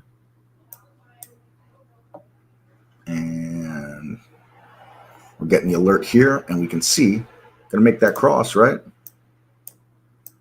But this is the kind of cross that I'm not interested in. This is my, let's call it beef with cross alerts. Like I said, cross alerts, or finding and looking for crosses, are a great tool or great indicator. I just like them coupled with some other things. So we can go back and change something with this, thoughts that I have, what I would change with this to try to find stocks trending up with the cross in a second. But let's just look at a few of these alerts here. Now, that's a terrible looking chart. Let's skip that.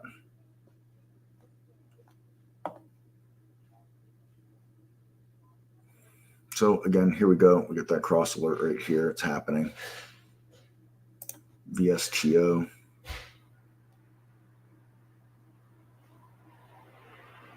Why am I so slow right now? This is wild. Huh. It's a buyout. All right, come on. Give me some charts here that make some sense. HDD. Come on.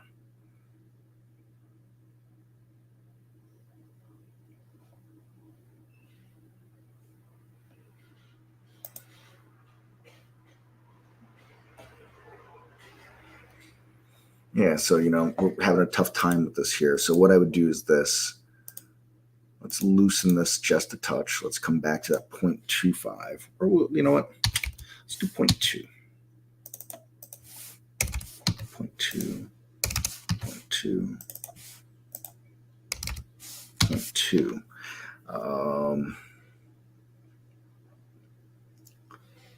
Let's make sure we're up from the close. Let's say we're up 0.5% from the close, 0.5% from the open. You know what? Let's also change. Let's just say over the last 30 minutes, we're up at least 0.25% over the last 30 minutes. So we're trying to find stocks that have been moving up, quite possibly, and trying to make that cross.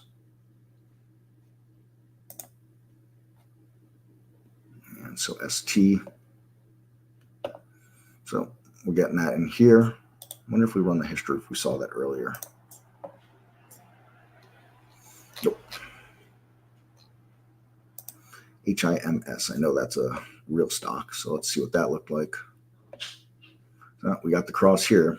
We're not crazy about that cross. So, this is where I'd look at, take it and refine it and things like that. If you want, I'll share this out. Give me a second. Let me put this on real time. Come to the configure.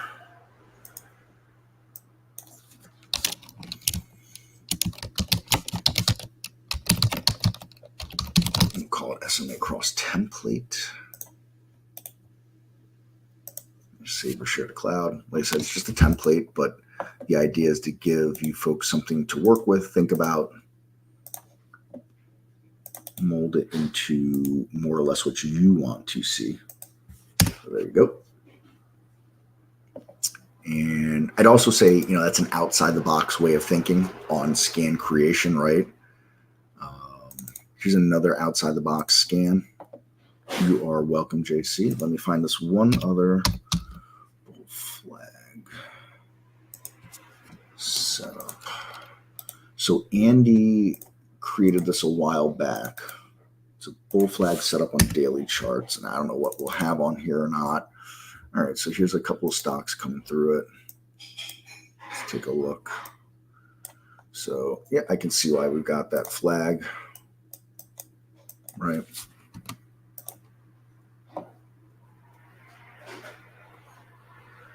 Pretty close, pretty similar.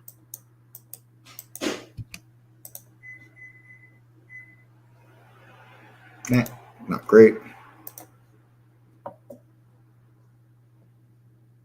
You can see it's trying to do it just a little too angled here, but there it is nonetheless. What Andy did with this here, and again, this is this outside the box kind of thinking. We come to the Windows specific filters, and let's go to the stuff that matters. He put a price range in there, but he wanted to see, the change from close to it's got to be slightly up. He put this EPS filter in here to get rid of ETFs. But here's where the real stuff comes in the 5-day range, right? So you're trying to find the flag here with that 5-day range. You're trying to find that today it's moving up. I put this composite rating in there just to, try to get some more quote quality stocks with composite rating. And then the change in 10 days, at least 3% up. And that's, trying to get that pull. And he put an average daily volume in here too, since he was looking at daily bull flags and he was trying to find stocks that are, more viable on the daily idea side of things, not things that are just having its day to day, but have had relevance over the last, let's say, 10 days-ish, 5 days-ish, give or take on that daily flag setup. So I put a link to that in there. You take it, make it your own, or ignore completely whatever floats your boat. But the idea behind what I just did there was trying to show folks outside the box ways of thinking to accomplish things with the software that we may not have a straight out answer for. Goes back to at the beginning, I said, do we have everything? No, but we've got a lot of stuff. And, the more creative people want to be, the more things we'll actually have, or the more things they'll find we have actually. So, the limit is a little bit of your imagination, a little bit of the data we have, right?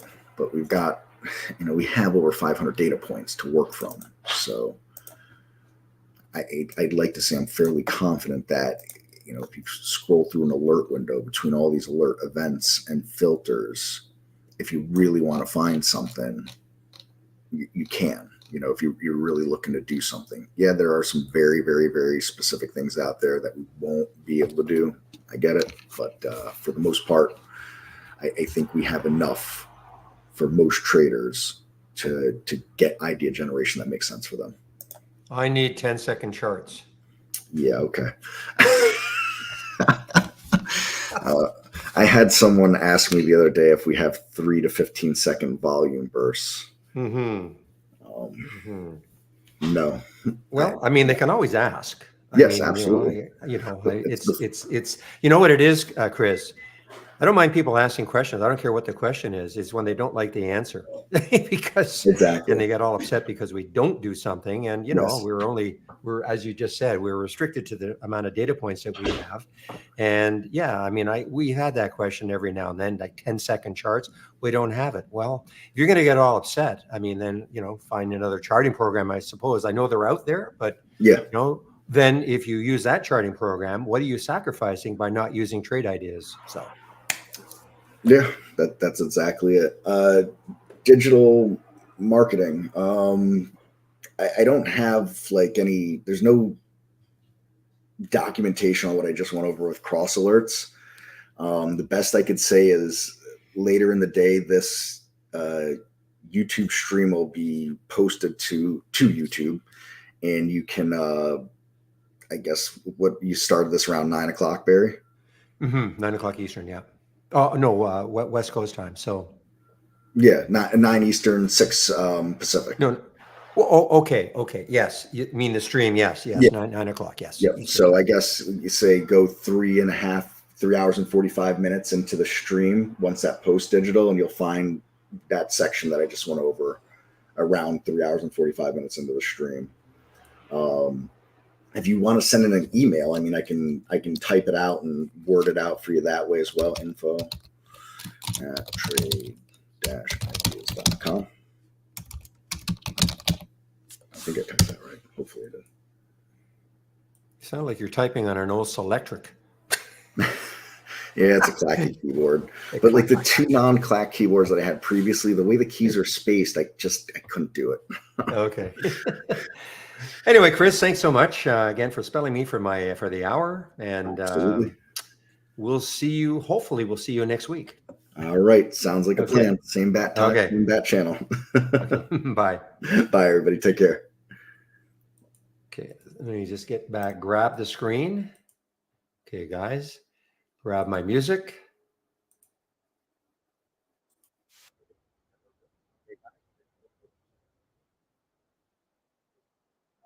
Okay.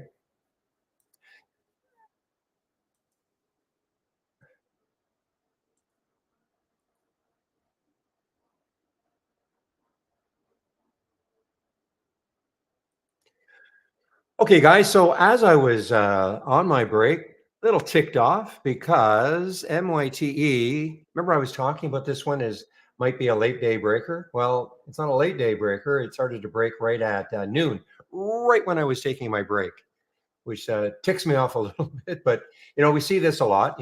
Some of these low floaters, they kind of rest. Look how long it rested. That's it's about maybe an hour and a half, 2 hours that it rested, and all of a sudden they just caught a bid. Some volume started coming in, and boom. But we may get something later on also. What time is it now? 1:02 Eastern time. So maybe it's one of those, but that was the one I was really keying on. So unfortunately, it has already moved. Now, I suppose sober, in theory, how much does it pull back? Yeah, I mean, in theory, if it took out that high, in theory, which is 1255 later on, in theory, it could have a move because then the next high looking left is about 14 or so. So in theory, but a little bit more sketchy.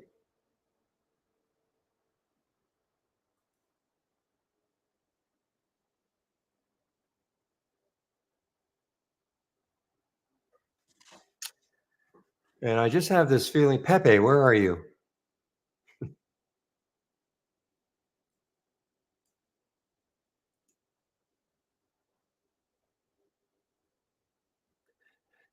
Where did Barry go? I'm right here, H. Can you not hear me?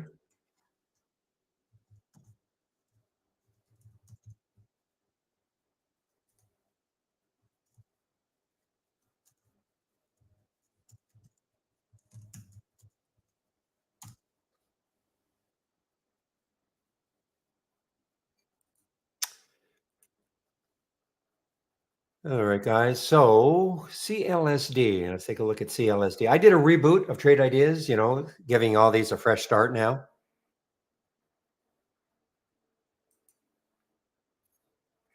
I mean, this could continue. I mean, the high, looking left on a monthly chart, I believe it still has maybe some room. Yeah. So, I mean, I'm not saying it's going to get there, of course. 776, though, is the next high, looking left on a monthly chart.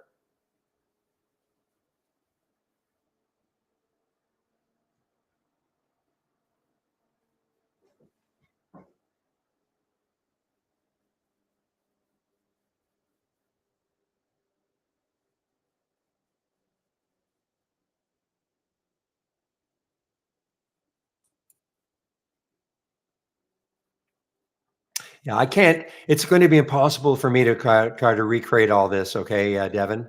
I mean, look. Yeah, I mean, I'm seeing that's a lot of, and it's hard for me, without seeing the actual filters, okay, themselves. But I mean, running up is just you can create all this yourself pretty simply, okay? So, for instance, running up. Now it's a matter of what price range do you want? What minimum volume do you want? I mean, this has to be up to you, okay? So, but if you wanted to, but because running up, if I just use this as this alert window, that's just an alert. So if I right click and click on search and then type in running. So imagine you wanted to start, and it's a good idea to do this if you want to understand how to use Trade Ideas. You create your own alerts, like create your own scans. Okay. There's the running up now as an example. Okay. You just have to, all you have to do typically is type in the search box and find it.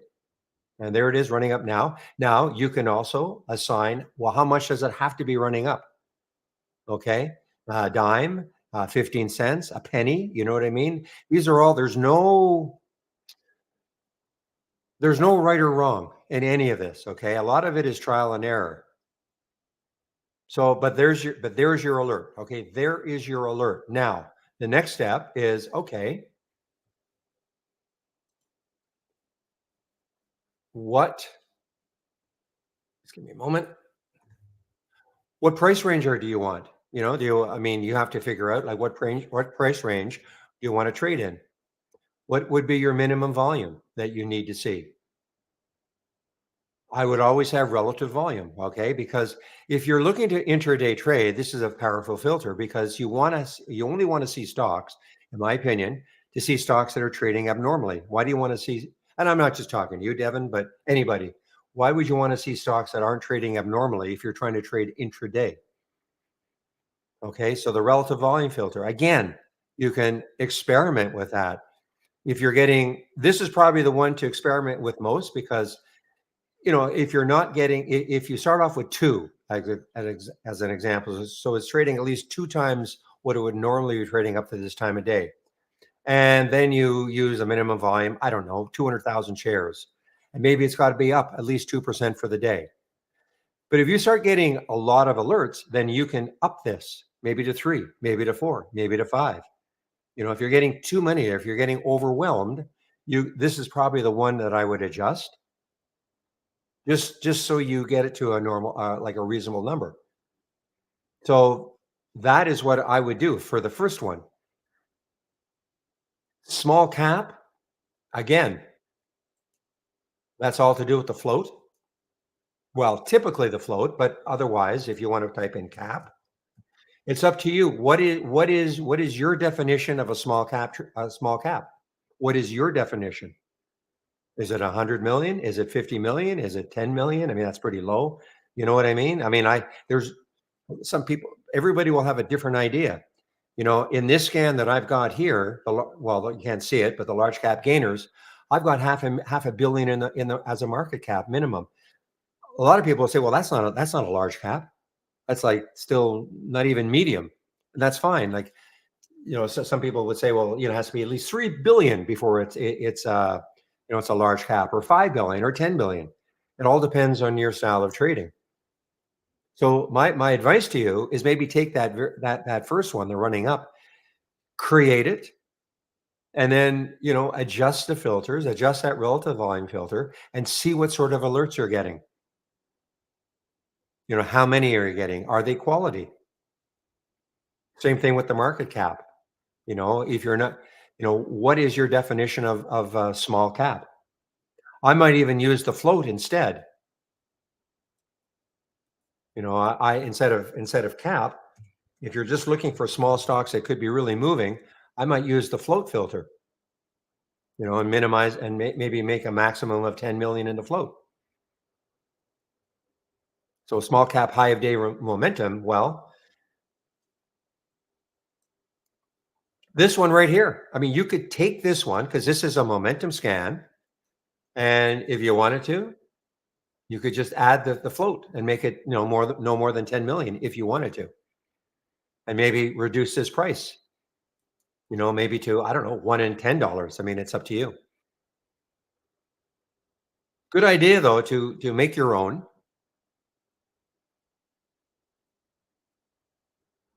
So if you took this one from me and maybe adjusted the price range to a maximum that you want, and maybe add that float filter just by going search and float.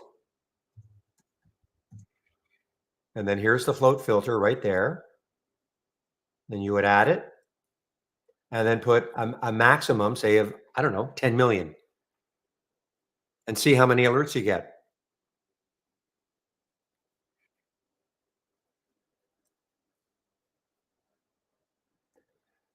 And as far as top gainers are concerned, well, I mean, again, these are top gainers right here. Here's the sorting by the change from the close. These are right here, top gainers. Well, what's that going to do for you, though? I mean, I can tell you, I mean, it's good, maybe good to know, but these are right now, these are it with my criteria, these are the 6 top gainers. Gainers from Friday's close.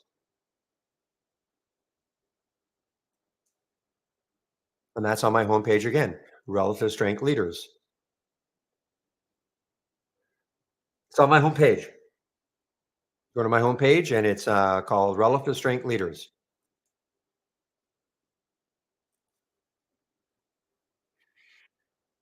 Now you may get more, okay? I've restricted this to 6, but you will probably get 20, the top 20. That's up to you, okay? I've restricted this to 6, but again, you might get the top 20. I can't remember what's in my, I do change things from my from the alert from the scans that I've got on my homepage. What I use. I mean, I put those in weeks and months ago, so there's possible that I made some changes. But the concept is there.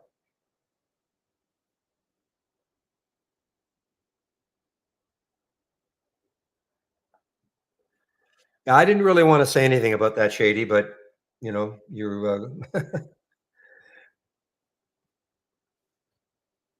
I have my opinion, of course, and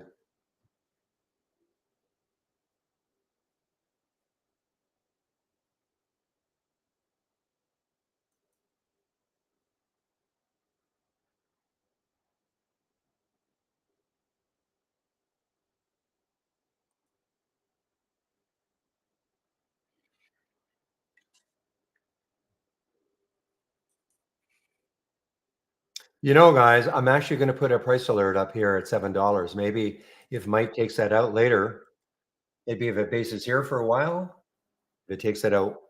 Well, the scanners work. Our scanner, he's just basically using a subset of our scanners. He sort of copied our program to a certain extent. The scanners work. But remember, all a scanner is, our program is called Trade Ideas. And that's what it does. It generates ideas. You still have to know how to trade. Okay. You have to know if I click on the idea that is generated from a scan, what is the chart telling me? You know, it's that simple. What is the chart telling me?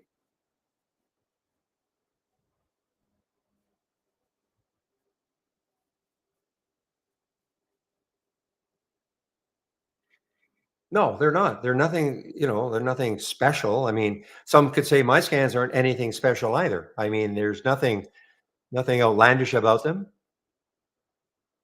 It's what I like to see though.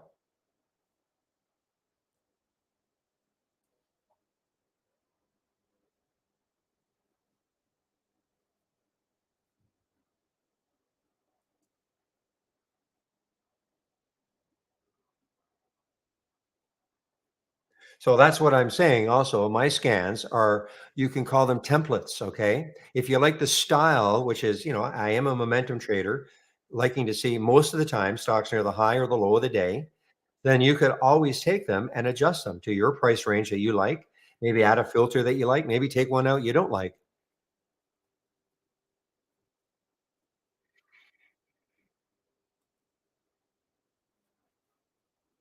Boy, the CRNC, I mean, look at the room this has got also on a monthly chart, $10, 10.50.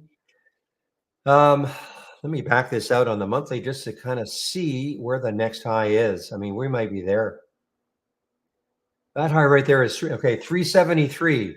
So 373 on the monthly chart is in fact the next high. I'm going to stick an alert around 385. See if for number one, does it take it out? Maybe if it does today, maybe it becomes a trade, but maybe it becomes a trade yesterday or not yesterday. Wouldn't that be cool? Next week or the following week.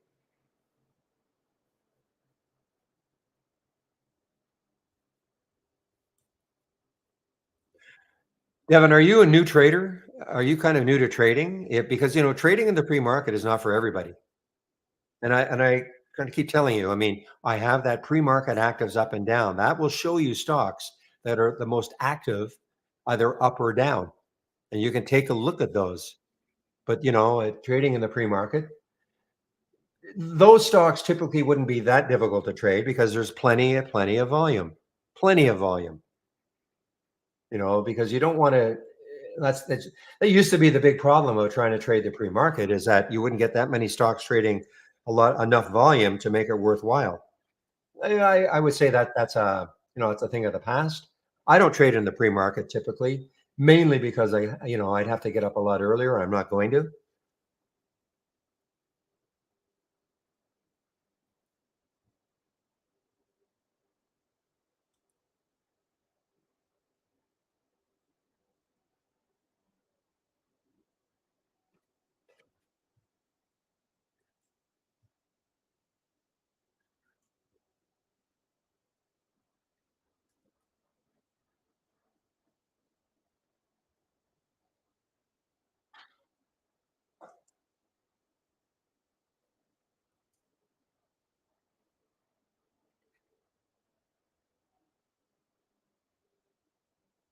Boy, oh boy, this CRNC, was there news today?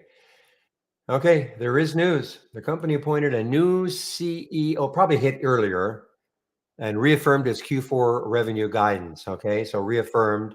So they're not trying to knock it down at all.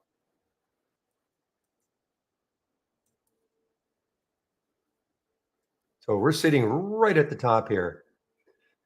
And listen, as far as news is concerned, Devin, I don't know who your broker is, but I mean, I use Interactive Brokers. I use their news feed. I don't know who your broker is, but most brokers will have some kind of feed for you. I mean, we do have a news tab, but it and is this may have showed that. No.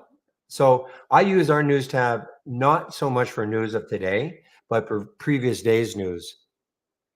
Well, if you use IB, I mean, I think that Interactive Brokers has a great, for call it free news service. I think it's great.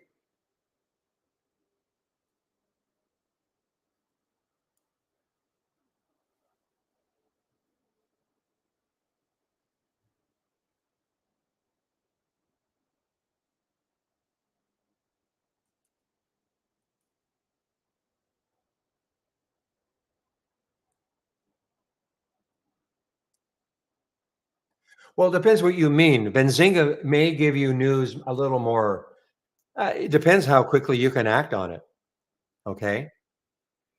I mean, Interactive Brokers, they don't say that this is like a absolute, but you notice that there's a lot of stuff from Benzinga here. There's BZ right there.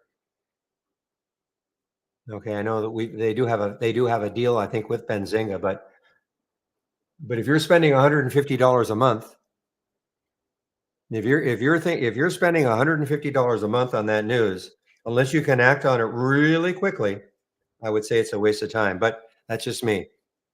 I'm not going to say that. I mean, there might be people in the room that are using Benzinga and they're finding they can act quickly enough.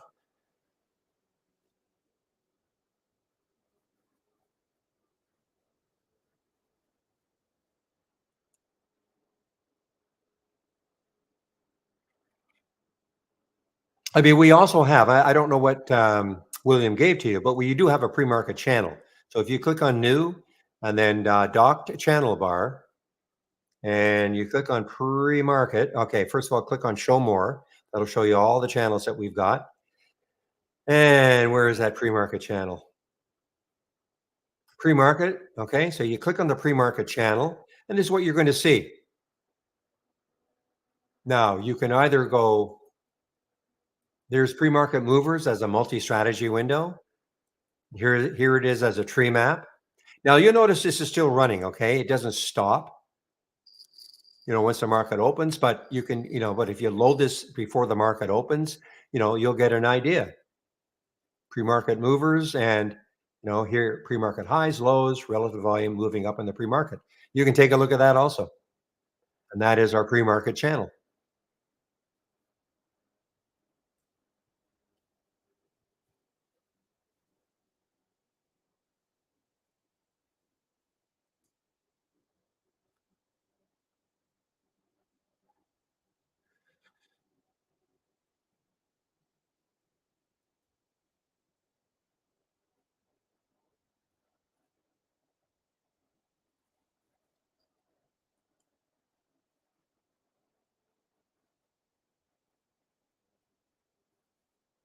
Yeah, no kidding. The buyers are sober.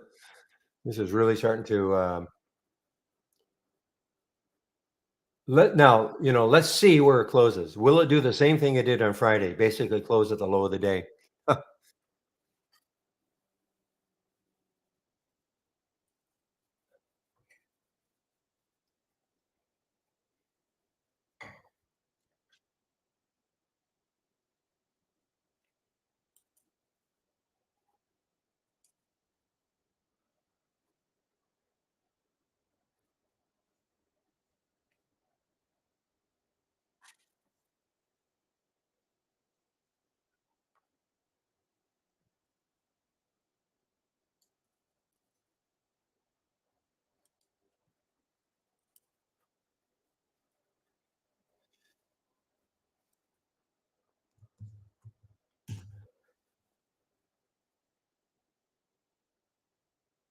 It hasn't stopped as far as I know, Daniel. I see it's still trading. It's still trading. It's not halted.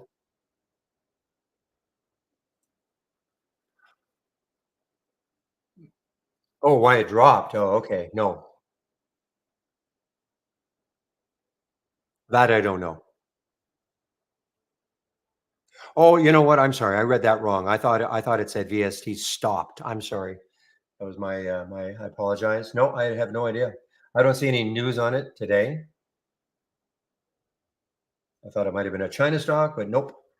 Maybe just, finally some profit taking. I mean, a stock has been up multiple days without any sort of a pullback. Maybe it's just some profit taking.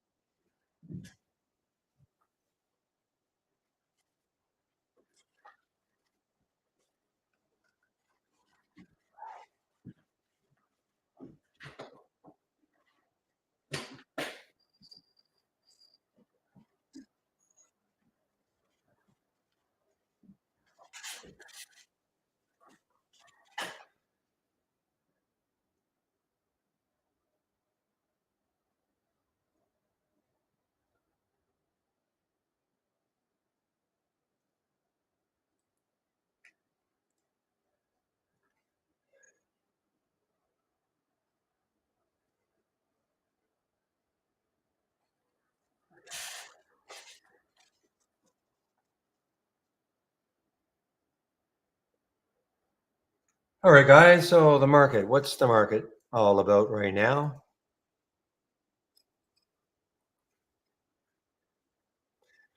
Well, the market has been chopping most of the days, up, down, up, down, up, down. Dow is down now, relatively significantly. Nas is down, but not huge. SPY is down.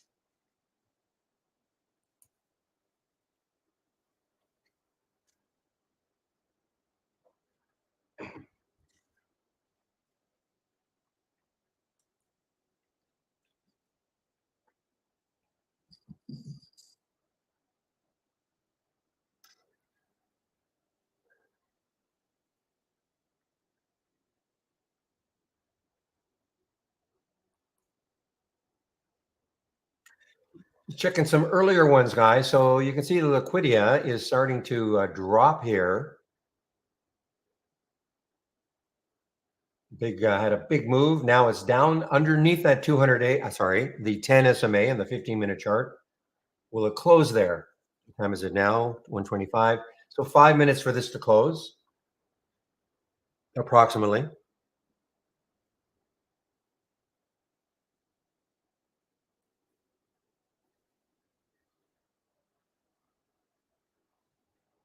This OCFT, this has a shot. Now, this is one of those ones that maybe it'll have a shot to take out the high of the day and start to run. Low float, 7.3 million. You can see how it's kind of been basing for a while now. I'll stick an alert at 449 and see if it takes that out later. But before I would even take it, let's take a look at the monthly chart. And where could it go? Yeah, so yeah, it's got room. I mean, yeah, that's right, almost to $6. So again, I'm not saying it's going to get to $6, but this certainly, if it gets running at the end of the day, toward where in the last 2.5 hours of the market, this could have a run. OCFT.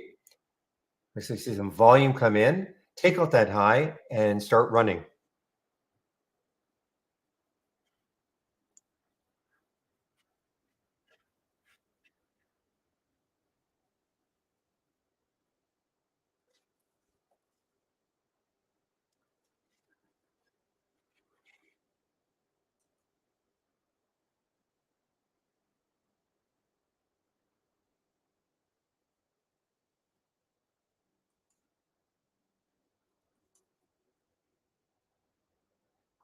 Ooh, this WCT. So this is now an all-time high, right?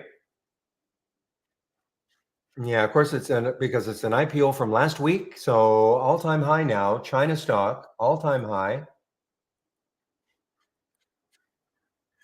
See if it holds 5 well. If it does, I may have to have a shot on this. 503, 510 is the spread right now. I want to see if it holds this 5 level.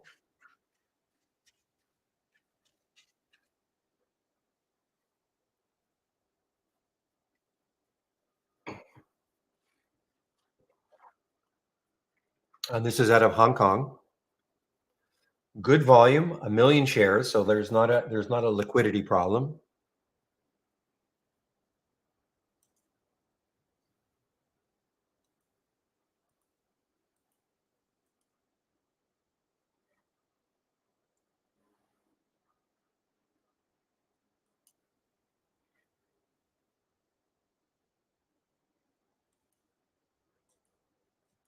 Well, guys, let's see if it moves from 5 now.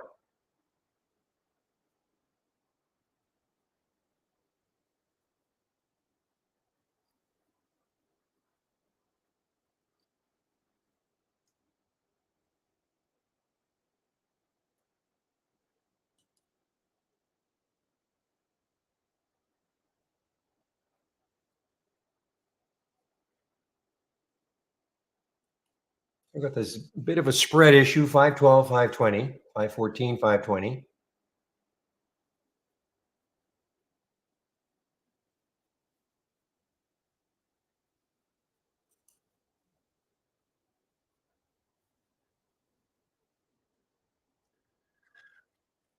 Okay, thank you, William. So William will keep the room open until about 3:45, unless there's nobody really talking other than himself, in which case he'll close it early. Or I'll be taking off at sometime between 2:30 and quarter to 3, unless I get questions, in which case I will stick around also.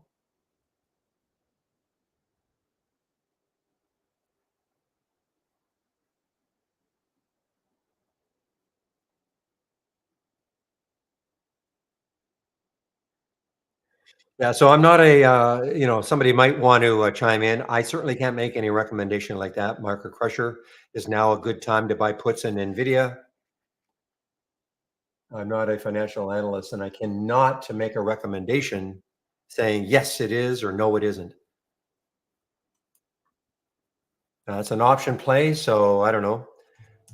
There will be others in the room that, number one, trade options, and maybe they have an opinion, but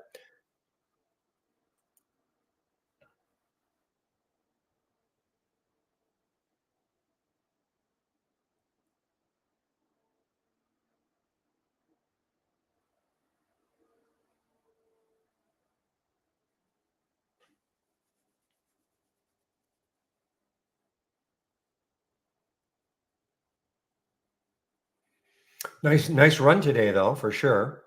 So, I mean, if I were even looking at NVIDIA, I mean, I don't trade NVIDIA, but if I were looking at NVIDIA, I'd be looking left, and the next high is 131.31. So 131.31. Yeah. So, it's relatively close to that.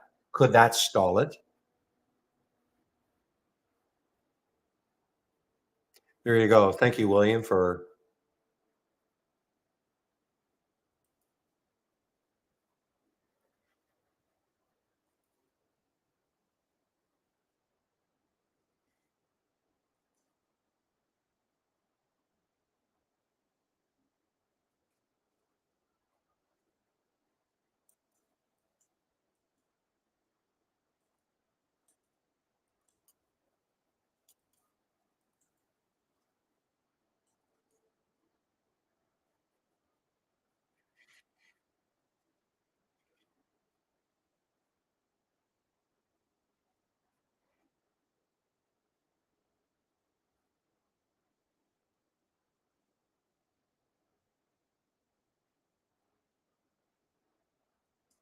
I'm continuing to watch this WCT, guys.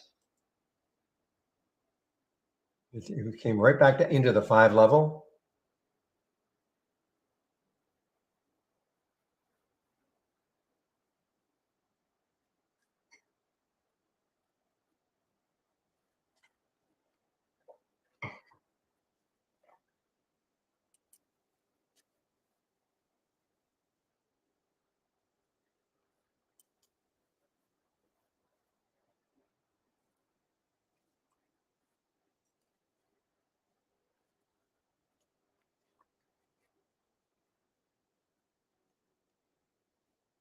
XNet, guys. XNet is making a move here. XNet. Ooh, is it ever making a move? Big parabolic move right now. Ah, a lot of shares available for me to short, 3 million at Interactive Brokers. So this is interesting. China stock. It has taken advantage of the run up over the last 2 weeks of the China stocks. Came from $1.54, closed at around 223 last week.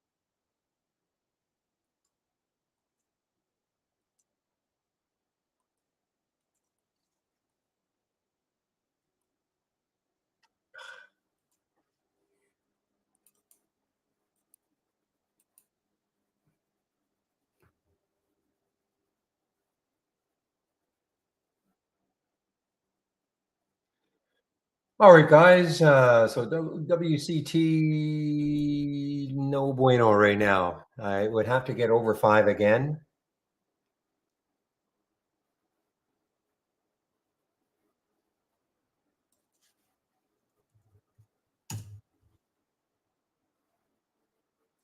It's sticking alert around 511.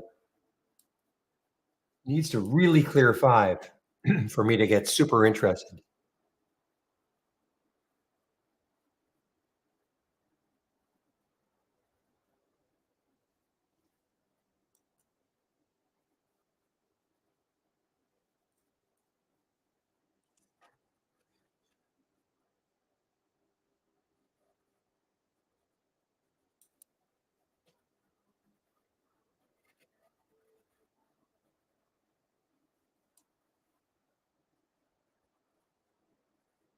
Is that INOD or Indo, Todd?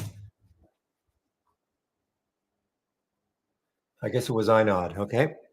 Oh, it was Indo. Okay. I know it's not bad.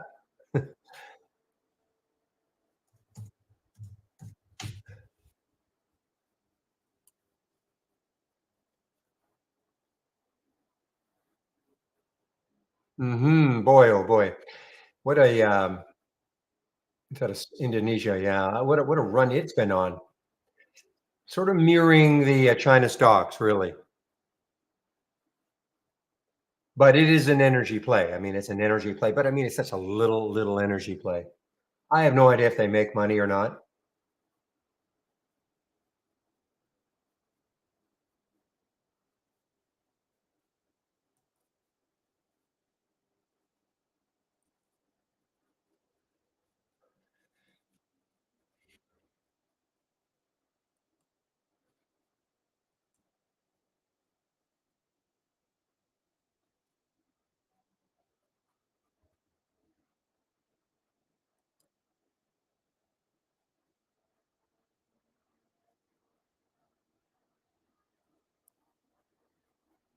Oh, that's on the downside. Okay. Well, I'm getting an alert for WCT on the downside. So,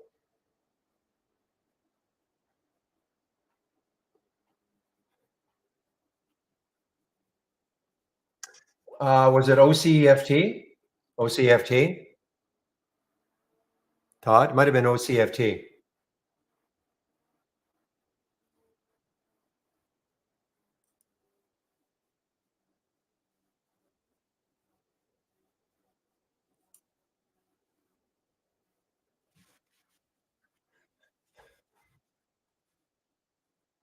Yeah, I mean, this has got the shot. This is what I was saying. This has got a shot. It's got room.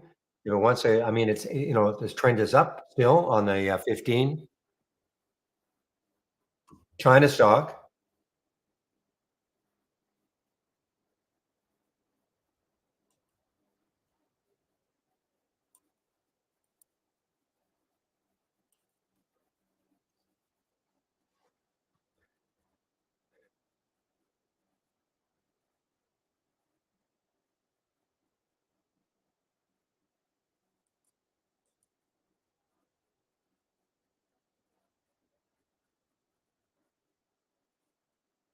Yeah, so I mean, this one definitely has some, give me a moment.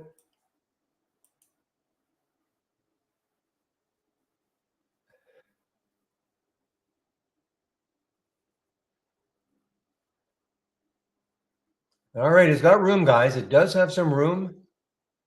I'm talking the OSFT. Yeah, I started using them several months ago, Devin, after decades of using candlesticks. I like them better. Yeah, I actually like them better. They're bar charts. We have them, of course, as one of the options. You can use bar charts.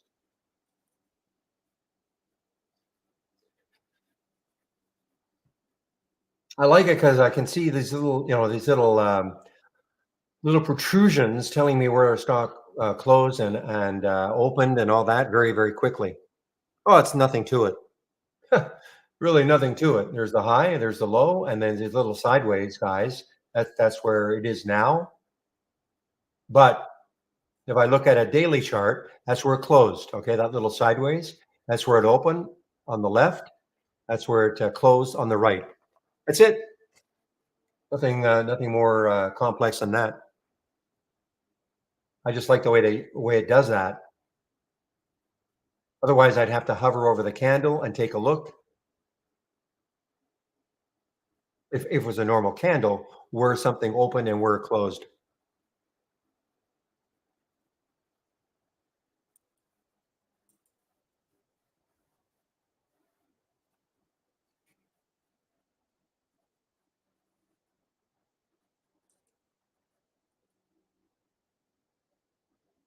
But listen, I'm in the minority, okay? If you're new to trading, I'd probably stick to candlesticks.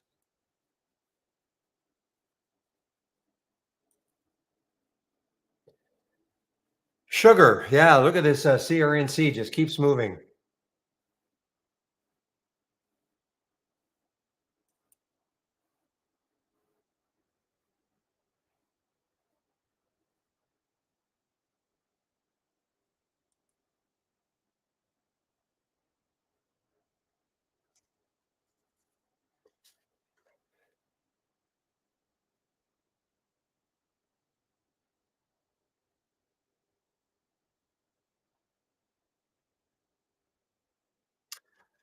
So if I were doing something like that, I would find stocks that have maybe closed near the high of the day, okay, that were active, like a very active stock that closed near the high of the day, and then I'd be looking left on a daily chart to see, okay, where is the next high on that daily chart? Where could it keep running the next day until it hit that next high?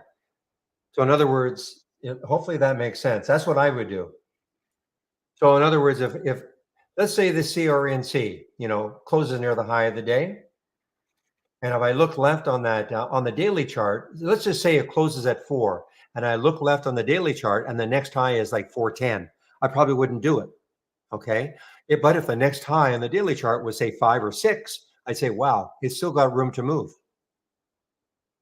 That's what I would probably do, if that makes sense. So you could use something very simple like a top list window that will show you the stocks near the high of the day, and you just take those stocks and then click on them. Maybe a top list window, and we have in our top list we have a freeze function, and then at 3:59, just before the market closes, you can see the stocks near the high of the day.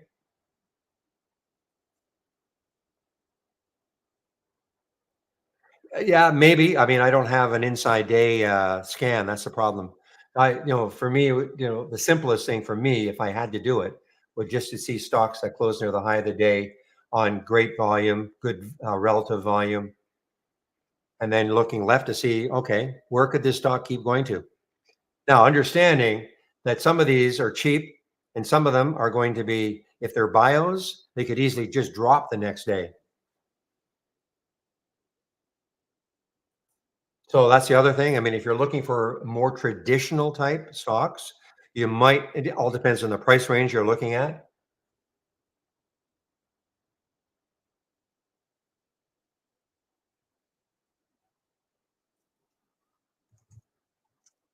take a look at Groupon.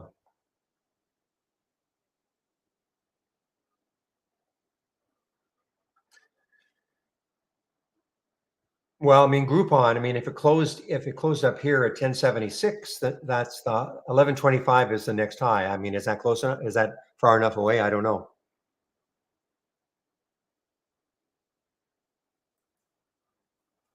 Well, then you could create a top list window with that's your price range, 3 to 15. And it's like this.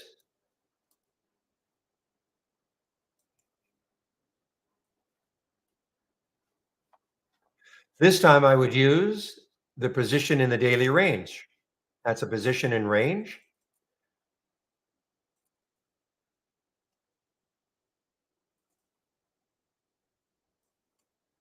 So right now I can see, I'm not saying this is the one, but yeah, I can see that ABCL is near the high of the day. So if you did this at 359 just before the market closes, you will see the stocks that have closed near the high of the day. As an example, USCG, ABCL, all this is in this particular scan. Well, it's a top list window. So you can see ABCL is near the high of the day.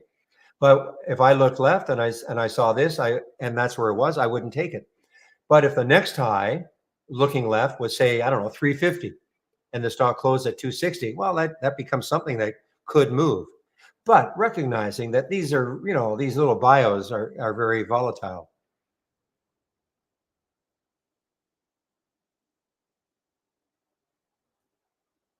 But this filter right there is what I would probably use and sort on the position in the day's range and check it out at just before the close.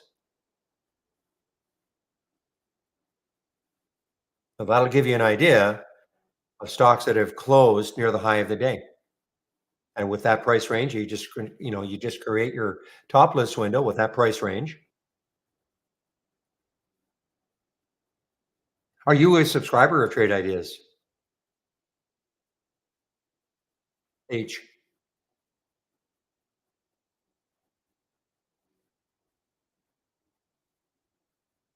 Well, okay, so that's what you would do, okay? In my opinion, that's what I would do. This is just a top list window, and so the configuration, here's your price range. So you could put one in, would you say 3 and 15? I would have I would want to see the stock that is traded abnormally, maybe at least 2 relative volume, meaning it traded at least 2 times normal. You might want to have a minimum volume. Okay.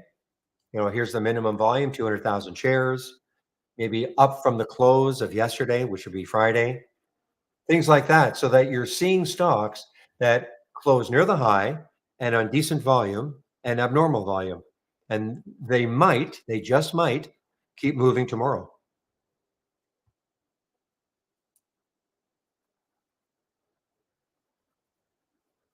But then it's fairly simple.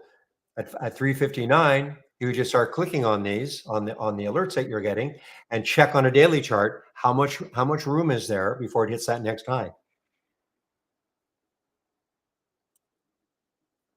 I mean, that's one way. Whoa, yes.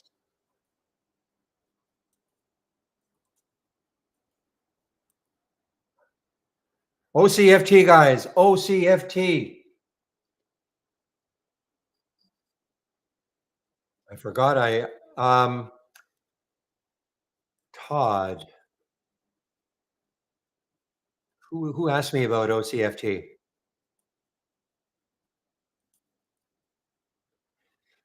Now, I assume that because you put in caps, big me, that means you took the trade. So this is what I was talking about, guys. Something that works a little bit later in the day after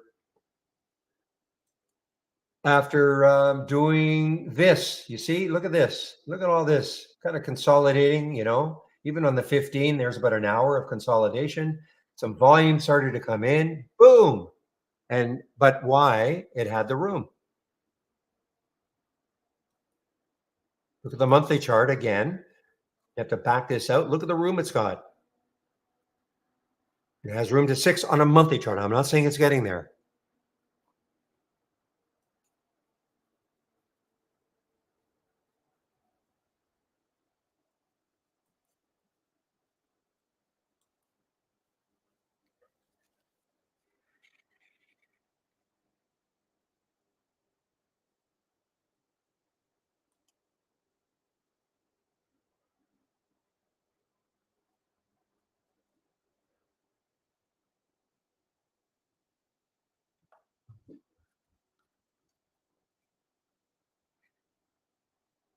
Now, again, H, when you said, that are likely to jump the next day, because there are no guarantees. Everything I've just said about, closing near the high, lots of volume, lots of abnormal volume, lots of room looking left. As you know, it doesn't 100% mean it's going to do that. If that were the case, so well, we'd all be gazillionaires, wouldn't we? If that's all it took.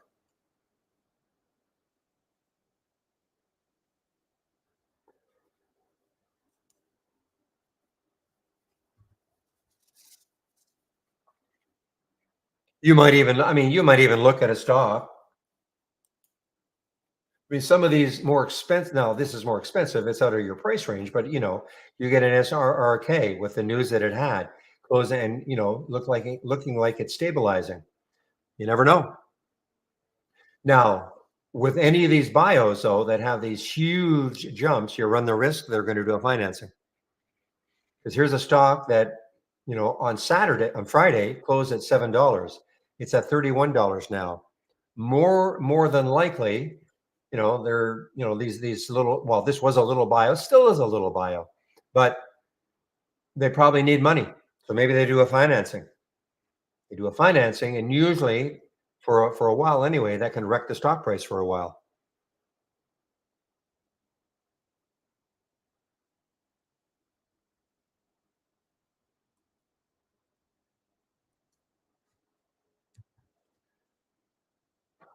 All right, let's take a look at what you did. I mean, anything is possible.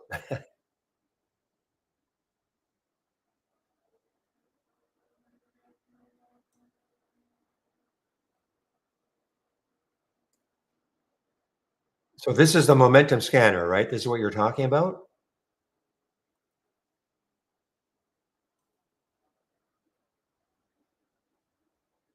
Yeah. Well, all you can do is see what happens. I mean, right now you've got the pre-market high, so you will get an alert for that. Not sure you'll get an alert for this up for the day. It is probably is from the open, but I may be wrong. I wouldn't overload it. I would probably just have the new high, the pre-market high, maybe running up. I'm not sure what works in the pre-market, to be honest. Possible that works. That possible that works. But anyway, you can run it tomorrow and see what you get.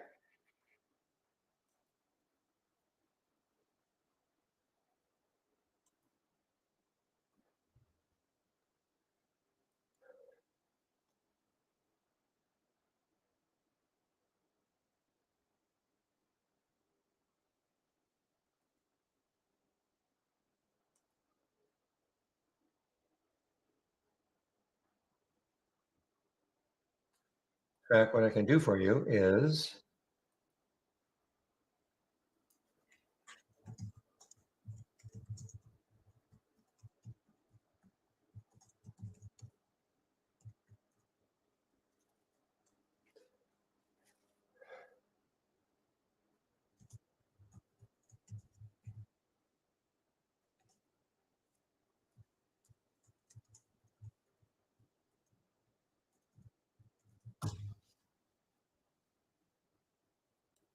I'll just ask Chris. Chris usually knows. There is a link that shows you what stock, what you can use in the pre-market.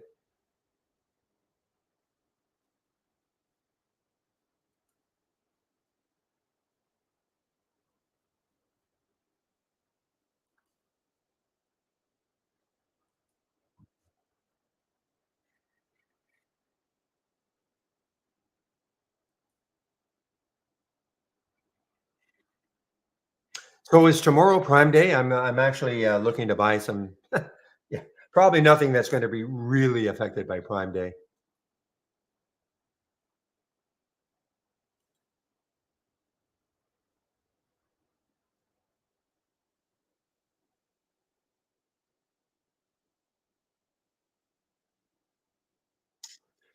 You're welcome. Starts October 8th. Okay, thanks, William. You're welcome, Devin.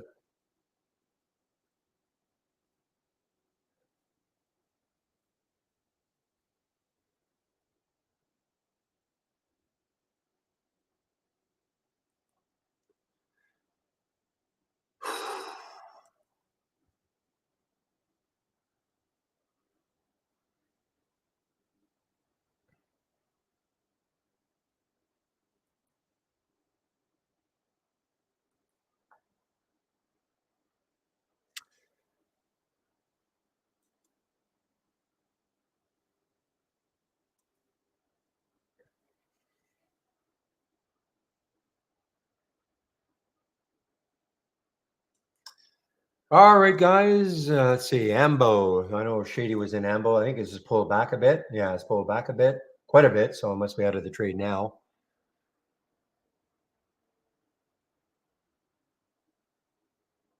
Don't they usually do like a Christmas in July or something?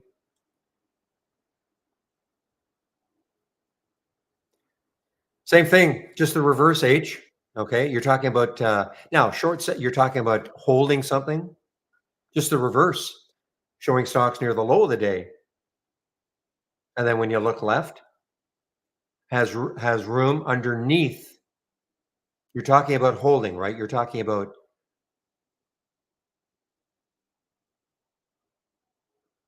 yeah. So it's just flip your head around. So in other words, if this ambo finished near the high and you look left and there was a lot of room, fine.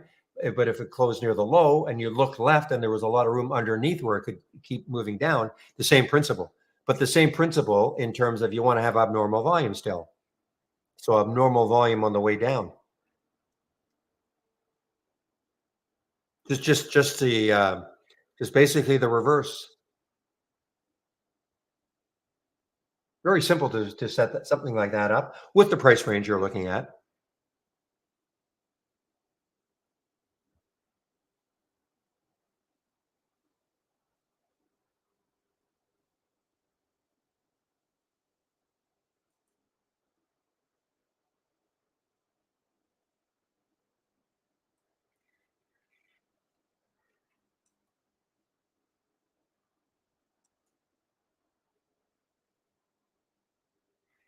So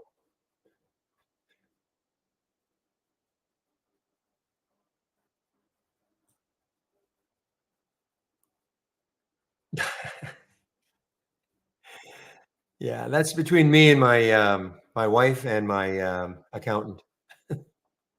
Sorry.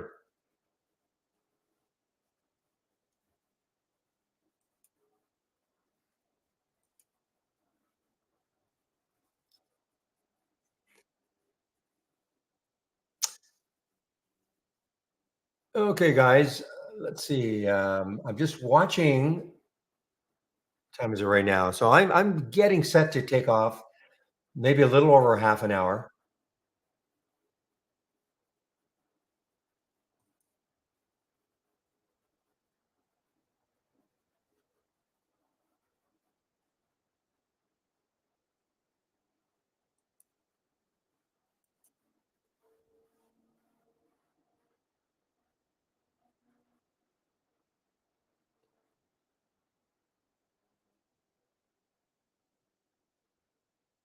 Okay, guys. Well, that's why we always say, we don't marry these things. So OCFT is a beautiful move from this level, the 440 level, all the way up to 470, 480.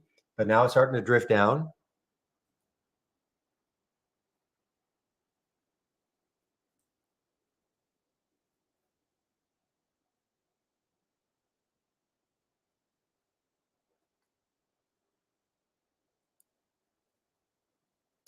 All right. So Chris just don't know if this is an actually.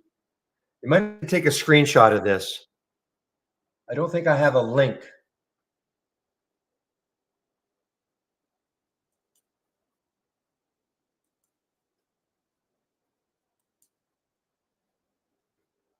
You might have to take a screenshot of this, okay? These are alerts using pre-market data, alerts not using pre-market data, filters using pre-market data, filters not using pre-market data. So if you take a screenshot of that, that'll maybe give you a bit of a idea.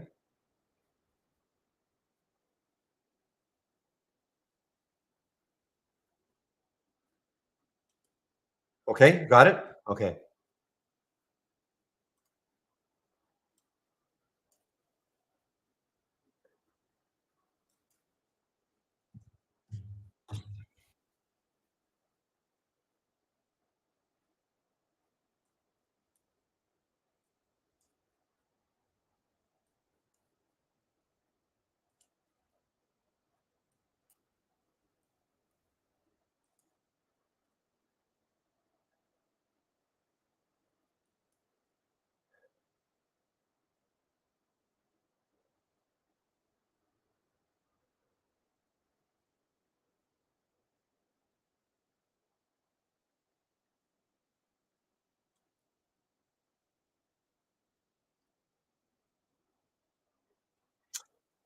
Oh, there's the SMCI guy. So again, I have an alert set for this one. I think around the 49 mark, maybe. Let's see if it happens next, like tomorrow or sometime this week. This is still this is still very strong, up 17%.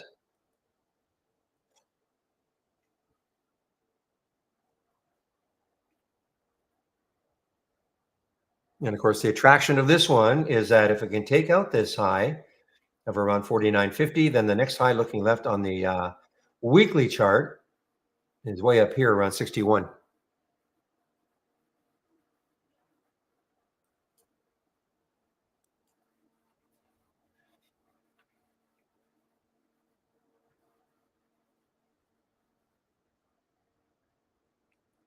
Nobody's eating donuts, I guess. DNUT, Krispy Kreme. Not enough room for me. Look at that. 1027 is the next low looking left, only 20 cents away.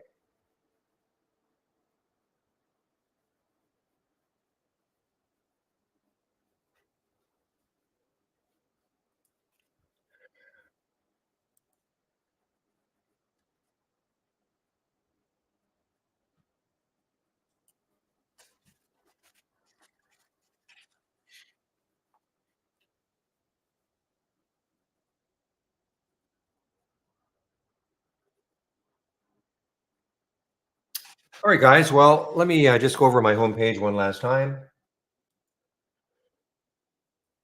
and the information you can find on it, including how you can take out a subscription to Trade Ideas.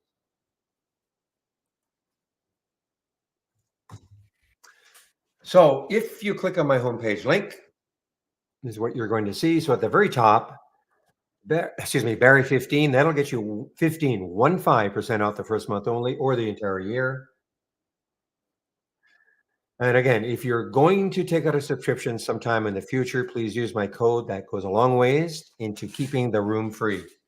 Company sees that the room gets credit for the subscription. It's that simple. Okay. So that's why please use the code. That'll help to keep the room free.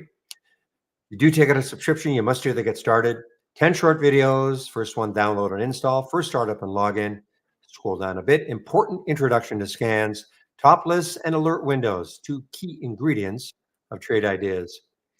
Yeah, Kashkari is talking at 2, isn't he? Trading 101. If you're new to trading, here is a series of videos for you. Okay, if you're new to trading. All free. Stock of the day video that I do is free. Trade of the week is also free. You'll get it before the market opens every Monday morning. If you don't feel you're getting it, please check your spam folder. If you have Gmail, check your promotions folder. Education sections here.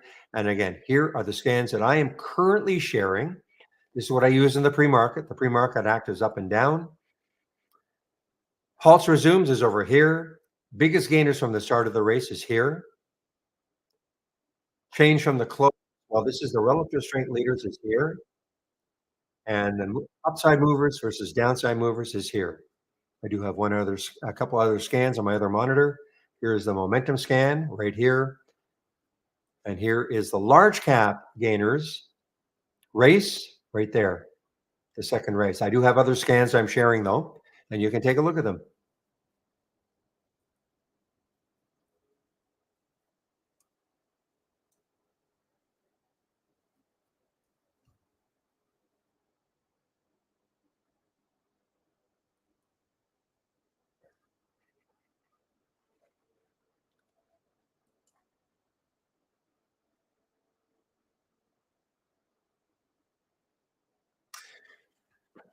Guys, this might go higher. Seriously. I mean, it's basing nicely. Takes out that high right there of 7 on some volume. That could have an end of day thrust. And I know I just show again the monthly chart, because where it could go, there is the next high. I mean, it does have still some room, 774, but $1 away to that next high.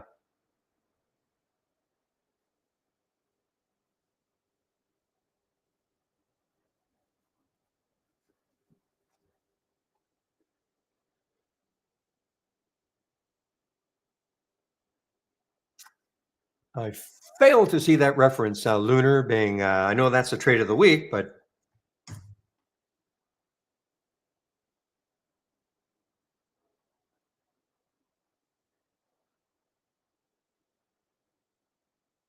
it never triggered. 775 was the trigger. I don't see that it never triggered.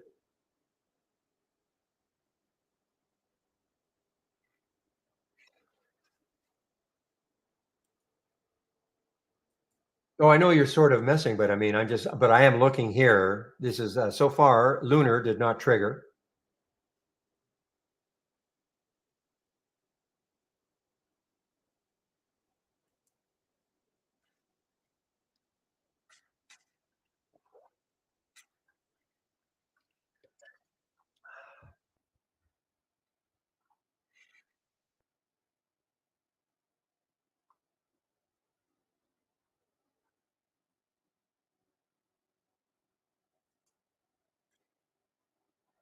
Well, this is the one, guys. I mean, really, there are shares available also to short for me at Interactive Brokers, but you can just see how this is basing now nicely. If it pops through on volume through that 7, it could get going again. That is the MYTE, and it did have some news.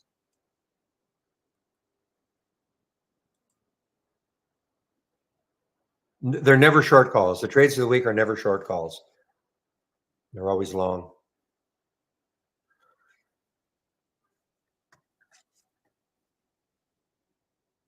And again, in all seriousness, it hasn't triggered, so so far it's a non-event. If by Wednesday it has not taken out that high or gone above 775, it just becomes a complete non-event.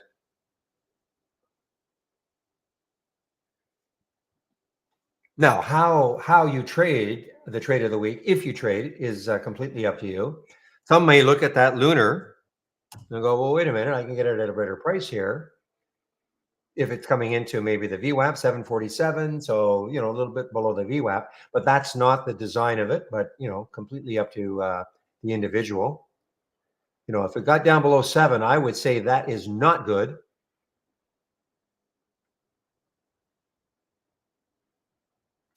Did it hit the stop also?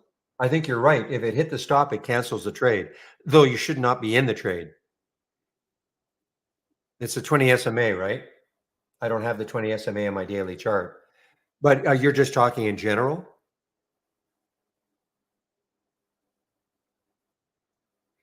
I don't have the 20 SMA on my daily chart, so it's close. Yeah, you're right. So, when you get the email, there's a suggested entry, and then there is a suggested stop. So the stop for this one is a 20 SMA. If I had this on, and William says it's pretty close. So if it hit that, then even if it later on it went up, it got back up, to the 775 and above, it's a non-event.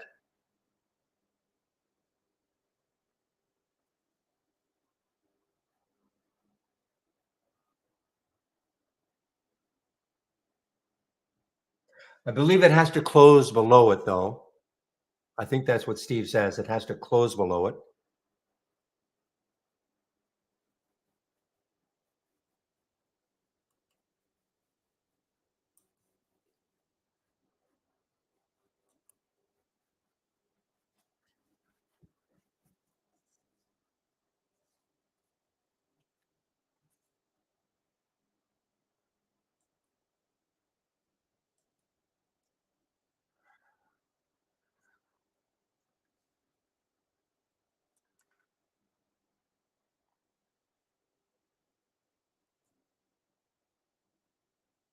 You don't see my triggers. What do you mean by that?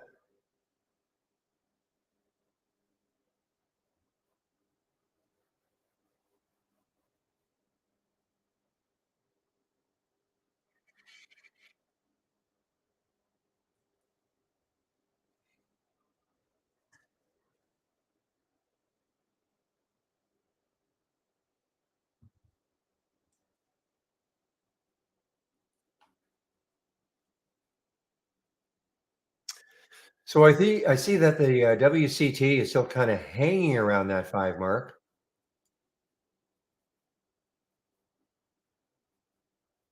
Well, the trade of the week is something that gets sent out by email to people who sign up for it. You can sign up for it, and it's an email that gets sent out, not by me. It's by Steve Gomez. That's Trade Ideas. He creates it, and he sort of lays out the idea of why he considered a stock as the trade of the week, and he always has a trigger. So it was Lunar, LUNR. If it got above 775, then it becomes the trade of the week, and it did not get above it. So, as I've said, it's a non-event. Then it's not a bad trade of the week. It's just a no trade of the week.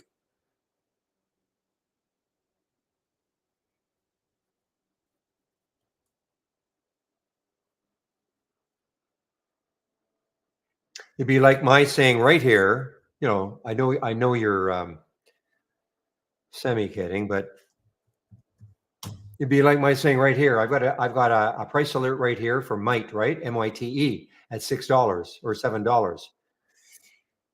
If it doesn't take it out, then it becomes a non-event for me. Okay. Now, if it takes it out, then it becomes something I want to watch. But if it doesn't take it out, then I'm not trying to anticipate that it's going to get up over 7. So the same thing with the trades of the week. If it doesn't hit the so-called trigger price, then it's a non-event.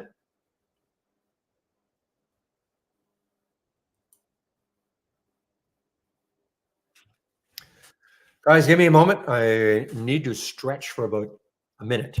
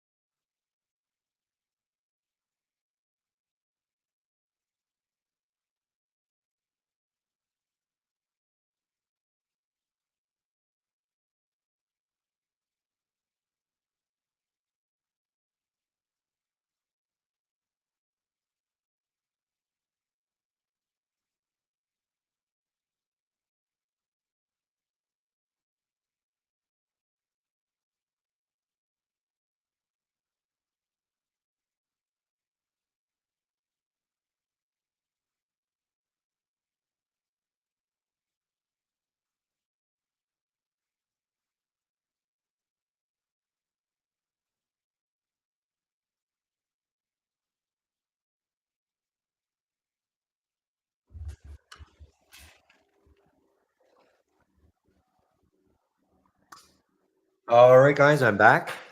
So 2:12. So I've got another maybe 15 minutes or so, unless there are questions, in which I will say later.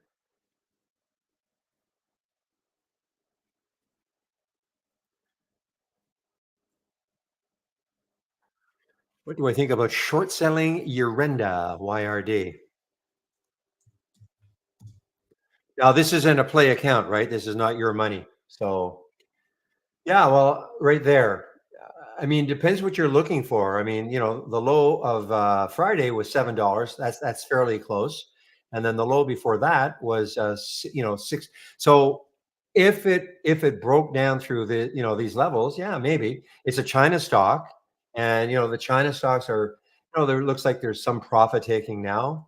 I would take a look at KWEB though, because remember the China stocks. I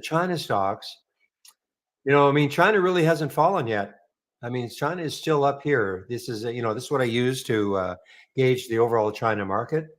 But you're always, you're going to play a China stock. You're always running into the issue that, if their government comes out overnight and says, you know what, all the stimulus that we've done, it's over now. In fact, we're going to yank it. Well, then the entire China market probably collapses. So, it can be a bit of an emotional situation by trying to do anything with China. I mean, if somebody taken China 2 weeks ago, it was awesome. But for me, it would probably have to take out seven. I mean, because 724, and there's a couple of lows that are right around the seven mark. Yeah, that's what I use. I mean, others will use the what is it? It is sorry, FXY. I think that's the other one. That's more the large. No, I did it again. I don't know why I have this FXY. It's F something or other.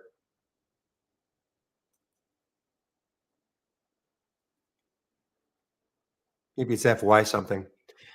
One tracks the large cap, and one is, I guess a little more overall, perhaps.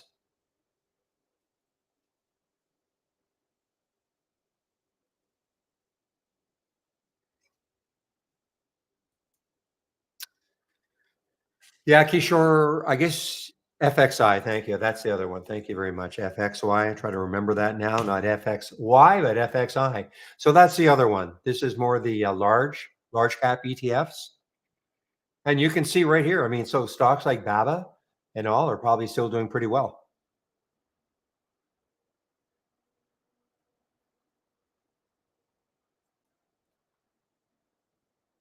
Ooh boy, guys, here's MYTE. So it did any volume? I don't see any volume that came in yet though. So unfortunately, Kishore, there is no way to adjust the font size. Okay. Yeah, there's no way to adjust the font size.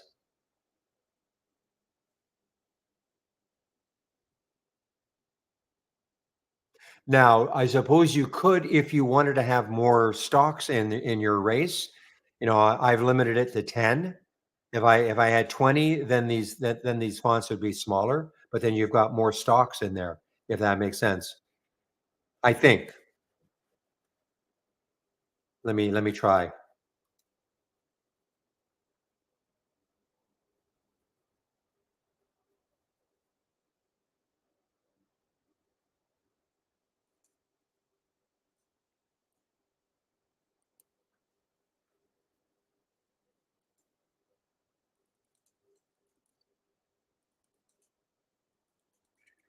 I can only go 13 for some reason. There's probably only 13 stocks in there. So just give me a moment. I'll do it on this one.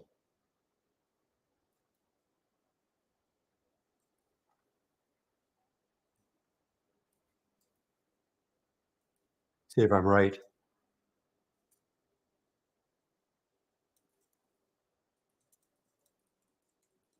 Only 14. So there's probably a reason, but you see how the font size is now. So if you want to put more stocks in, I can't like I cannot remember what the max is or what it's based on. I can't remember.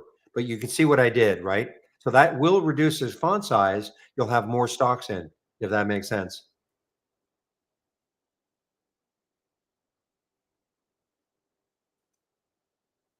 See, personally, I like the big font size, but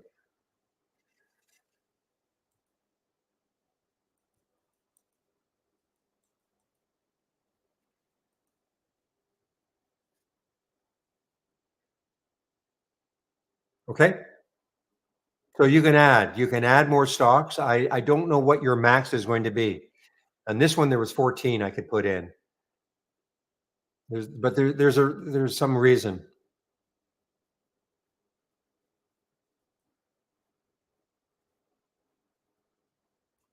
I am here. I'm here. So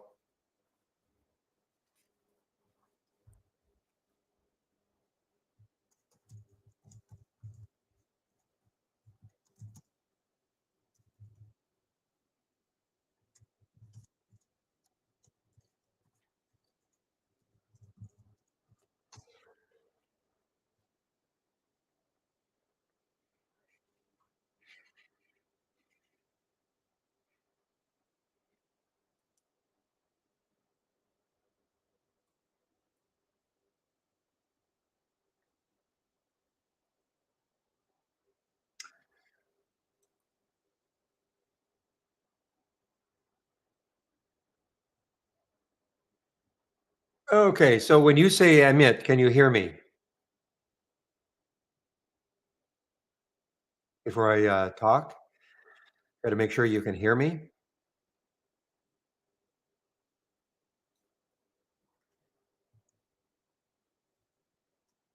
Okay. No, I know you can.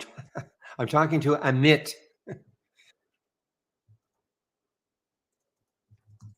Some people have me on mute. Some people, for whatever reason, their configuration doesn't work, or they have to do a refresh.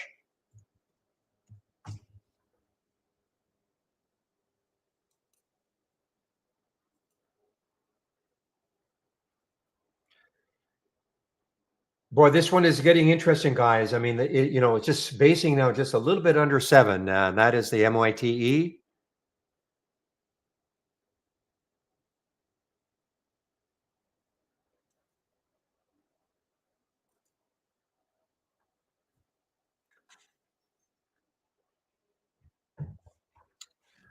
Amit, can you hear me? Okay, do a refresh.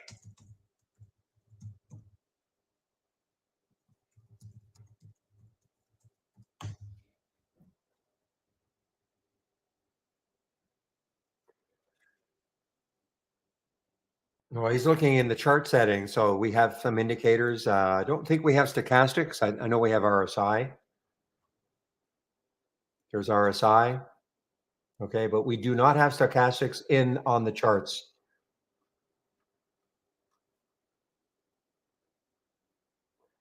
It's hard for me to help though. Oh, you can hear now. Okay. Okay, cool. So as if you're so when you say you're talking about the charts, right? You want to have RSI on your charts and stochastics on your charts. Unfortunately, no go on the okay, no go on the on the stochastics, but yes on the RSI. So if I right click and click on indicators, and then if I scroll down, here are RSI, and here's how you can, assign whatever period you want. We do have stochastics. Oh, we have stochastics. What's wrong with me? So this is we didn't used to, did we? So we do have stochastics. Okay, so there you are. So you probably then when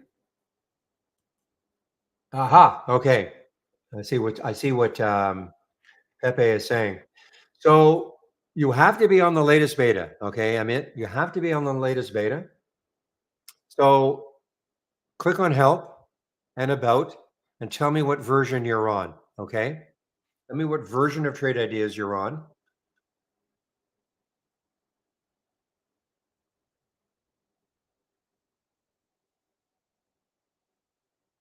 Because I believe you have to be on version 5.6.101.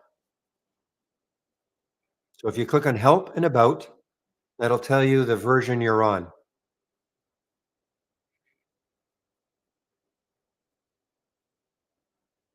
Okay, just click on help and about.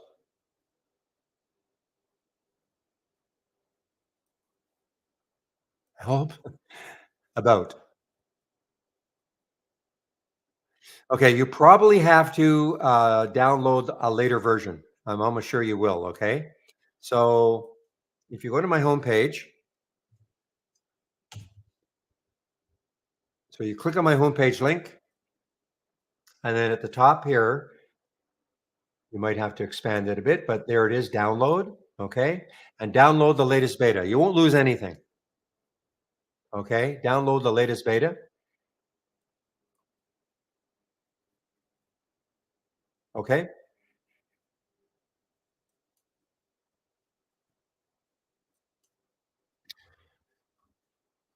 and then if you can listen to me, once you've downloaded the latest beta on your chart, if you right click, you'll have to use browser interface. You'll have to check use browser interface. So once you've downloaded the latest beta, and then go to a chart and right click on it, and you have to check use browser interface. When you do that, there's an option in this line. It says FX. Okay, FX. And then one of the options under FX is stochastics. I didn't realize that. So we also have CCI and stochastics. And then also, then to add RSI, you right click and click on indicators and then find RSI. I don't know if this stochastics works here. Why wouldn't it work here now, Pepe? Why? That might be the reason why it's not showing up for emit. So, okay, you guys don't have that one. I'm on a development version. That's why I have it. Okay. Well, that's how. So hopefully that makes sense. Download the latest beta, right click on a chart, make sure you check use browser interface. And then when you do that, this little FX option will appear. And here's where you can add stochastics. Okay. And then if you want to add RSI, then right click indicators and then find RSI.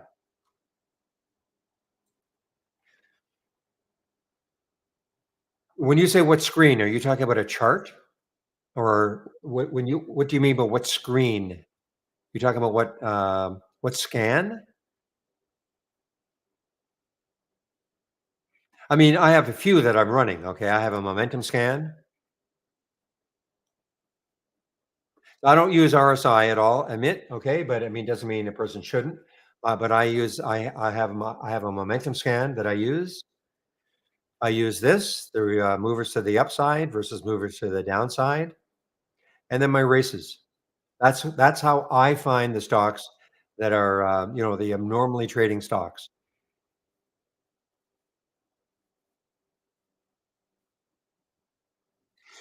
Well, again, when you say late, you might look at this one and say, "Well, I'm too late." MYTE, this thing is up 58%. But what if, as I've been saying, what if it takes out seven in a big way? Okay, and starts to move. Well, then you might want to, look at races as something that is a little bit better, not better, but because these ones here, these ones in this race setup don't have to be at the high of the day. They could have pulled back and then they're starting to move. As an example, they could be pulling back to a certain. You have to understand how to trade, though. Pulling back to what? Like some people will look at the VWAP as being an area they want to see that a stock pulls back into. Maybe that acts as support, or maybe a moving average that you like that is pulling back into a moving average. So that's not what I would call momentum, but it's something that was strong before and then it pulls back. Not this. This is not a good example. It's not an example at all. Let's take a look at AMBO as an example. Maybe that's a better one. Well, you see, it pulled back here. pulled back a little bit below the VWAP. The VWAP area kind of held, and then it moved, as an example. Yeah, this would certainly be a nice pullback on gainers, wouldn't it? Now, I actually have a top list. I don't use it. I'm not a big pullback player, okay? But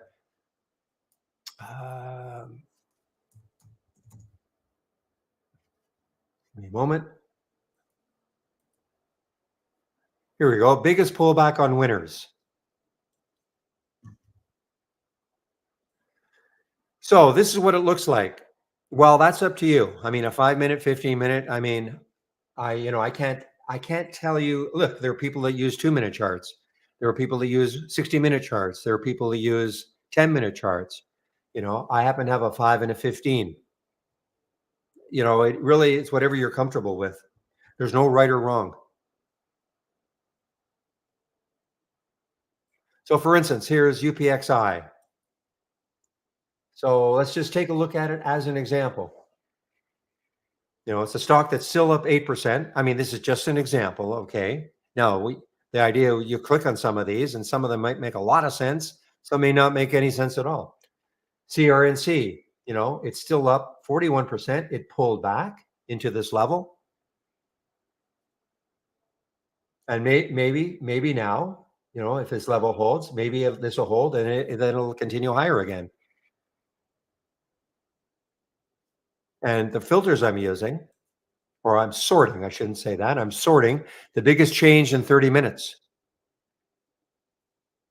Okay, that's what I'm sorting on. You can sort on different time frames. This is the biggest change in 5 minutes, 10 minutes. But if you're looking for the biggest pullback in 30 minutes, then this is the one. It's dropped 5.2%.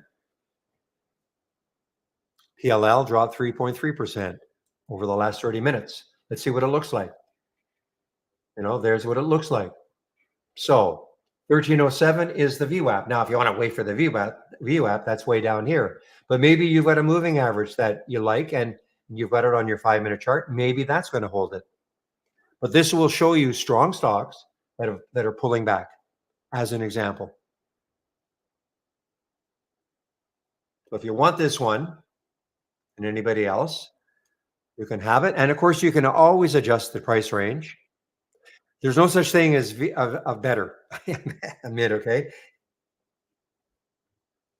I would say that the VWAP is probably most widely used in terms of maybe a support area or a resistance area, but there's no such thing as better. Some people will say, "Oh, I love the RSI because they're used to it and it seems to work for them." Some people might say, "Well, I like the stochastic." Some people might say, "I like MACD." There's no rules. There's no such thing as better.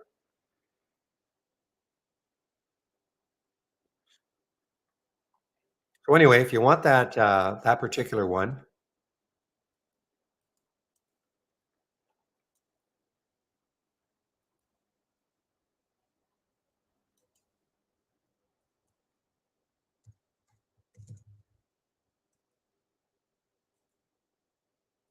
I can share that.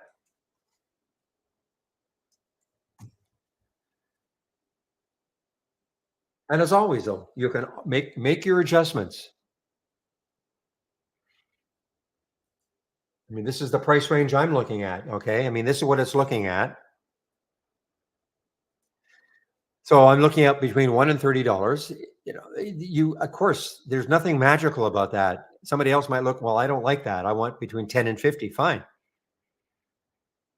But the stock has to be still up at least 3% from the open. But it's pulling down. Some might want 3% from the close from yesterday's close. Up to you.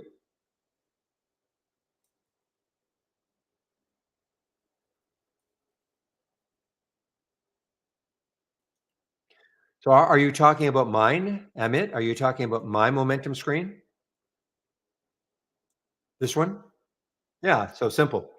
Just right click on configure. In the search box, just type in cap. Okay? So here's your market cap. Okay. And just click on it, add the filter. And if you put a minimum market cap, you can put actually 1B for 1 billion. I think that works. Yeah.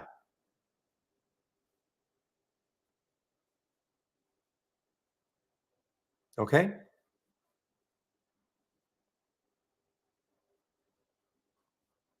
So you can see that. So it's a market cap of 1 billion minimum. So again, just right click on it, configure, click on the search. And if you type in cap, market cap will show up. Click on it, add the filter, and you can put the 1 billion in here as a minimum. So now you've taken my momentum scan and now you have changed it. Now you may not get very many because for a 1 billion in the as a market cap, you may not get too many, but that's up to you.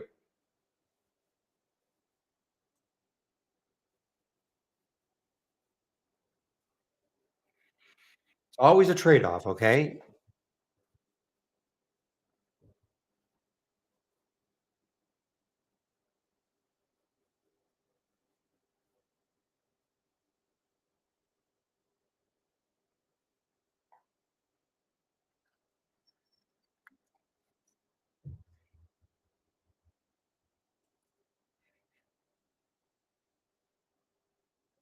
And I say trade-off because people ask, well, I see that stock really went wild. I want to scan for that. Or why didn't your scan, like you're talking about my scan, why didn't my scan pick that up? Well, maybe the relative volume was too low. Okay, a lot of my scans have a minimum of 3, and maybe the relative volume of the stock that was just ripping was 2. So you might say, well, then why don't you just reduce it to 2? Well, I could do that, but the problem is you then introduce a lot more stocks into the scan, and stocks that may not do like the one you wanted to see. So you get information overload. So sometimes, I can develop a scan for just about for anything you want, but you may get so many that it's like finding a needle in the haystack, if that makes sense. So, I don't get too upset if I miss something that has really ripped and I look, oh man, that relative volume, it was so low and yet it did rip. Oh well.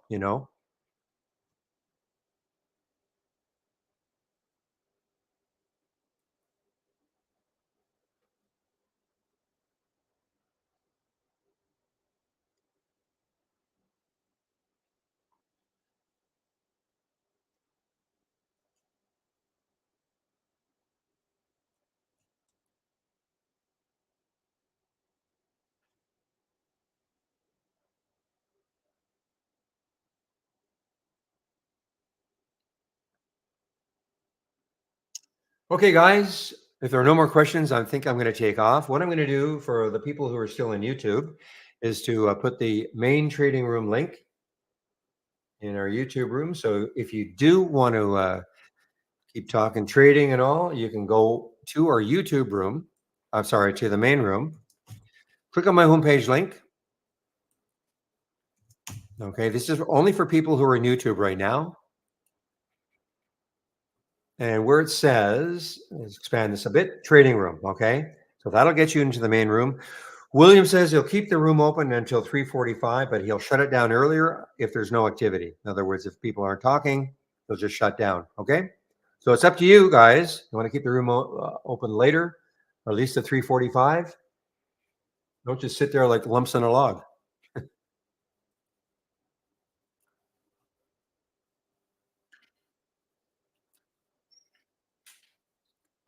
Yeah, I'm. This room is like this basically from 9 to approximately 3 p.m. Eastern time.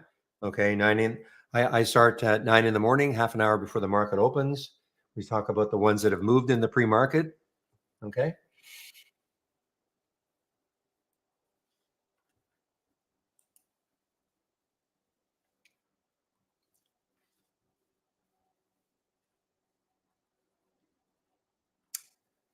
Okay, guys. I don't see any questions, so I'm going to put myself on mute now in the main room, and the screen sharing. Excuse me. The screen sharing will now stop.